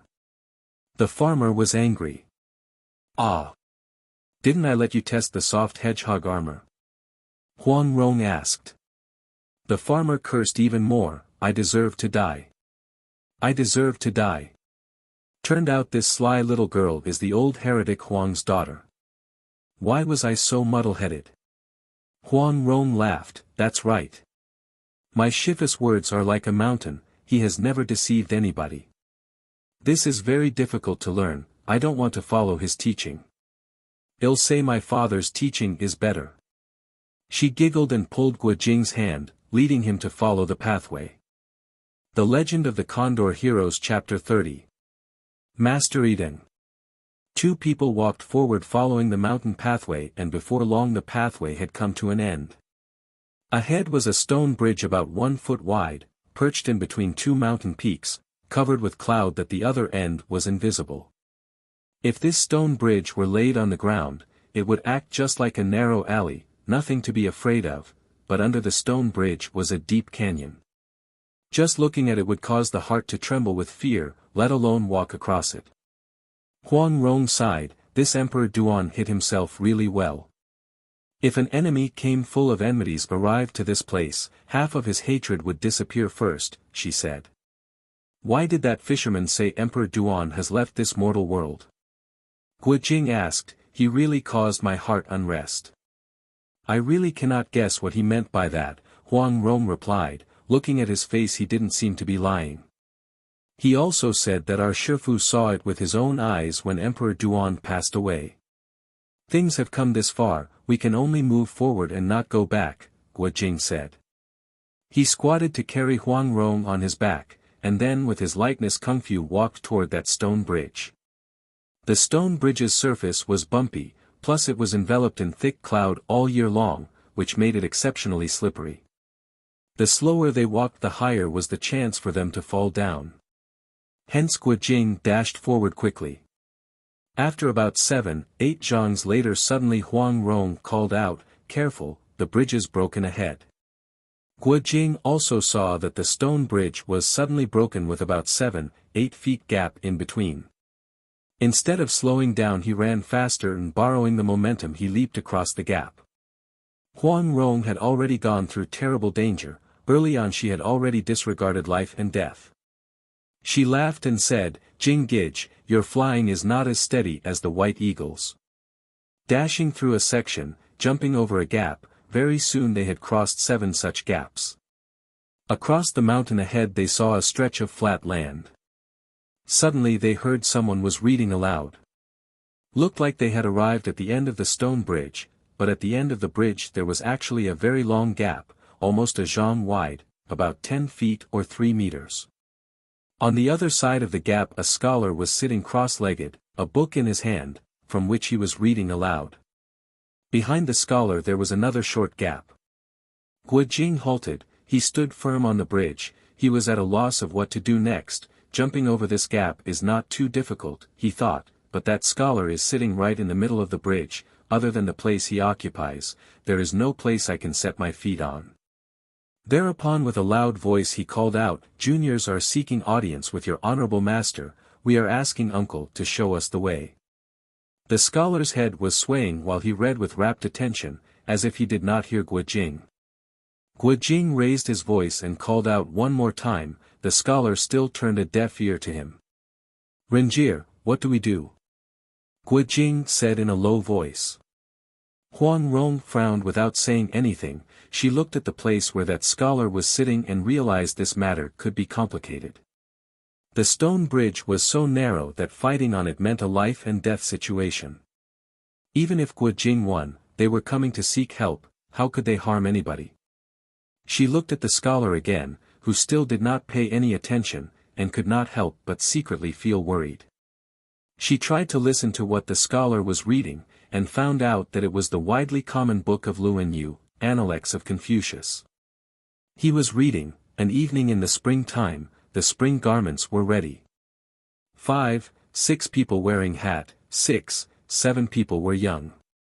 Taking a bath by the river bank, the breeze made the fountain dance, and the song carried back by the wind.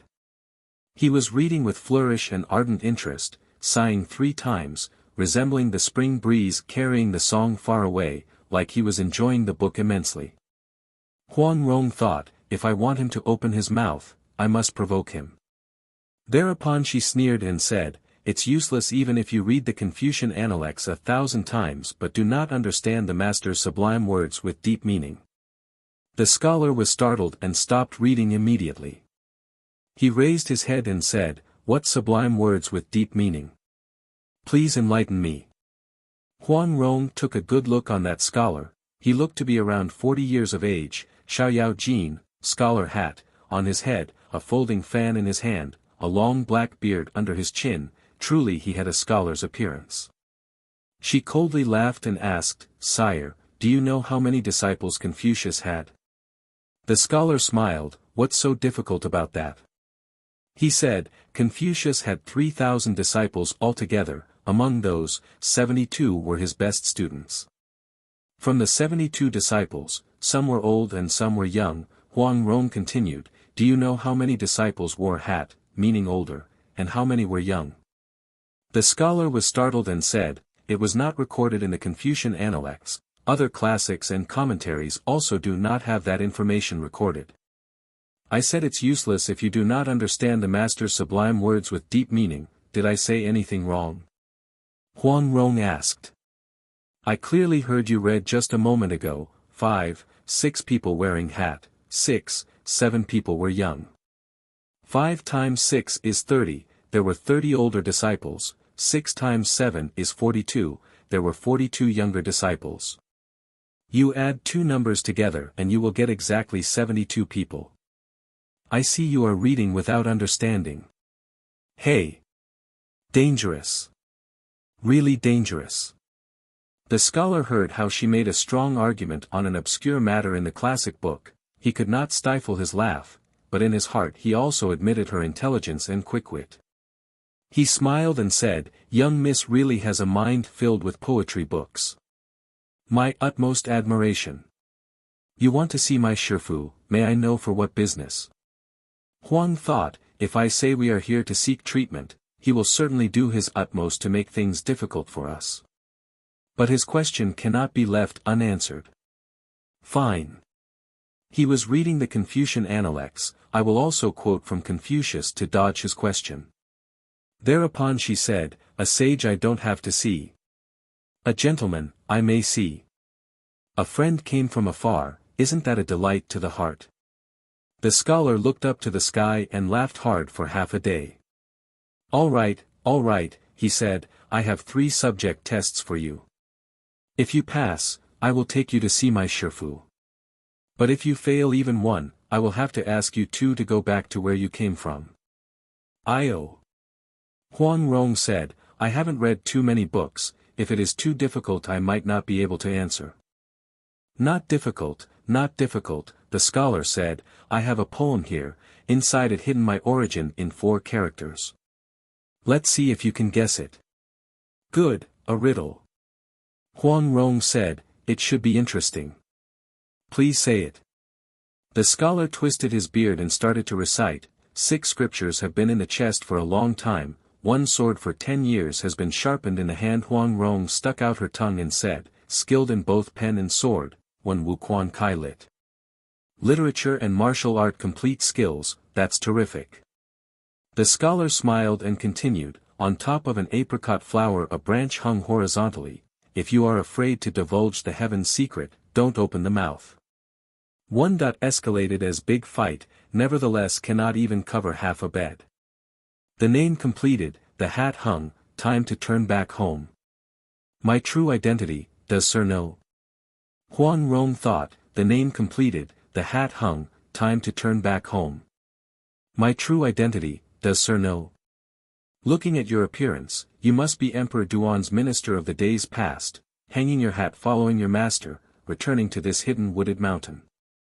What's so difficult to guess? Thereupon she said, when you add a character 1 and 10, underneath the character 6, it becomes the character Xin. Add a horizontal line to the character apricot, and take away the character mouth, it becomes the character Wei. Add a character big, to half of a bed, and put a dot on it, it becomes the character Zhuang. Take the hat off the character complete, it becomes the character Yuan. Xin Wei Zhuang Yuan, please accept my respect. Turned out Sir was the Zhuang Yuan, number 1 scholar, the title conferred to a person who came out first in the highest imperial examination, of the Xin Wei year. The scholar was taken aback, he thought his riddle was very difficult. Even if one could finally come out with an answer, it should have taken at least half a day. These two youngsters' martial arts skill might be high, but they would not be able to stand on this narrow stone bridge for too long. He thought he would advise them to give up and nicely went back down the mountain. Who would have thought that almost without thinking Huang Rong was able to give him the correct answer? He could not help but feel utterly surprised. He now knew this girl was exceptionally smart, he had to find a more difficult question for her. He swept his gaze around and saw a row of palm trees by the hillside, the leaves swaying gently in the light breeze, resembling the movement of a fan. He was a Zhongyuan, naturally he was more gifted than an average scholar. He waved the fan in his hand and said, I have the top part of a couplet, asking Miss to please complete it.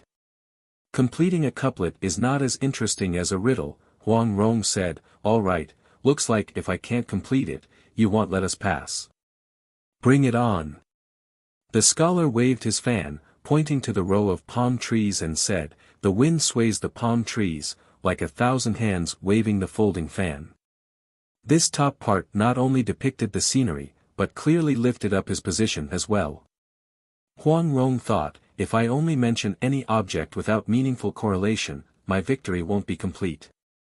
She also swept her gaze around and saw a tiny temple with a lotus pond in front of it. It was the 7th month, the middle of summer, but on this high mountain the mornings were cold, most part of the lotus leaf had already withered by frost. Her heart was moved, she smiled and said, I have the second part of that couplet, but it will offend uncle, it's inconvenient for me to say it. You might as well say it, the scholar replied. You must promise you are not going to get angry, Huang Rong said. I won't, the scholar promised. Huang Rong pointed to the Xiao Yao Jin on his head and said, very well. My second line is, the frost withers the lotus leaf, like a one-legged demon wearing a Xiao Yao Jin. At this second line the scholar burst out in laughter. Wonderful! Wonderful! He said, not only the line is very appropriate, it came very quick too. Guo Jing saw the lotus stem did indeed prop up a withered leaf, looking like a single-legged ghost wearing a Xiao Yao Jin, he could not help laughing too. Huang Rong smiled, don't laugh, don't laugh. She said, once we fall down we will become a pair of ghosts without the Xiao Yao Jin. The scholar thought, ordinary couplet won't baffle her, I will have to resort to the ultimate. Suddenly he remembered when he was a young student his teacher mentioned a couplet that for dozens of years nobody could ever complete, he decided to make things difficult for her, thereupon he said, I have another couplet, asking Miss to complete it, Qin se pai pa, Qin, se, and pai pa are all stringed instruments, all heads adorned by 8 big kings. Listening to this Huang Rong was delighted, Qin se pai pa 4 characters altogether have 8 king characters on them, originally it was a very difficult couplet. It's a pity this couplet is not your own creation. Father had solved this couplet many years ago on the Peach Blossom Island when he had nothing else to do. I will pretend to have difficulty completing it to tease him. She wrinkled her brow and made her face look distressed. The scholar was delighted she was finally baffled, he felt very smug. But then he was afraid Huang Rong would ask him back, so he said up front, this is a very difficult couplet, I don't have the answer either. But we have agreed that if Miss cannot answer it then you must return. Huang Rong smiled, what's so difficult to complete the couplet? Only I have just offended uncle, now with my answer I will offend all 4 of you, the fisherman, the woodcutter, the farmer and the scholar, that's why I was so hesitant to say it. The scholar did not believe her. He thought, just completing the couplet is an extremely difficult task to do, how can you offend us four martial brothers at the same time? Hence he said, if you really can complete the couplet, what harm will a little joke bring? Huang Rong smiled, if that's the case, let me ask for your forgiveness first. The second line is, Qi Mei Wang Liang, mountain elf, demon, elf, fairy, all are fairy tales supernatural characters, all characters have demon, on their sides, for little demons with their belly and intestines. The scholar was astonished, he sprang up to stand, with his long sleeve fluttered he dashed toward Huang Rong, I give up with full admiration, he said. Huang Rong returned his obeisance and said with a smile, if four honorable uncles did not do your utmost to hinder us going up the mountain, your couplets were really difficult to complete. Turned out when Huang Yaoshi solved this riddle, Chen Xianfeng, Chu Lingfeng, Lu Qingfeng and Feng Mafeng, for disciples were by his side, Huang Yaoshi meant this second line as a joke to his four disciples. That time Huang Rong was not even born yet. Later she heard her father recalling this story and today she managed to use the same line to make fun of the fisherman, the woodcutter, the farmer and the scholar. Humph, the scholar snorted. He turned around to make a small gap and said, please. Guo Jing was standing quietly listening to these two exchanging literary attacks to each other. He was afraid Huang Rong would not be able to reply and thus waste all previous efforts. Seeing that the scholar moved aside to make a way for them, he was very delighted. He exerted his strength and jumped over the gap, landed on the spot where the scholar had previously sat. Finally he jumped over the last gap. The scholar noticed how Guo Jing leaped over the gaps with ease even while carrying Huang Rong on his back. He sighed and said in his heart, I pride myself as highly skilled in both literary and martial art, actually in literature I am inferior to this young girl, and in martial art I am not this youngster's match. Ashamed, I am really ashamed. He glanced sideways to see Huang Rong's delighted expression. He thought this girl had just beat an honorable and highly educated Zhuang Yuan, no wonder she could not hide her upbeat feeling. He thought, let me tease her, teaching her not to be too self-complacent. Thereupon he said, Miss Literary talent is extraordinary, but your behavior is lacking. I beg your explanation, Huang Rong said. The scholar replied, Mengzi, Mencius, wrote in his book, men and women do not get intimate, that is only proper. I see Miss is an unmarried woman, this Xiao Gu, little elder brother, is not your husband, how can he carried you on his back?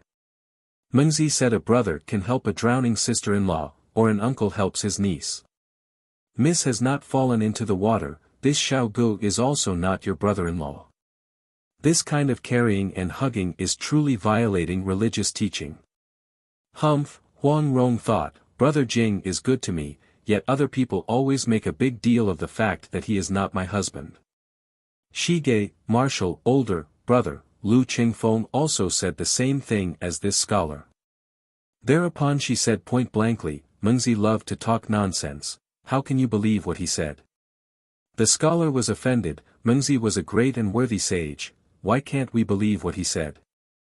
Huang Rong smiled and recited, how can a beggar have two wives?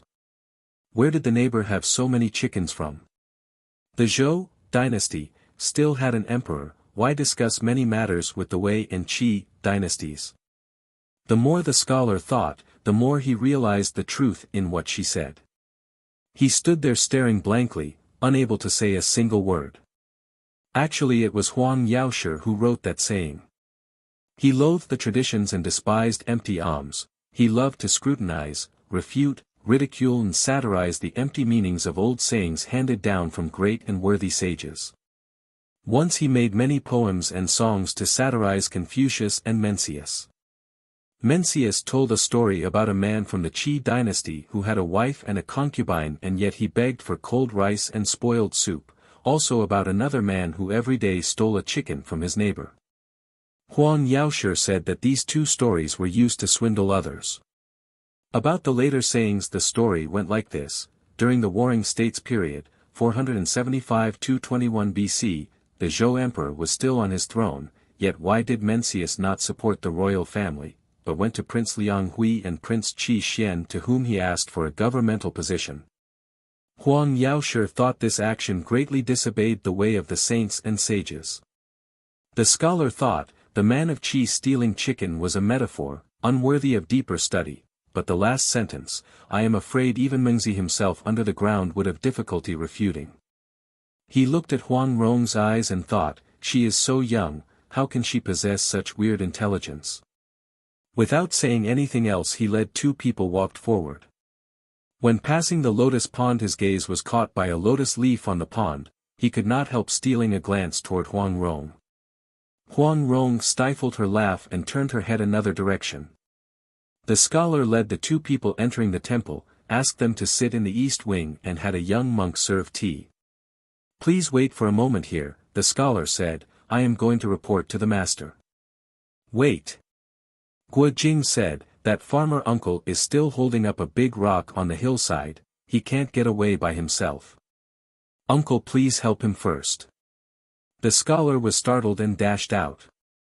Now we can open the yellow pouch, Huang Rong said. Ah, if you did not mention it, I would have totally forgotten, Guo Jing said. Hastily he took out the yellow pouch and tore it open. Inside the pouch was a plain sheet of paper without any characters written on it, only a drawing. The drawing depicted a man wearing royal attire of the India. The man was cutting his own flesh with a knife, his whole body was a mass of cuts and bruises, dripping with blood. There was a scale in front of him, on one end of the balance stood a white pigeon, on the other piled his cut flesh. The pigeon looked small, but it was heavier than the pile of flesh on the other end. A fierce-looking hawk stood next to the scale. The pen stroke of the drawing was quite shoddy. Huang Rong thought, turned out that Ingu has not learned how to draw, her handwriting is not bad, but this drawing is like a child scribbling. She looked at the drawing for half a day, but could not decipher what it meant. Seeing Huang Rong could not guess what the drawing was about, Guo Jing thought it was useless for him to try. He folded the drawing and held it in his hand. Not too long after they heard footsteps coming into the hall, the farmer walked in, ablaze in anger, supported by the scholar. He was very weary supporting that big rock for a long time.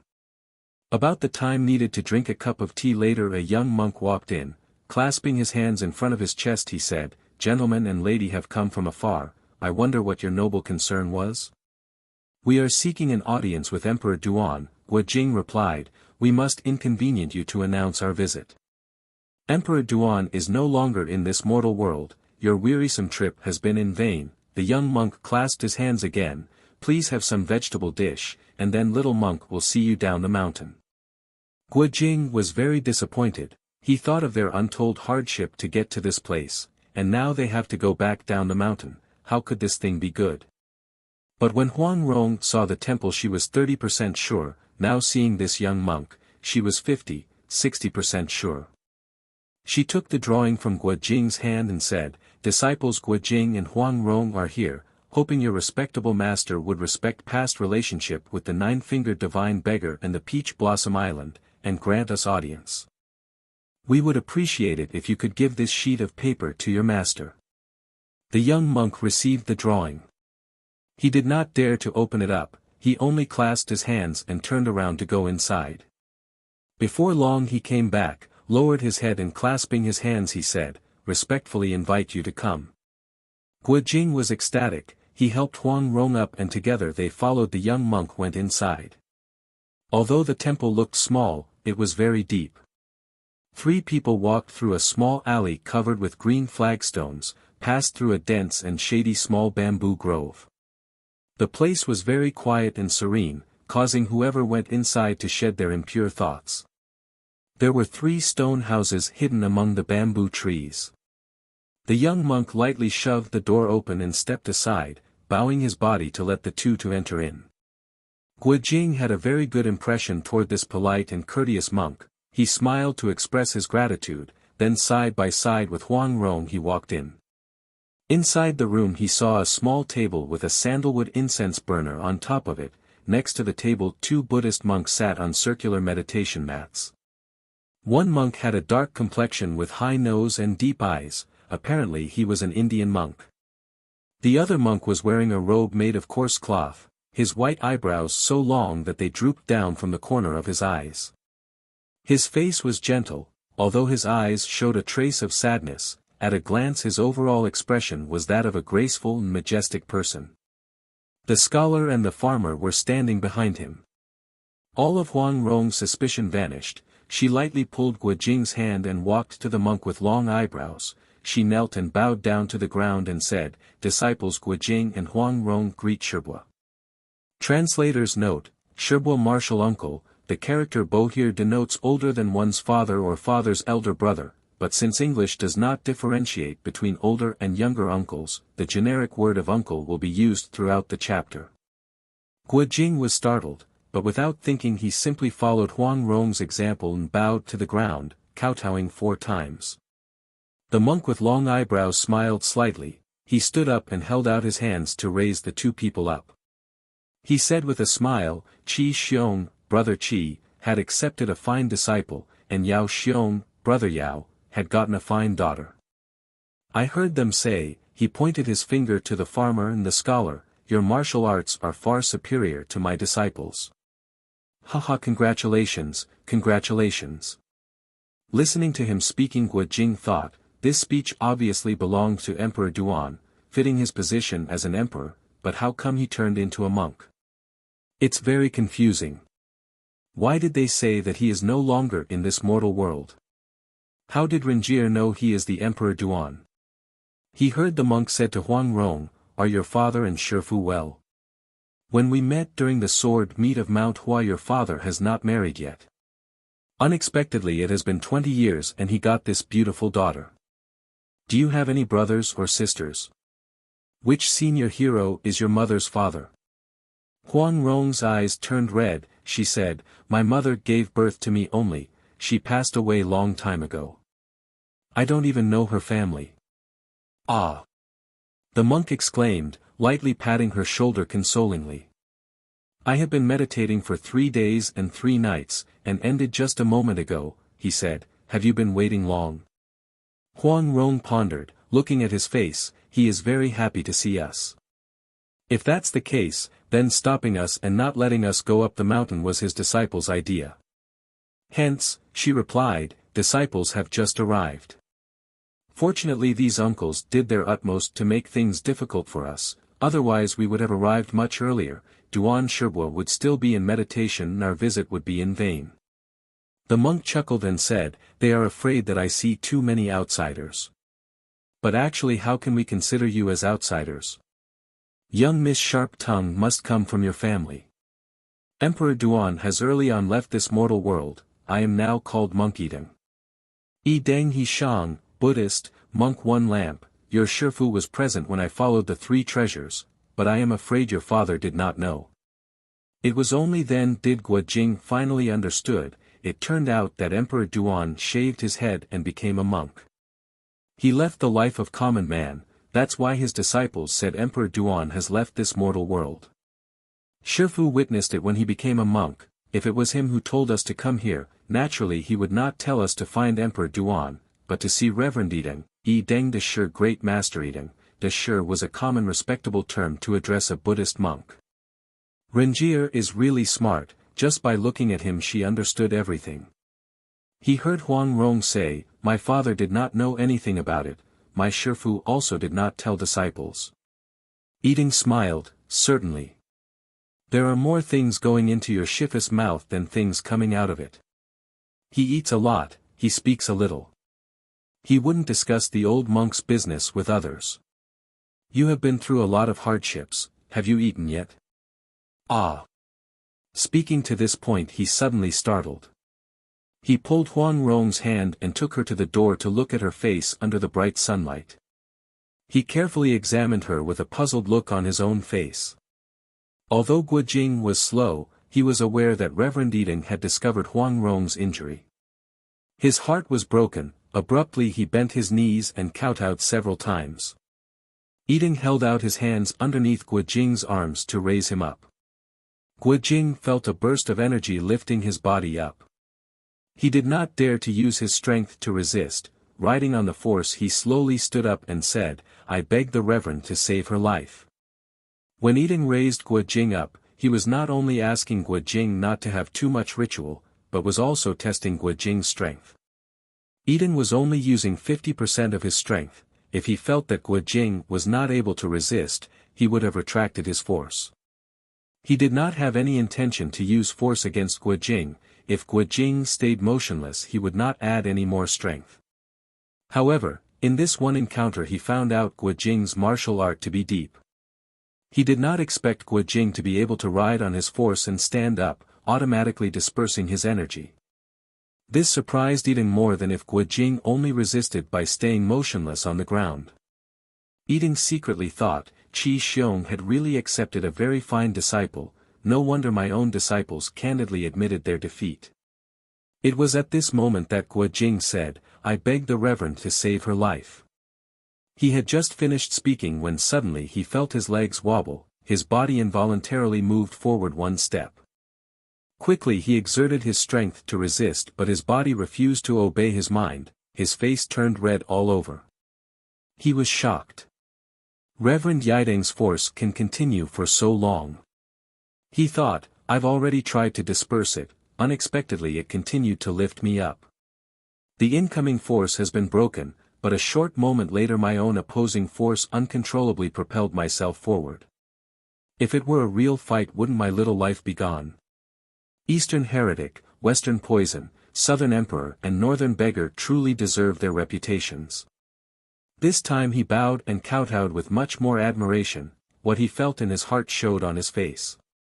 Yiding noticed Guo Jing's countenance showed a scared and admiring look. He stretched out his hand to gently pat Guo Jing's shoulder and said with a smile, "You have trained to this level, it really is not easy." Meanwhile he had not released Huang Rong's hand. He turned his head and smiled. "Child, don't be afraid, set your heart at peace," he said with a gentle voice. Then he helped her to sit on the meditation mat. In all her life Huang Rong never had anybody treated her with such compassion. Her father loved her very much, but his manner was a little bit eccentric. Normally he would treat her as a friend, without revealing the deep love a father had for his daughter. This time, listening to Yiding's warm words, all of a sudden Huang Rong was overwhelmed, as if she suddenly felt her mother's tender love, the love she had never experienced. All the pain and suffering she endured for quite some time since she was injured suddenly burst out uncontrollably. Wah! She broke into tears. Reverend Yiding said with a comforting voice, "Good child, don't cry, don't cry. Uncle will certainly fix all the pain you feel." Who would have thought that the gentler and more comforting his words were, the more Huang Rong was overwhelmed and she cried even louder. It was not until much later did her cry eventually become sobs as she tried to regain her composure. Hearing his promise, Guo Jing was ecstatic, but upon turning his head around he saw the scholar and the farmer's stiff eyebrows and bulging eyes. They were staring at him with angry looks on their faces. Guo Jing felt bad while thinking, "We can reach this place entirely due to Rangier's craftiness, no wonder they are mad." Reverend Yiding is this compassionate, yet his disciples were determined to hinder us. I wonder why. He heard Reverend Yiding say, "Child, how did you get injured? How did you get to this place? Why don't you tell your uncle everything?" And so Huang Rong wiped her tears and told him how she mistook Qiu Qianren as Qiu Qianzhang, how she took his palm strike and everything that happened. When Yiding heard the name Iron Palm Qiu Qianren, he frowned slightly, but immediately went back to listening Huang Rong attentively. While speaking, Huang Rong kept her eyes open to see Yiding's face. Even though his frown was very slight, it did not escape Huang Rong's eyes.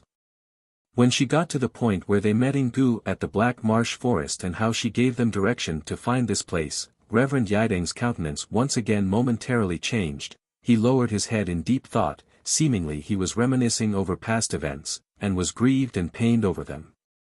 A moment after Huang Rong shut her mouth, Reverend Yiding heaved a sigh and asked, "And then what happened?" Huang Rong continued by recounting how the fisherman, the woodcutter, the farmer and the scholar had used all possible means to make things difficult for them. The woodcutter easily let them go up the mountain, therefore, she said some praising words on his behalf.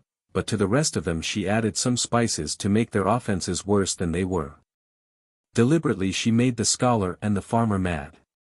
Several times Guojing interrupted her, saying, "Renjie, don't talk nonsense, these uncles are not that bad."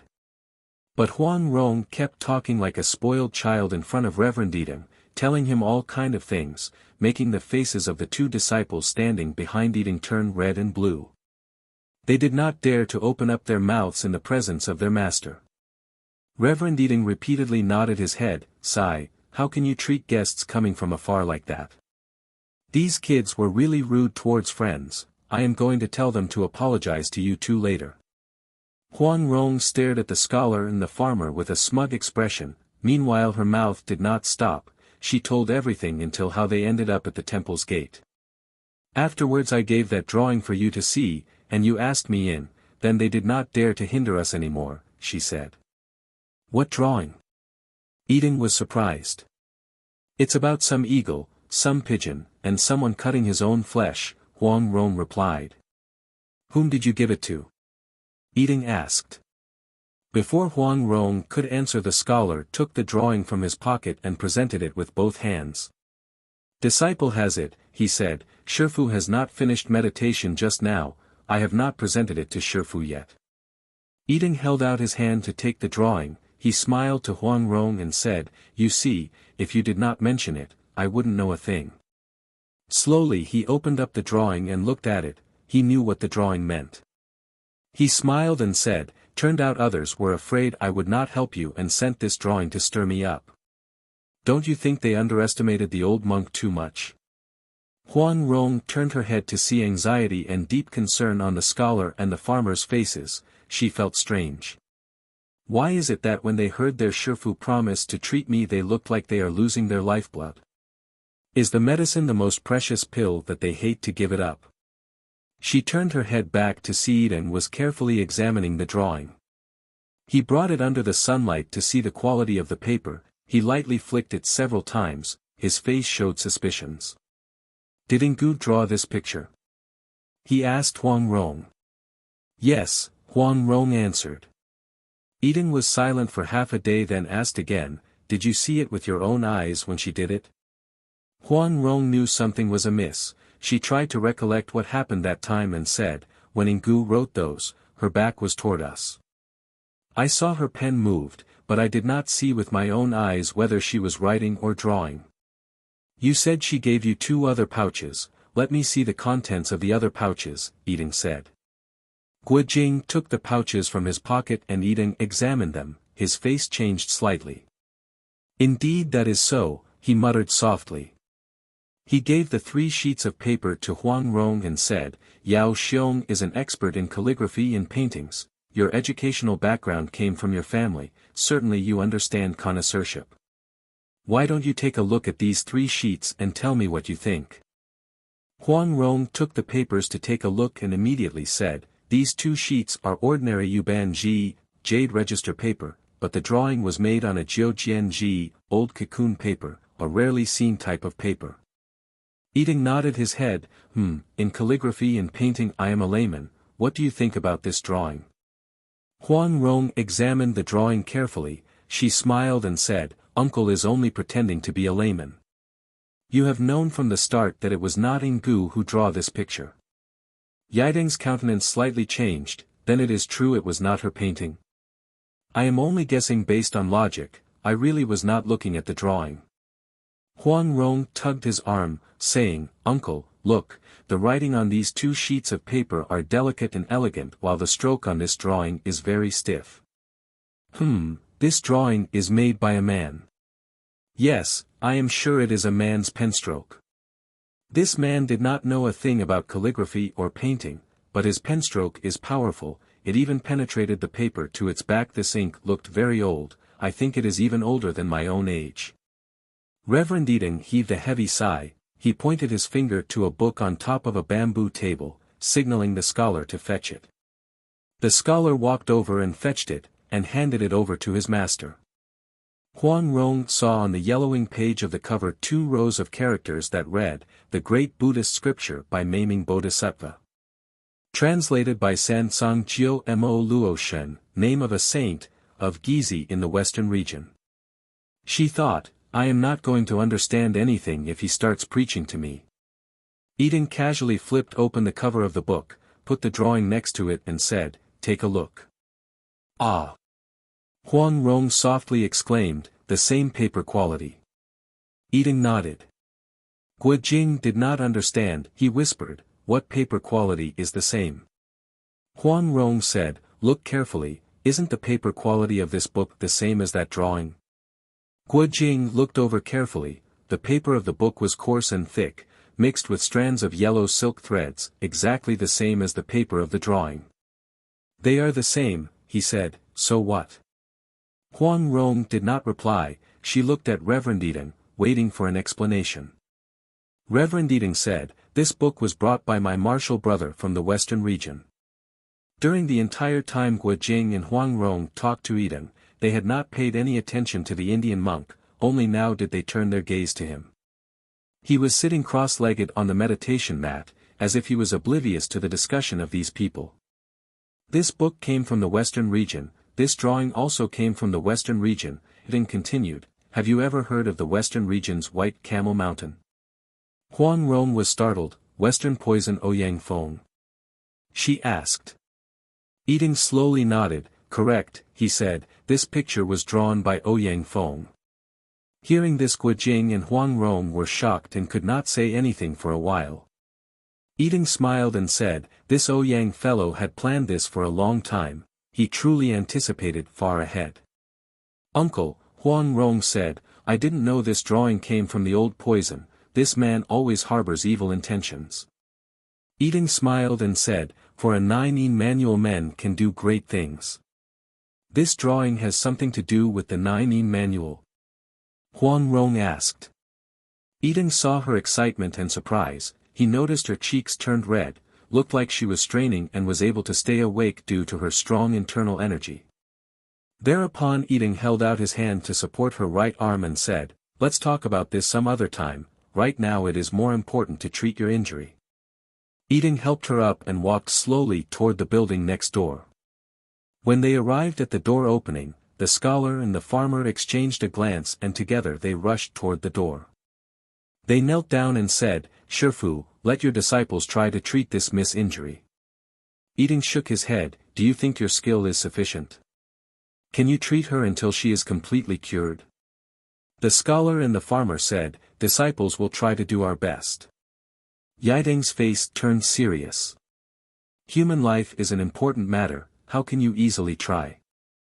The scholar said, these two came here by some evil people's direction, definitely without any good intention.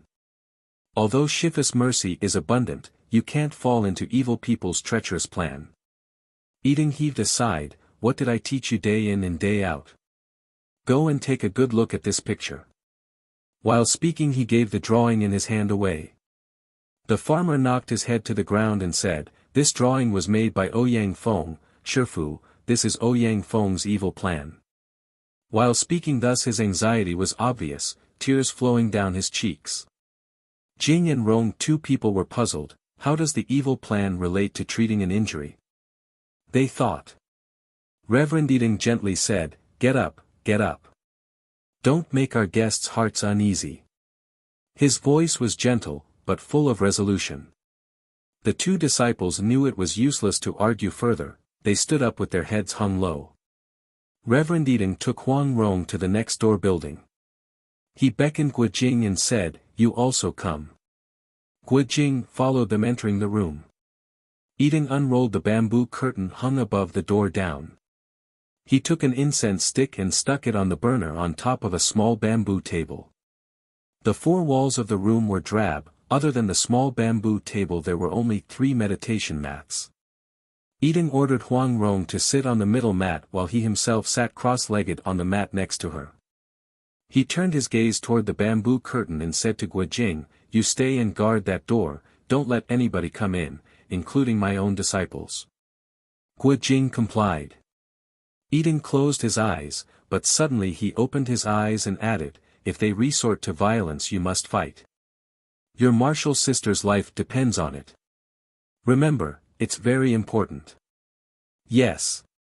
Guo Jing said, but actually he was confused. His disciples revere him, how can they dare to disobey their master's order and come barging in? He thought. Yiding turned toward Huang Rong and said, relax your whole body, no matter how much you feel hurt or itchy, you must not resist at all. Huang Rong smiled, I consider myself dead already. Yiding also smiled, you are such a smart doll. He closed his eyes immediately, his eyebrows hung down, he circulated his energy. When the incense was about an inch burnt suddenly he leaped up, left palm on his chest, right index finger stretched out, slowly he pointed his finger toward the Bai Hui, 100 joins, acupoint on Huang Rong's head. Huang Rong's body slightly jumped up involuntarily, she felt a stream of heat flowing from the top of her head down. Reverend Yiding retracted his finger immediately, without moving his body his second finger hit the Ho Ding, rear peak, acupoint located about 1 cun 5 fun, 1 cun is approximately 1 inch, 1 fun is about 1/3 of a centimeter, a little over 1/8 of an inch, behind the Bai Hui acupoint. Successively he hit the Chang Jian, powerful space, Now Hu, brain door, Feng Fu, wind manor, De Jue, big spine, Tao Dao, pottery way, Shen Zhu, life pillar, Shen Dao, divine way, along the Ling Tai, soul platform, downward, so that when the incense was halfway burnt he had already hit 30 consecutive main acupoints of the Dumai, supervised arteries or channels, group on her body. By this time Guo Jing's martial art knowledge and experience was already incomparable to the past. He stood on the side watching Yiding's finger move slowly, his arm floating in the air. He hit these 30 acupoints with 30 different acupoint sealing techniques. Each one was a mind-opening technique. Admittedly the 6 freaks of Jiangnan had never taught him this kind of technique, the sealing acupoint section in the 9-yin manual also did not contain this technique. He had never seen anything like this before, he had never even heard about it. He was having a blurred vision just by watching, his tongue tied. He only knew that Reverend Yiding was demonstrating an upper-class martial art. It never crossed Guo Jing's mind that Yiding was using his lifetime cultivated energy to open up Huang Rong's 8 main arteries. After the Dumai group was done, Yiding sat down to take a rest. After Guo Jing lighted up another incense he leaped back up and started to hit Huang Rong's Renmai, assigned arteries/channels, group consisting of 25 acupoints. This time his hand movements were very swift, his arms vibrated, just like dragonflies soaring above the water. Just in one breath he had finished hitting all Renmai acupoints. These 25 moves were lightning fast, but each finger movement did not miss even a single hair width. Guo Jing was frightened and full of admiration at the same time, he thought, sigh, there is such skill in the world. Meanwhile Yiding had started with the Yin Wei Mai, negative preserved arteries/channels, consisting of 14 acupoints. Once again he used different technique. This time he moved powerfully like a flying dragon or striding tiger. Although Yiding was wearing a kasaya, Buddhist robe, but in Guo Jing's eyes he did not look like a monk who followed the 3 treasure way, but an emperor, ruler of tens of thousands people. The Yin Wei Mai group finished, without taking a rest. Reverend Yiding continued with the Yang Wei Mai, positive preserved arteries/channels, consisting of 32 acupoints. This time he did it long distance, for instance, he moved about a zhang away from Huang Rong, then suddenly pounced forward and hit the Feng Qi, wind reservoir, acupoint on Huang Rong's neck, followed by leaping backward. He did this in succession, without any perceivable pause. Guo Jing thought, fighting closely with an expert is dangerous, by using this technique not only I can overcome the enemy, but putting up a strong defense as well. This is a very wonderful technique. With rapt attention he watched Yiding go back and forth, the movements were truly marvelous. It was especially difficult to attack and withdrew that fast, with matchless agility of a fish darting in the water or a rabbit running away from the hunter. Suddenly a thought came into his mind, when I fought in Gu, her body was very slippery. For a third part her technique resembled the Reverend's attacking acupoint technique, seemed like she got her inspiration from the Reverend, but her skill is fallen short, far below his. 2 incense sticks later Reverend Yiding had finished with her Yin Wei Mai and the Yang Wei Mai 2 arteries, or channels, groups. When he started the Ju Gu, gigantic bone, acupoint on her neck, suddenly Guo Jing's heart stirred. Ah! Doesn't the 9E manual contain this? I was so stupid not to understand this earlier. Silently he recited the manual while watching Reverend Yideng's movements and compared them with the manual. He found out that Reverend Yideng's sealing acupoint technique carried infinite variations. It was like Reverend Yideng was acting out and opening out the secret of the marvelous martial arts in the 9E manual. Guo Jing had not learned enough and he did not dare to learn Yideng's solitary young finger, but with his knowledge of the manual he had quite a comprehension of this unique skill. At last the Dai Mai, band/belt arteries/channels, group were opened successfully. The blood was flowing unobstructed through all the 7 groups of passageways contained in the manual. Dai Mai was the passageway looped around the waist like a belt. Presently Reverend Yideng was behind Huang Rong's back, walking backward with his finger pointed backward slowly hitting her Zhang Men, section gate, acupoint. The Dai Mai consisted of 8 acupoints. Yideng stretched out his hand slowly, as if with great difficulty, his mouth gasping for breath, his body swaying, like he could not even support his own weight. Guo Jing was shocked, he saw beads of perspirations trickling down Yideng's forehead, sweat dripping down like rain from the tip of his long eyebrows. Guo Jing wanted to step forward and help, but he was afraid he might mess things up. He turned to look at Huang Rong's condition and saw her clothes were soaked with sweat. She was knitting her brows and biting her lips, like she was trying to resist unbearable pain with all her might. Suddenly Guo Jing heard a schwa sound, the bamboo curtain behind him was opened and somebody shouted loudly, "Shifu!" And somebody barged in through the door. Almost without thinking Guo Jing launched the divine dragon swings its tail, his right palm swung backward and with a slapping sound it hit that person's shoulder. Guo Jing turned around to see somebody was staggering 2 steps backward, it was the fisherman. Because his iron boat and iron oars were stolen he was unable to go upstream the creek to the mountain peak, he had to take a long walk more than 20 lis around the back of the mountain. Upon arriving he heard his Shifu has already started treating that young miss injury, he was very anxious and rushed toward the room with the intention of imploring his master not to do that. Unexpectedly he was pushed back by Guo Jing's attack. He stood back up to try again. In the meantime the woodcutter, the farmer, and the scholar 3 people had also arrived outside the door. "It's over, what else can we stop?" the scholar angrily said. Guo Jing turned around to see Reverend Yideng sit cross-legged on the meditation mat, his face deathly pale, his monk robe completely soaked in sweats. Huang Rong was lying down on the floor, unmoving, it was not clear whether she was dead or alive. Guo Jing was very shocked, he rushed forward to prop her up. First thing he noticed was a fishy stench coming out of her nose. He looked at her face and found it was bloodless bluish pale, but the faint black shadow on her face had actually gone. He held out his hand to feel her breathing and was greatly relieved to find a steady albeit weak breathing. The fisherman, the woodcutter, the farmer and the scholar were sitting around their master in silence, with apprehensive looks on their faces. Guo Jing kept his eyes on Huang Rong. He saw her face gradually turn pink, he was ecstatic, who would have thought that the pink turned to red and very soon her cheeks were fiery hot.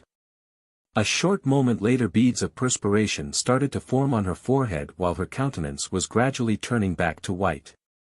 This cycle happened 3 times, every time she was sweating profusely. Huang Rong moaned softly then she opened her eyes.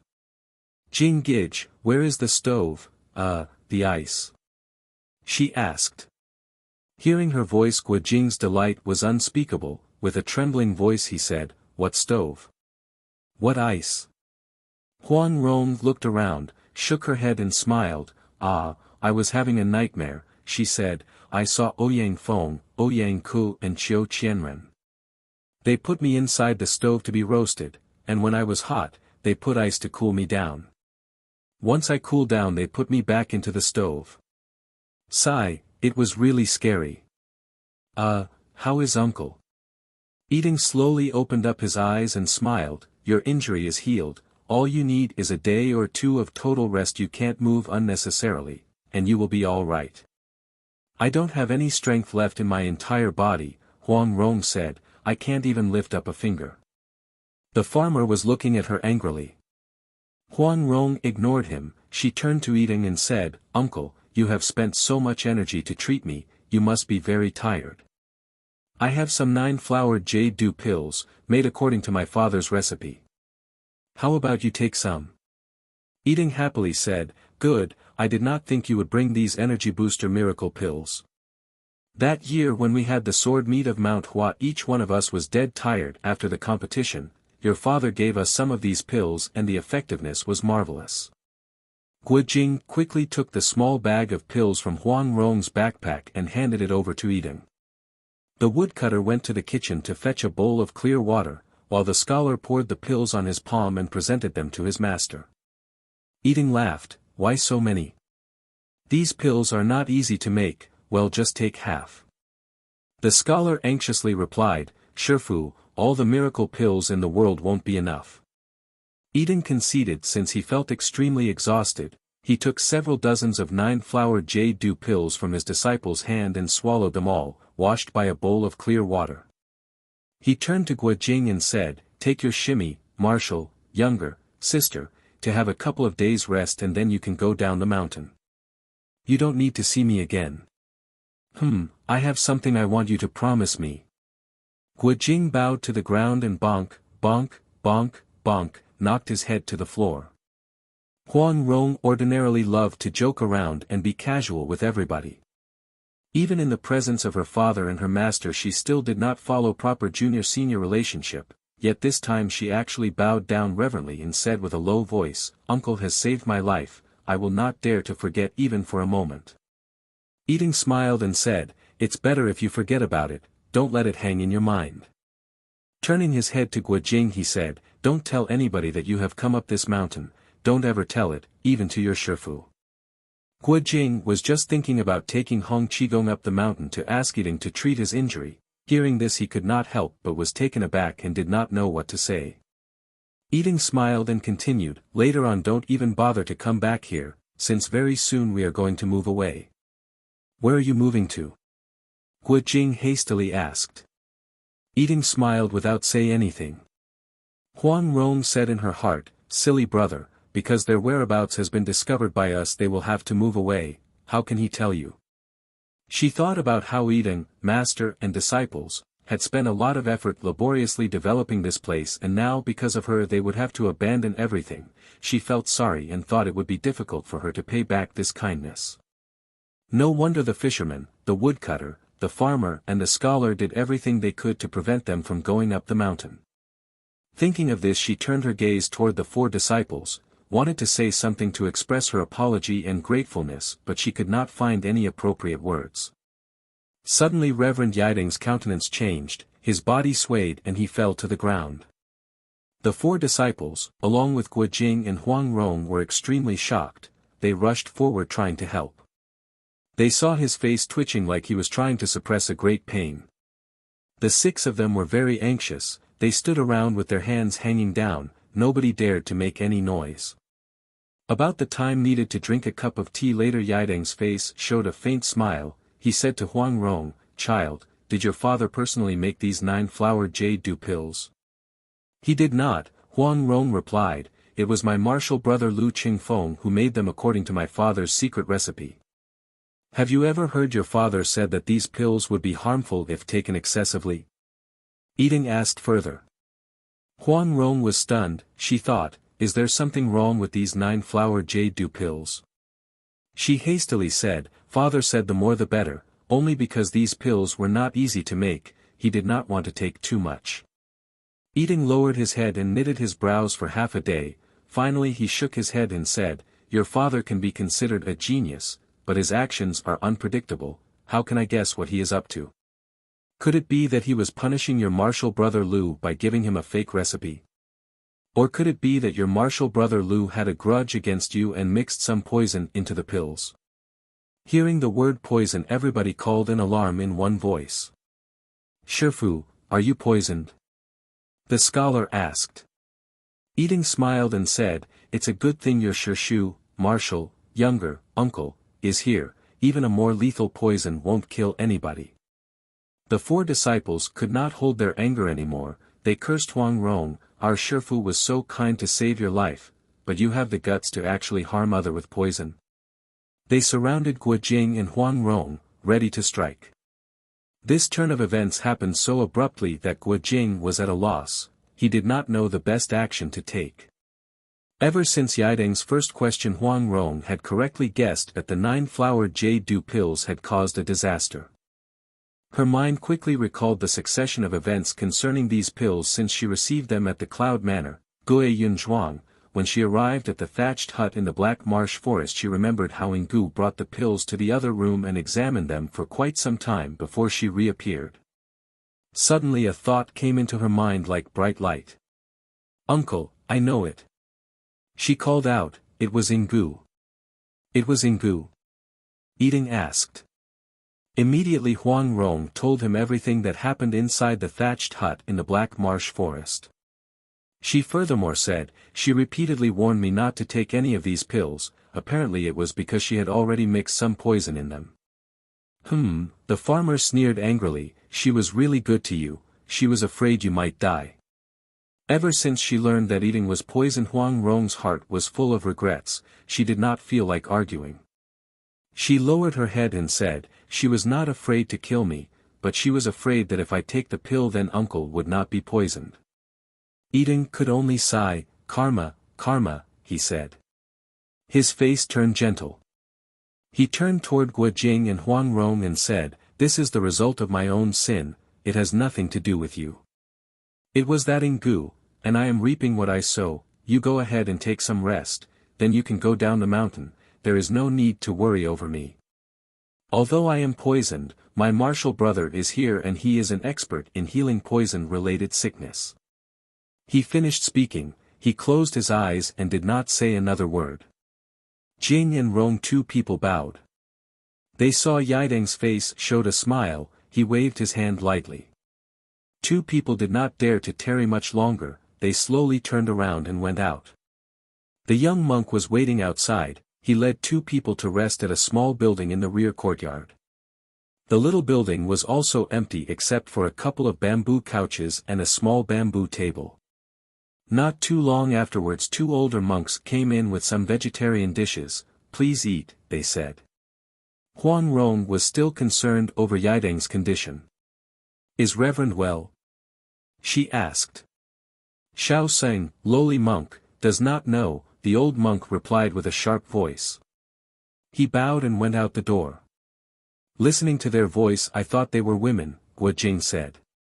"They are eunuchs," Huang Rong said. "They must be Emperor Duan's former attendants." "Oh," Guo Jing muttered. Their minds were filled with concern. How could they eat? The courtyard was secluded and very quiet, with light breeze occasionally stirred the bamboo leaves. After a long time Guo Jing broke the silence. "Renjir, Reverend Yideng's martial arts skill is very high." Huang Rong mumbled. Guo Jing continued, "Our Shifu, your father, Zhou Dage, Big Brother Zhou, Ouyang Feng and Qiu Qianren, these 5 people's martial art is also high, but they weren't necessarily superior to Reverend Yideng. In your opinion, which one among these 6 is the number 1 in the world?" Huang Rong asked. Guo Jing hesitated for half a day before answering. "I think each one of them has their strengths and weaknesses. It's really difficult to judge. This one is stronger than that one, yet that one is fiercer than this one. What about one Wu Quan Kai, well versed in both literature and martial art? Who's the best?" Huang Rong asked. "Without question your father is the best," Guo Jing replied. Huang Rong was very proud. She smiled showing her dimples, beautiful as flowers. But then suddenly she sighed and said, "That's why it's very strange." "What do you mean strange?" Guo Jing hastily asked. "Just think about it," Huang Rong replied. "Reverend Yideng has such high skill, the fisherman, the woodcutter, the farmer and the scholar, his 4 disciples' skills are not superficial either. Why would they hide themselves in fear in this remote mountain? Why is it that every time they hear somebody's coming they shiver in fear? Among those 6 experts, perhaps only Ouyang Feng and Chiu Iron Palm are their enemies, but they are people of high reputation. Could it be that they will disregard their ranks and join hands in making things difficult for him? Renjir, Guo Jing said, even if Ouyang Feng and Chiu Qianren join hands to seek enmity, we don't need to be scared. How come? Huang Rong asked in surprise. Guo Jing's face showed embarrassment, he looked bashful. Huang Rong laughed, ah. Why are you embarrassed all of a sudden? Guo Jing answered, Reverend Yideng's martial art is not inferior to the Western poison. To say the least they are even. I think his backhand acupoint sealing technique is the toad stance's black star. What about Chiu Qianren? Huang Rong asked, the fisherman, the woodcutter, the farmer and the scholar are certainly not his match. That's right, Guo Jing said, I have exchanged a palm with him at Dongting Lake, Mount June and the Iron Palm Peak. If it is 50 stances or less, I think I can fight him evenly, but after 100 stances I don't think I can block his attack. Today I saw the way Reverend Eating acupoint sealing method to treat your injury. Huang Rong was delighted, you learned his skill. Now you can defeat that scoundrel Chiu the Iron Palm. She interrupted. You know I am dim-witted, Guo Jing said, this acupoint sealing technique is so deep, how can I learn it? Moreover, Reverend did not pass the theory to me, naturally I can't learn his skill. But looking at his technique, some things from the 9E manual that I did not understand before become clearer. Defeating him, I can't do, but I believe I can hold against him for a moment longer. Huang Rong sighed, too bad you have forgotten one thing, she said.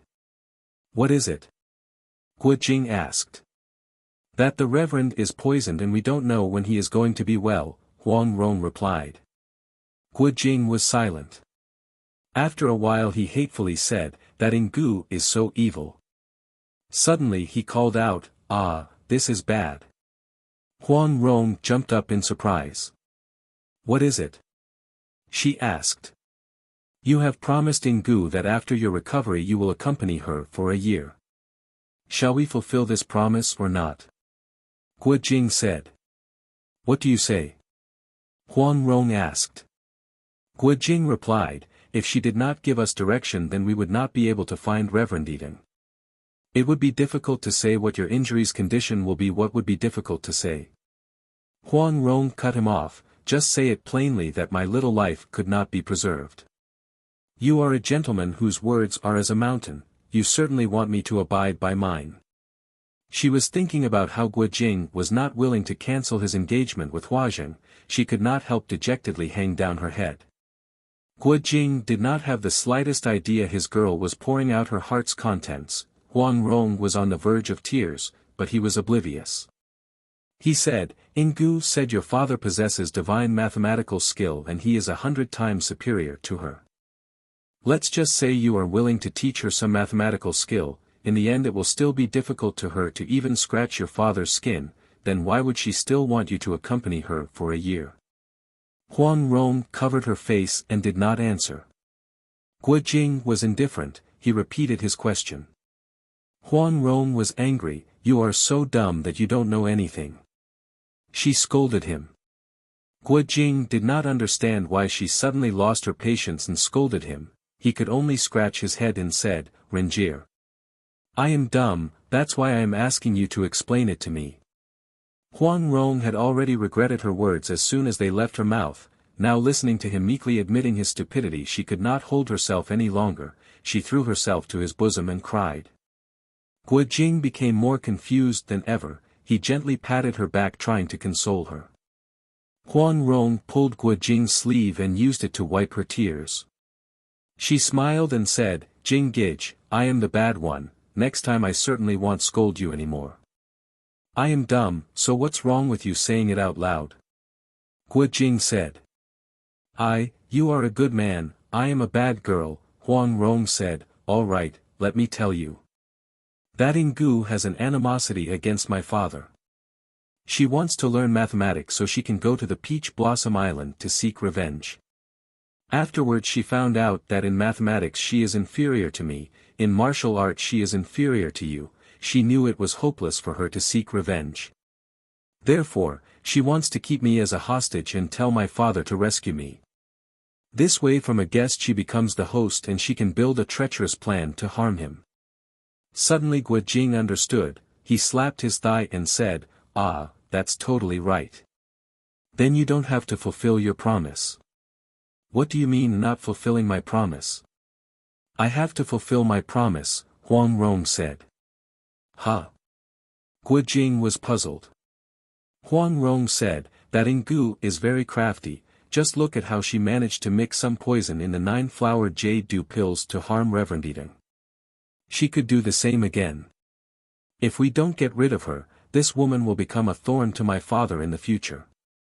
She wants me to accompany her, I have to accompany her. Now that I know, I can guard against her craftiness. No matter what kind of treacherous plan she has, I am confident I can see through them one by one." "But that is like you are living with a tiger," Guo Jing said. Huang Rong was about to reply when suddenly they heard commotion from the direction of the house where Reverend Eating was. Guo Jing and Huang Rong looked at each other. They strained their ears to listen closely, but it seemed like the commotion had ceased.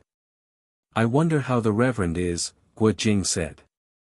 Huang Rong shook her head. Guo Jing continued, "Eat something, and then you take a rest."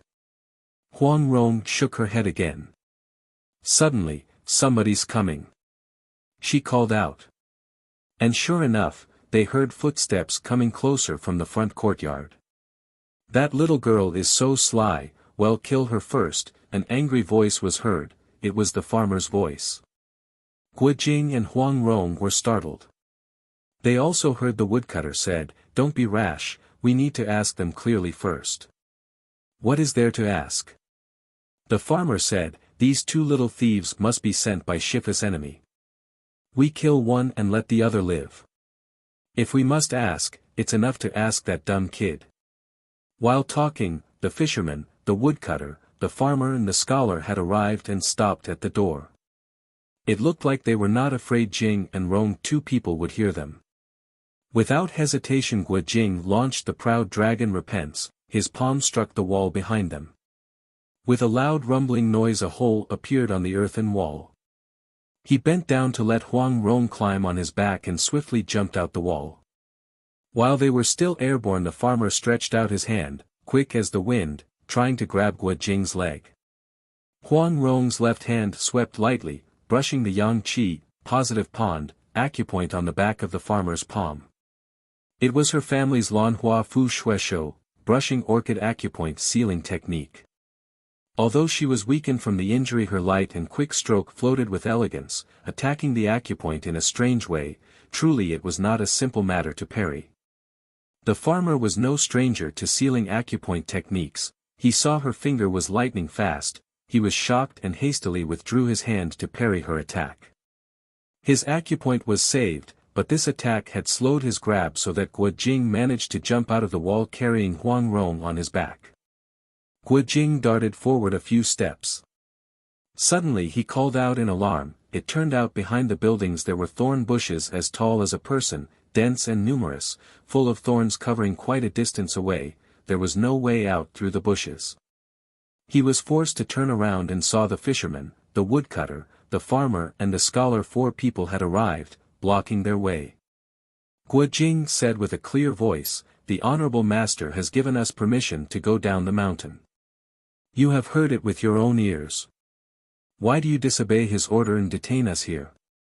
The fisherman stared at them and with a thunderous voice said, "My master has shown you great mercy, willing to sacrifice his life to help you, but you Guo Jing and Huang Rong were shocked. What do you mean sacrificing his life to help us?" They asked. "Hey!" The fisherman and the farmer spat. The scholar sneered and said, "Our Shifu sacrificed his life to save Miss Life, do you really not know it?" "We really don't know." "We beg for your explanation," Guo Jing and Huang Rong asked in surprise. The scholar saw their sincere faces, they did not seem to be pretending. He looked at the woodcutter and the woodcutter nodded. The scholar said, "Miss had suffered a very serious internal injury. It was necessary for Shifu to use both Yi Yang Ji, solitary young finger, and Xian Tian Gong, inborn/innate strength/energy, to open up the 8 main arteries acupoints and cure the injury.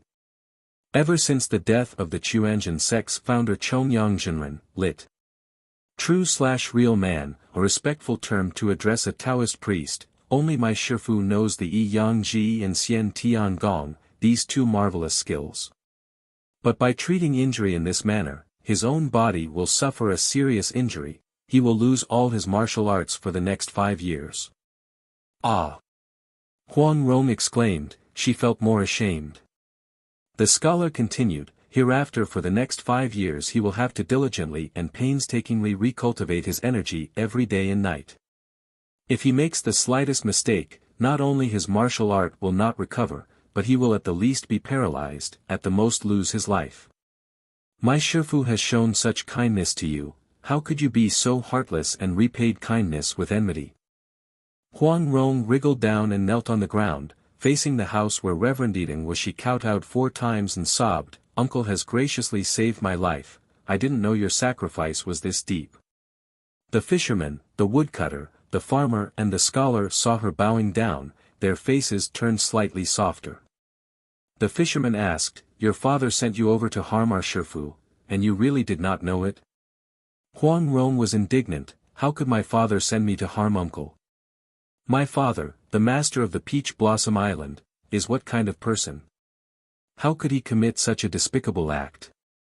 The fisherman cupped his fists and said, if Miss was not sent by your father, then please forgive my offending words.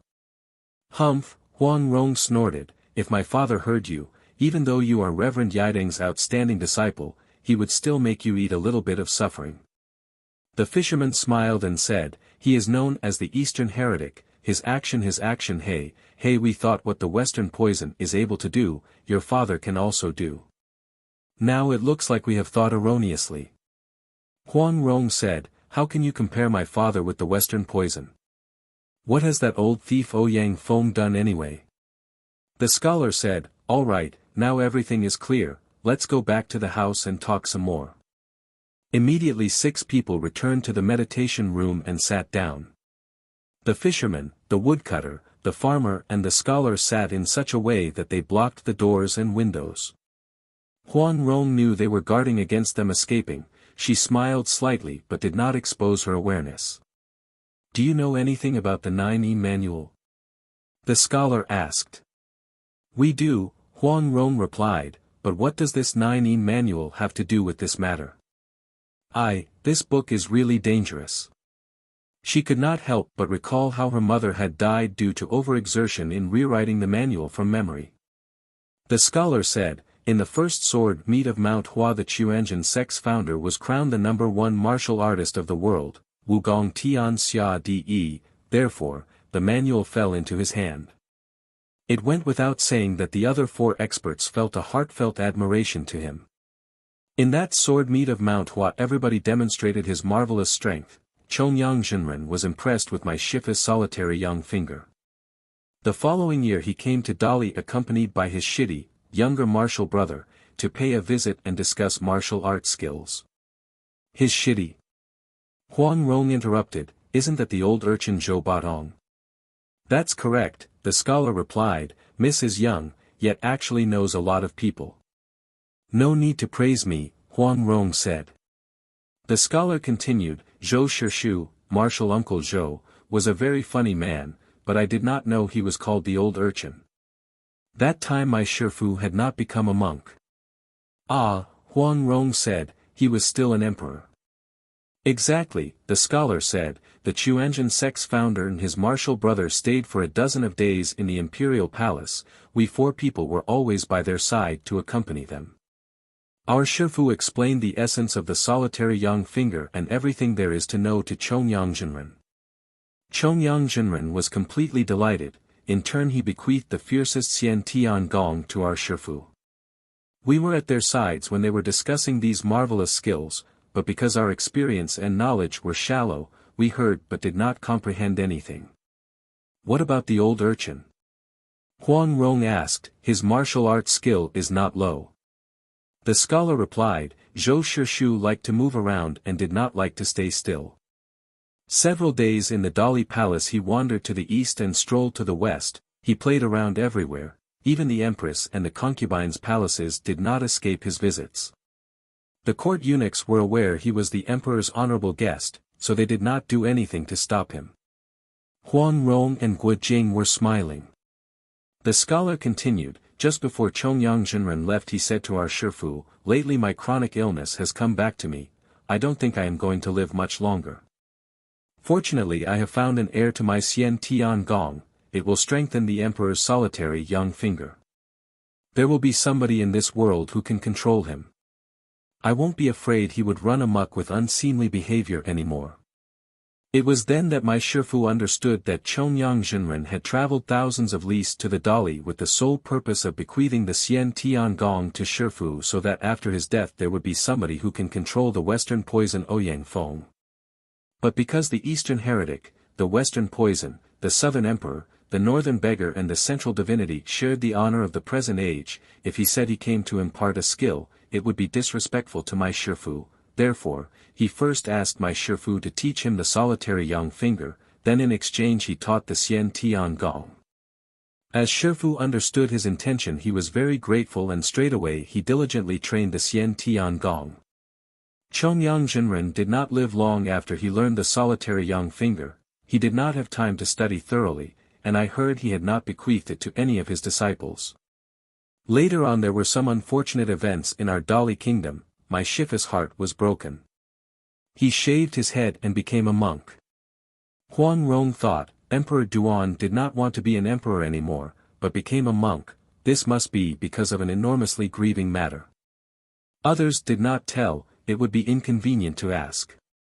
Glancing sideways she saw Guo Jing was about to open his mouth to ask, hastily she signaled him with her eyes. Oh! Guo Jing muttered and closed his mouth. The scholar's face turned dark, he was reminiscing over past events. After a while he opened his mouth and continued, somehow the news that Shifu was training the Xian Tian Gong leaked out. One day, my martial brother, he pointed toward the farmer, received an order to go gather some medicinal herbs. He went to the Ta Shui Shan, big snow mountain, at the western border of Yunnan, where somebody injured him using the toad stance. It must be the old poison, Huang Rong said. Who else but him? The farmer angrily said, first a young man unreasonably picked a fight with me, he said this big snow mountain belonged to his family. He wouldn't let anybody trespass and gather herbs without authorization. The big snow mountain spans thousands of leagues, how could it belong to his family? Without a doubt this person was intentionally provoking me. I remembered Shifu's teaching to endure patiently, I was yielding to him over and over. Who would have thought that this young man got an inch and wanted a foot? He said he wanted me to kowtow to him 300 times before he let me go down the mountain. Finally I couldn't hold myself much longer and we fought. This young man's martial art was not bad, we fought for half a day without anybody gaining an upper hand. Unexpectedly the old poison suddenly appeared from a valley and without saying anything struck out a palm and severely injured me. That young man then carried me on his back and brought me over to Tian Long Si, Sky/Heaven Dragon Temple, where Shifu stayed. Somebody had already avenged you, Huang Rong said, this young master Ouyang was killed. The farmer was angry, he's dead. Who killed him? Hey, somebody avenged you, why are you angry? Huang Rong asked. I want to seek revenge myself, I want to kill him with my own hand, the farmer replied. Huang Rong sighed, too bad you can't do that anymore. Who killed him? The farmer asked. It was another bad person, Huang Rong replied, his martial art was below young master Ouyang, but he used craftiness to kill him. Good riddance.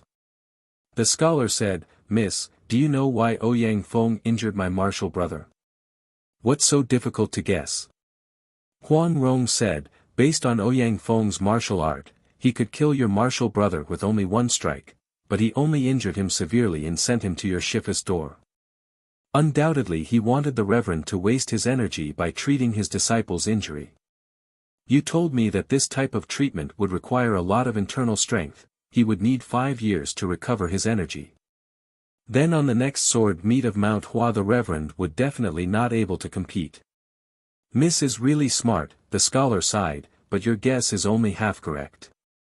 That Ouyang Feng's evil heart was difficult to fathom. After Shifu treated my martial brother's injury, before Shifu recovered, he launched a secret attack with the intention of killing Shifu. Guojing interrupted, Reverend Yideng is so compassionate and kind, how could he have any enmity with Ouyang Feng? Xiao Gu, little elder brother, the scholar replied, what you said is not right. First, merciful and compassionate good people do not coexist with sinister and ruthless evil people. Second, whenever Ouyang Feng wants to harm anybody, it really doesn't matter whether that person has any enmity with him or not. Just because he knew that the Xian Tian Gong is the black star of his toad stance, he must kill my Shifu with all possible means. Guojing nodded his head repeatedly. Did the Reverend receive any harm from him? He asked again. The scholar replied, Shifu saw through Ouyang Feng's evil scheme as soon as he saw my martial brother's injury. That very night we moved away and the western poison lost our track. We know he has failed once, he would not give up that easily. He has looked for us everywhere until finally he found this secret place of ours. After Shifu recovered his strength, we martial brothers proposed to go to the White Camel Mountain and settle this account with the western poison, but Shifu prohibits us to take any revenge. We must not allow ourselves to create any trouble. With great difficulty we managed to live peacefully all these years. Who would have thought that with your craftiness you managed to go up the mountain? We only know you are the 9-fingered divine beggar's disciples. We did not know you meant to do our Shifu harm, hence we did not stop you with all of our strengths. Otherwise we would put our 4 lives at stake and in no way would allow you to enter the temple. Who would have thought that the man did not have any intention to harm the tiger, but the tiger is harming the man? In the end my Shifu still fall under your evil hands. Speaking thus his face turned fierce, with a tiger-like power he slowly stood up. With a schwa sound the sword on his waist went out its sheath, glimmering cold, dazzling the eye. The fisherman, the woodcutter and the farmer also stood up unsheathing their weapons, surrounding them from 4 directions. Huang Rong said, I came to ask the Reverend to treat my injury, not knowing it would require all of the Reverend's strength, that he would lose his internal energy for 5 years. There is poison in those pills. I was framed by somebody else. The Reverend has shown me this kind of mercy. Even if I don't have a heart, I still will not repay kindness with evil. With a stern voice the fisherman said, then why do you take advantage while Shifu's strength is gone and he is poisoned? You lead the enemy going up the mountain. Jing and Rong, 2 people were stunned. We did not. They said with a confused voice.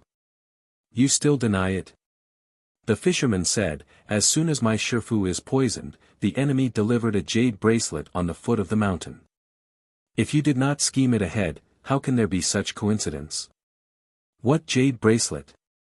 Huang Rong asked. The fisherman was angry, you still act stupid. The iron oars in his hands moved, the left oar swept horizontally, the right oar went down vertically, attacking both Guojing and Huang Rong. Guojing was sitting side by side with Huang Rong on meditation mats on the floor.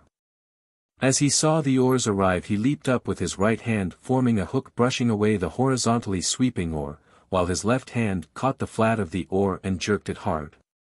This jerking action carried a very strong force. The fisherman felt pain and tingling sensation which forced him to let the oar go. Guojing pushed the oar forward. Bang! It hit the farmer's iron rake, sparks flew everywhere. Immediately Guojing shoved the iron oar back into the fisherman's hand. The fisherman was surprised, he took the oar back. Exerting his strength to his right arm he struck down together with the woodcutter's axe. Guojing's palm came one after another, carrying strong gusts of wind, coming fast toward the 2 men's torso. The scholar knew the fierceness of the 18 dragons subduing palms. Back off quickly. He anxiously shouted. Both the fisherman and the woodcutter were disciples of a well-known expert, their martial arts were anything but ordinary. Before Guojing's stance arrived they had hastily withdrew their weapons and leaped back. Suddenly they felt a jerk dampening their backward movement. Turned out their weapons were pulled forward by Guojing's palm strength. They had no choice but let their weapons go, saving their own lives was more important. Guojing caught the iron oar and the steel axe, he lightly tossed them back and called out, "Catch these." Good martial art. The scholar praised, his long sword threatening Guojing's right side. Seeing this attack, Guojing was startled. Among Yideng's 4 disciples this scholar looked the most refined, but actually his martial arts surpassed those of his colleagues, hence Guojing did not dare to underestimate him. His palms fluttered in the air, enveloping Huang Rong in his own body with tremendous force. This defense was truly stable, like an abyss stopping a mountain peak, there was not a single hole in it. His palms were like rainbow, continuously circling around bigger and bigger that the fisherman, the woodcutter, the farmer and the scholar were gradually pushed back till their backs were against the wall. Never mind counterattacking, merely defending themselves was not easy. By this time if Guojing added more force to his palms these 4 people would inevitably suffer injury. Fighting a moment longer Guojing held back his strength, he attacked hard then backed off hard, struck light then fended off light, it seemed like his force was there and then disappeared. Throughout the battle he steadily held the power balance so they were on the level ground, nobody won and nobody lost. The scholar's sword technique suddenly changed, his long sword vibrated, creating a continuously buzzing noise. His sword turned into 6 swords on the top, 6 swords on the bottom, 6 swords on the front, 6 swords on the back, 6 swords on the left and 6 swords on the right, successively stabbing like 6 by 6, 36 swords altogether. It was the Yunnan's Ai Lao Shan, Mount Ilao, 36 sword, considered one of the best offensive sword techniques in the world. Guojing's left palm parried the fisherman, the woodcutter and the farmer 3 people's weapons, his right palm followed the movements of the scholar's sword, up and down, front to back, left to right. Although the sword underwent countless changes, Guojing had always succeeded in diverting the sword stab by the power of his palm. Each sword stab passed very close to his clothes, but never once did it manage to even make a scratch on Guojing's skin. Blocking to the 36th stab, Guojing bent his right middle finger under his thumb, he waited for the incoming sword to lose its momentum before he suddenly flicked the body of the sword. It was the Tanjishan Tong, divine flicking finger, Huang Yaoxi's special skill which was considered unparalleled in the present age. Huang Yaoshi used this special skill when he played shooting marbles with Zhou Batong, and again in the Cloud Village, when he was giving direction to Mei Chaofeng. Guojing watched him fighting the Quanzhen 7 masters at the Ox village near Linen using this special skill. Having learned a certain amount of the martial arts secrets from the manual he managed to imitate the flicking finger technique. Although it was inferior to Huang Yaoxi's subtle and elegant flicking finger, but it still carried a tremendous force. With a metallic clank the long sword was shaken, the scholar's arm was numb, the sword almost fell from his hand. The scholar was shocked, he leaped backward and called out, "Hold it."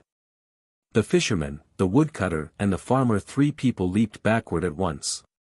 Only their backs were very close to the wall to begin with, so there was no place they could withdraw to. The fisherman leaped out of the door, the farmer jumped out over the hole in the wall Guojing made earlier. The woodcutter inserted his axe back into his waist. He smiled and said, "I told you these 2 did not have any evil intentions, but you did not believe me." The scholar put his sword back into its sheath, he cupped his fists toward Guojing and said, "Xiao Gu, little elder brother, has held back your palms, we are feeling grateful." Guojing busily bowed down to return the gesture, but his heart was full of questions. From the start we did not have any ill intention, why didn't they believe us? Why is it after we fought they changed their minds and believed us? Huang Rong noticed his confused expression, she knew what he was thinking, she whispered to his ear, "If you harbor ill intentions, then you would have injured these 4 people. How can even Reverend Yideng be your match right now?" Guojing thought it was true, he nodded his head repeatedly. The farmer and the fisherman walked back into the room. Huang Rong asked, I wonder who the Reverend's enemy is? What is this jade bracelet that was delivered earlier? The scholar replied, it's not that we don't want to tell you, but frankly speaking we don't even know the truth surrounding this matter. All I know is that the reason my Shifu became a monk is closely related to this matter. Huang Rong was about to inquire further when suddenly the farmer jumped up and shouted, "Io! It's dangerous." What is it? The fisherman asked. The farmer pointed his finger to the scholar and said, Shifu has lost all his strength, he is telling everything, concealing nothing. If these two harbor any ill intention while the four of us are powerless to hold them up, will Shifu be still alive? The woodcutter said, the Honorable Zhuang Yuan can predict with divine accuracy. If he could not predict the outcome of this small matter, how could he become the Dallas Prime Minister? He had known from the start that these two are friends and not foes, but he deliberately proceeded with fighting them. First, to test these two friends' martial art, second, to convince the two of you. The scholar showed a faint smile. The farmer and the fisherman looked at each other, they were partly admiring the scholar, partly blaming their own rashness. At that moment they heard footsteps coming in from outside the door. A young monk came in. He clasped his hands and said, Shifu orders 4 martial brothers to send the guests off. Everybody stood up immediately. Guo Jing said, the Reverend is expecting an enemy, how can we walk away just like that? Forgetting my own inability, Xiao Di, little/lowly younger brother, wants to collaborate with the 4 martial brothers to face the visitor. The fisherman, the woodcutter, the farmer and the scholar looked at each other with delighted expressions. Let me ask Shifu, the scholar said. 4 people went in together.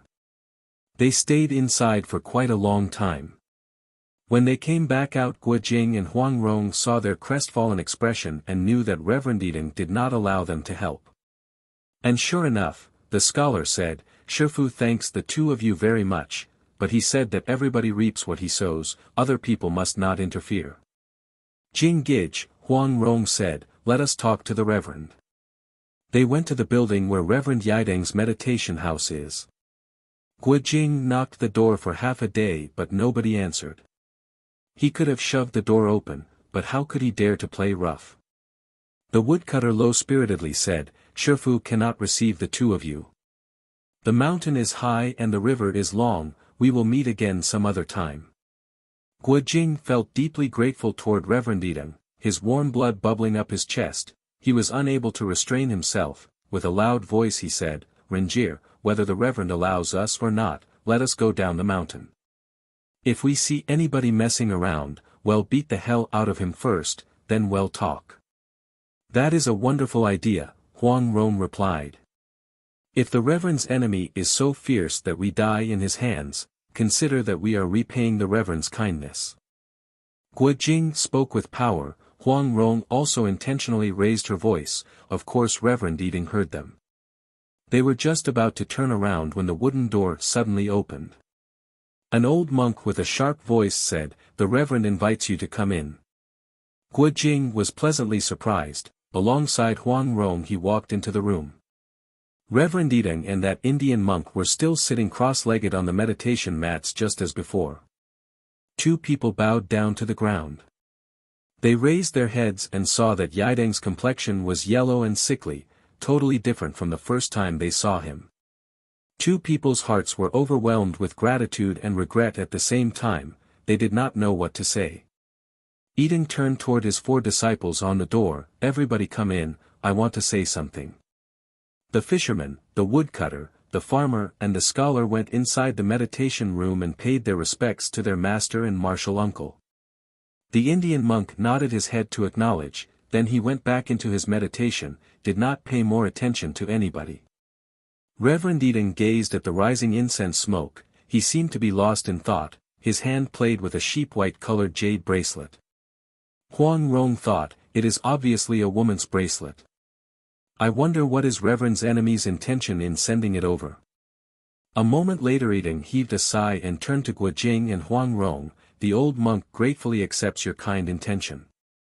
This matter relates to a complicated cause and effect, if I did not talk, I am afraid there will be casualties on both sides, and that is not the old monk's original intention.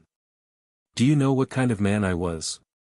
Uncle was the emperor of the Dali country of Yunnan, Huang Rong replied, the only emperor of the southern sky, with awe-inspiring power and prestige. Who in this world has never heard about you? Eating showed a faint smile. Emperor is superficial, old monk is also superficial, awe-inspiring power and prestige is fake. You, a young miss, are also a fake. Huang Rong did not understand his allegorical words. She stared at him with her bright, crystal-clear beautiful eyes. Eating slowly continued, my Dali kingdom was founded by the Emperor Shen Shengwen Wu Tai Zu, lit. Divine/Holy Literature and Martial Art, or Civil and Military, Great Ancestor, in the year of Dingyu. It was 23 years before the Great Song's founder, Zhao Kuanyin, Emperor Zhou staged a rebellion and assumed the throne of the Song dynasty. 7 generations from the Emperor Shen Shengwen Wu, the throne was passed on to Emperor Bing Yi. He became an emperor for only 4 years before he became a monk, bequeathing the throne to his nephew, Emperor Xingde. Following Emperor Xingde were Emperor Xing Zong Xiaode, Emperor Bao Ding, Emperor Xian Zong Xianren, and then my father, Emperor Jing Zong Zhengkang, all had become monks. From Tai Zu, great ancestor/founder, to me, there are 18 emperors, among which 7 had left their home, meaning, became monks. The fisherman, the woodcutter, the farmer and the scholar were people of Dali, naturally they knew their country's history. But Guojing and Huang Rong felt strange, they thought, Reverend Yiding did not want to become an emperor but became a monk instead was already surprising, turned out many of his ancestors had taken the same path. Could it be that being a monk is better than being an emperor? Reverend Yiding continued, by divine providence our Duan family has been ruling with a great power over a small area ever since. Each generation realizes his own virtue and ability. In reality we all are insufficient to bear this heavy responsibility, hence all along we fulfill our duty with fear and trepidation, did not dare to overstep our boundary. Didn't the emperors eat without plowing?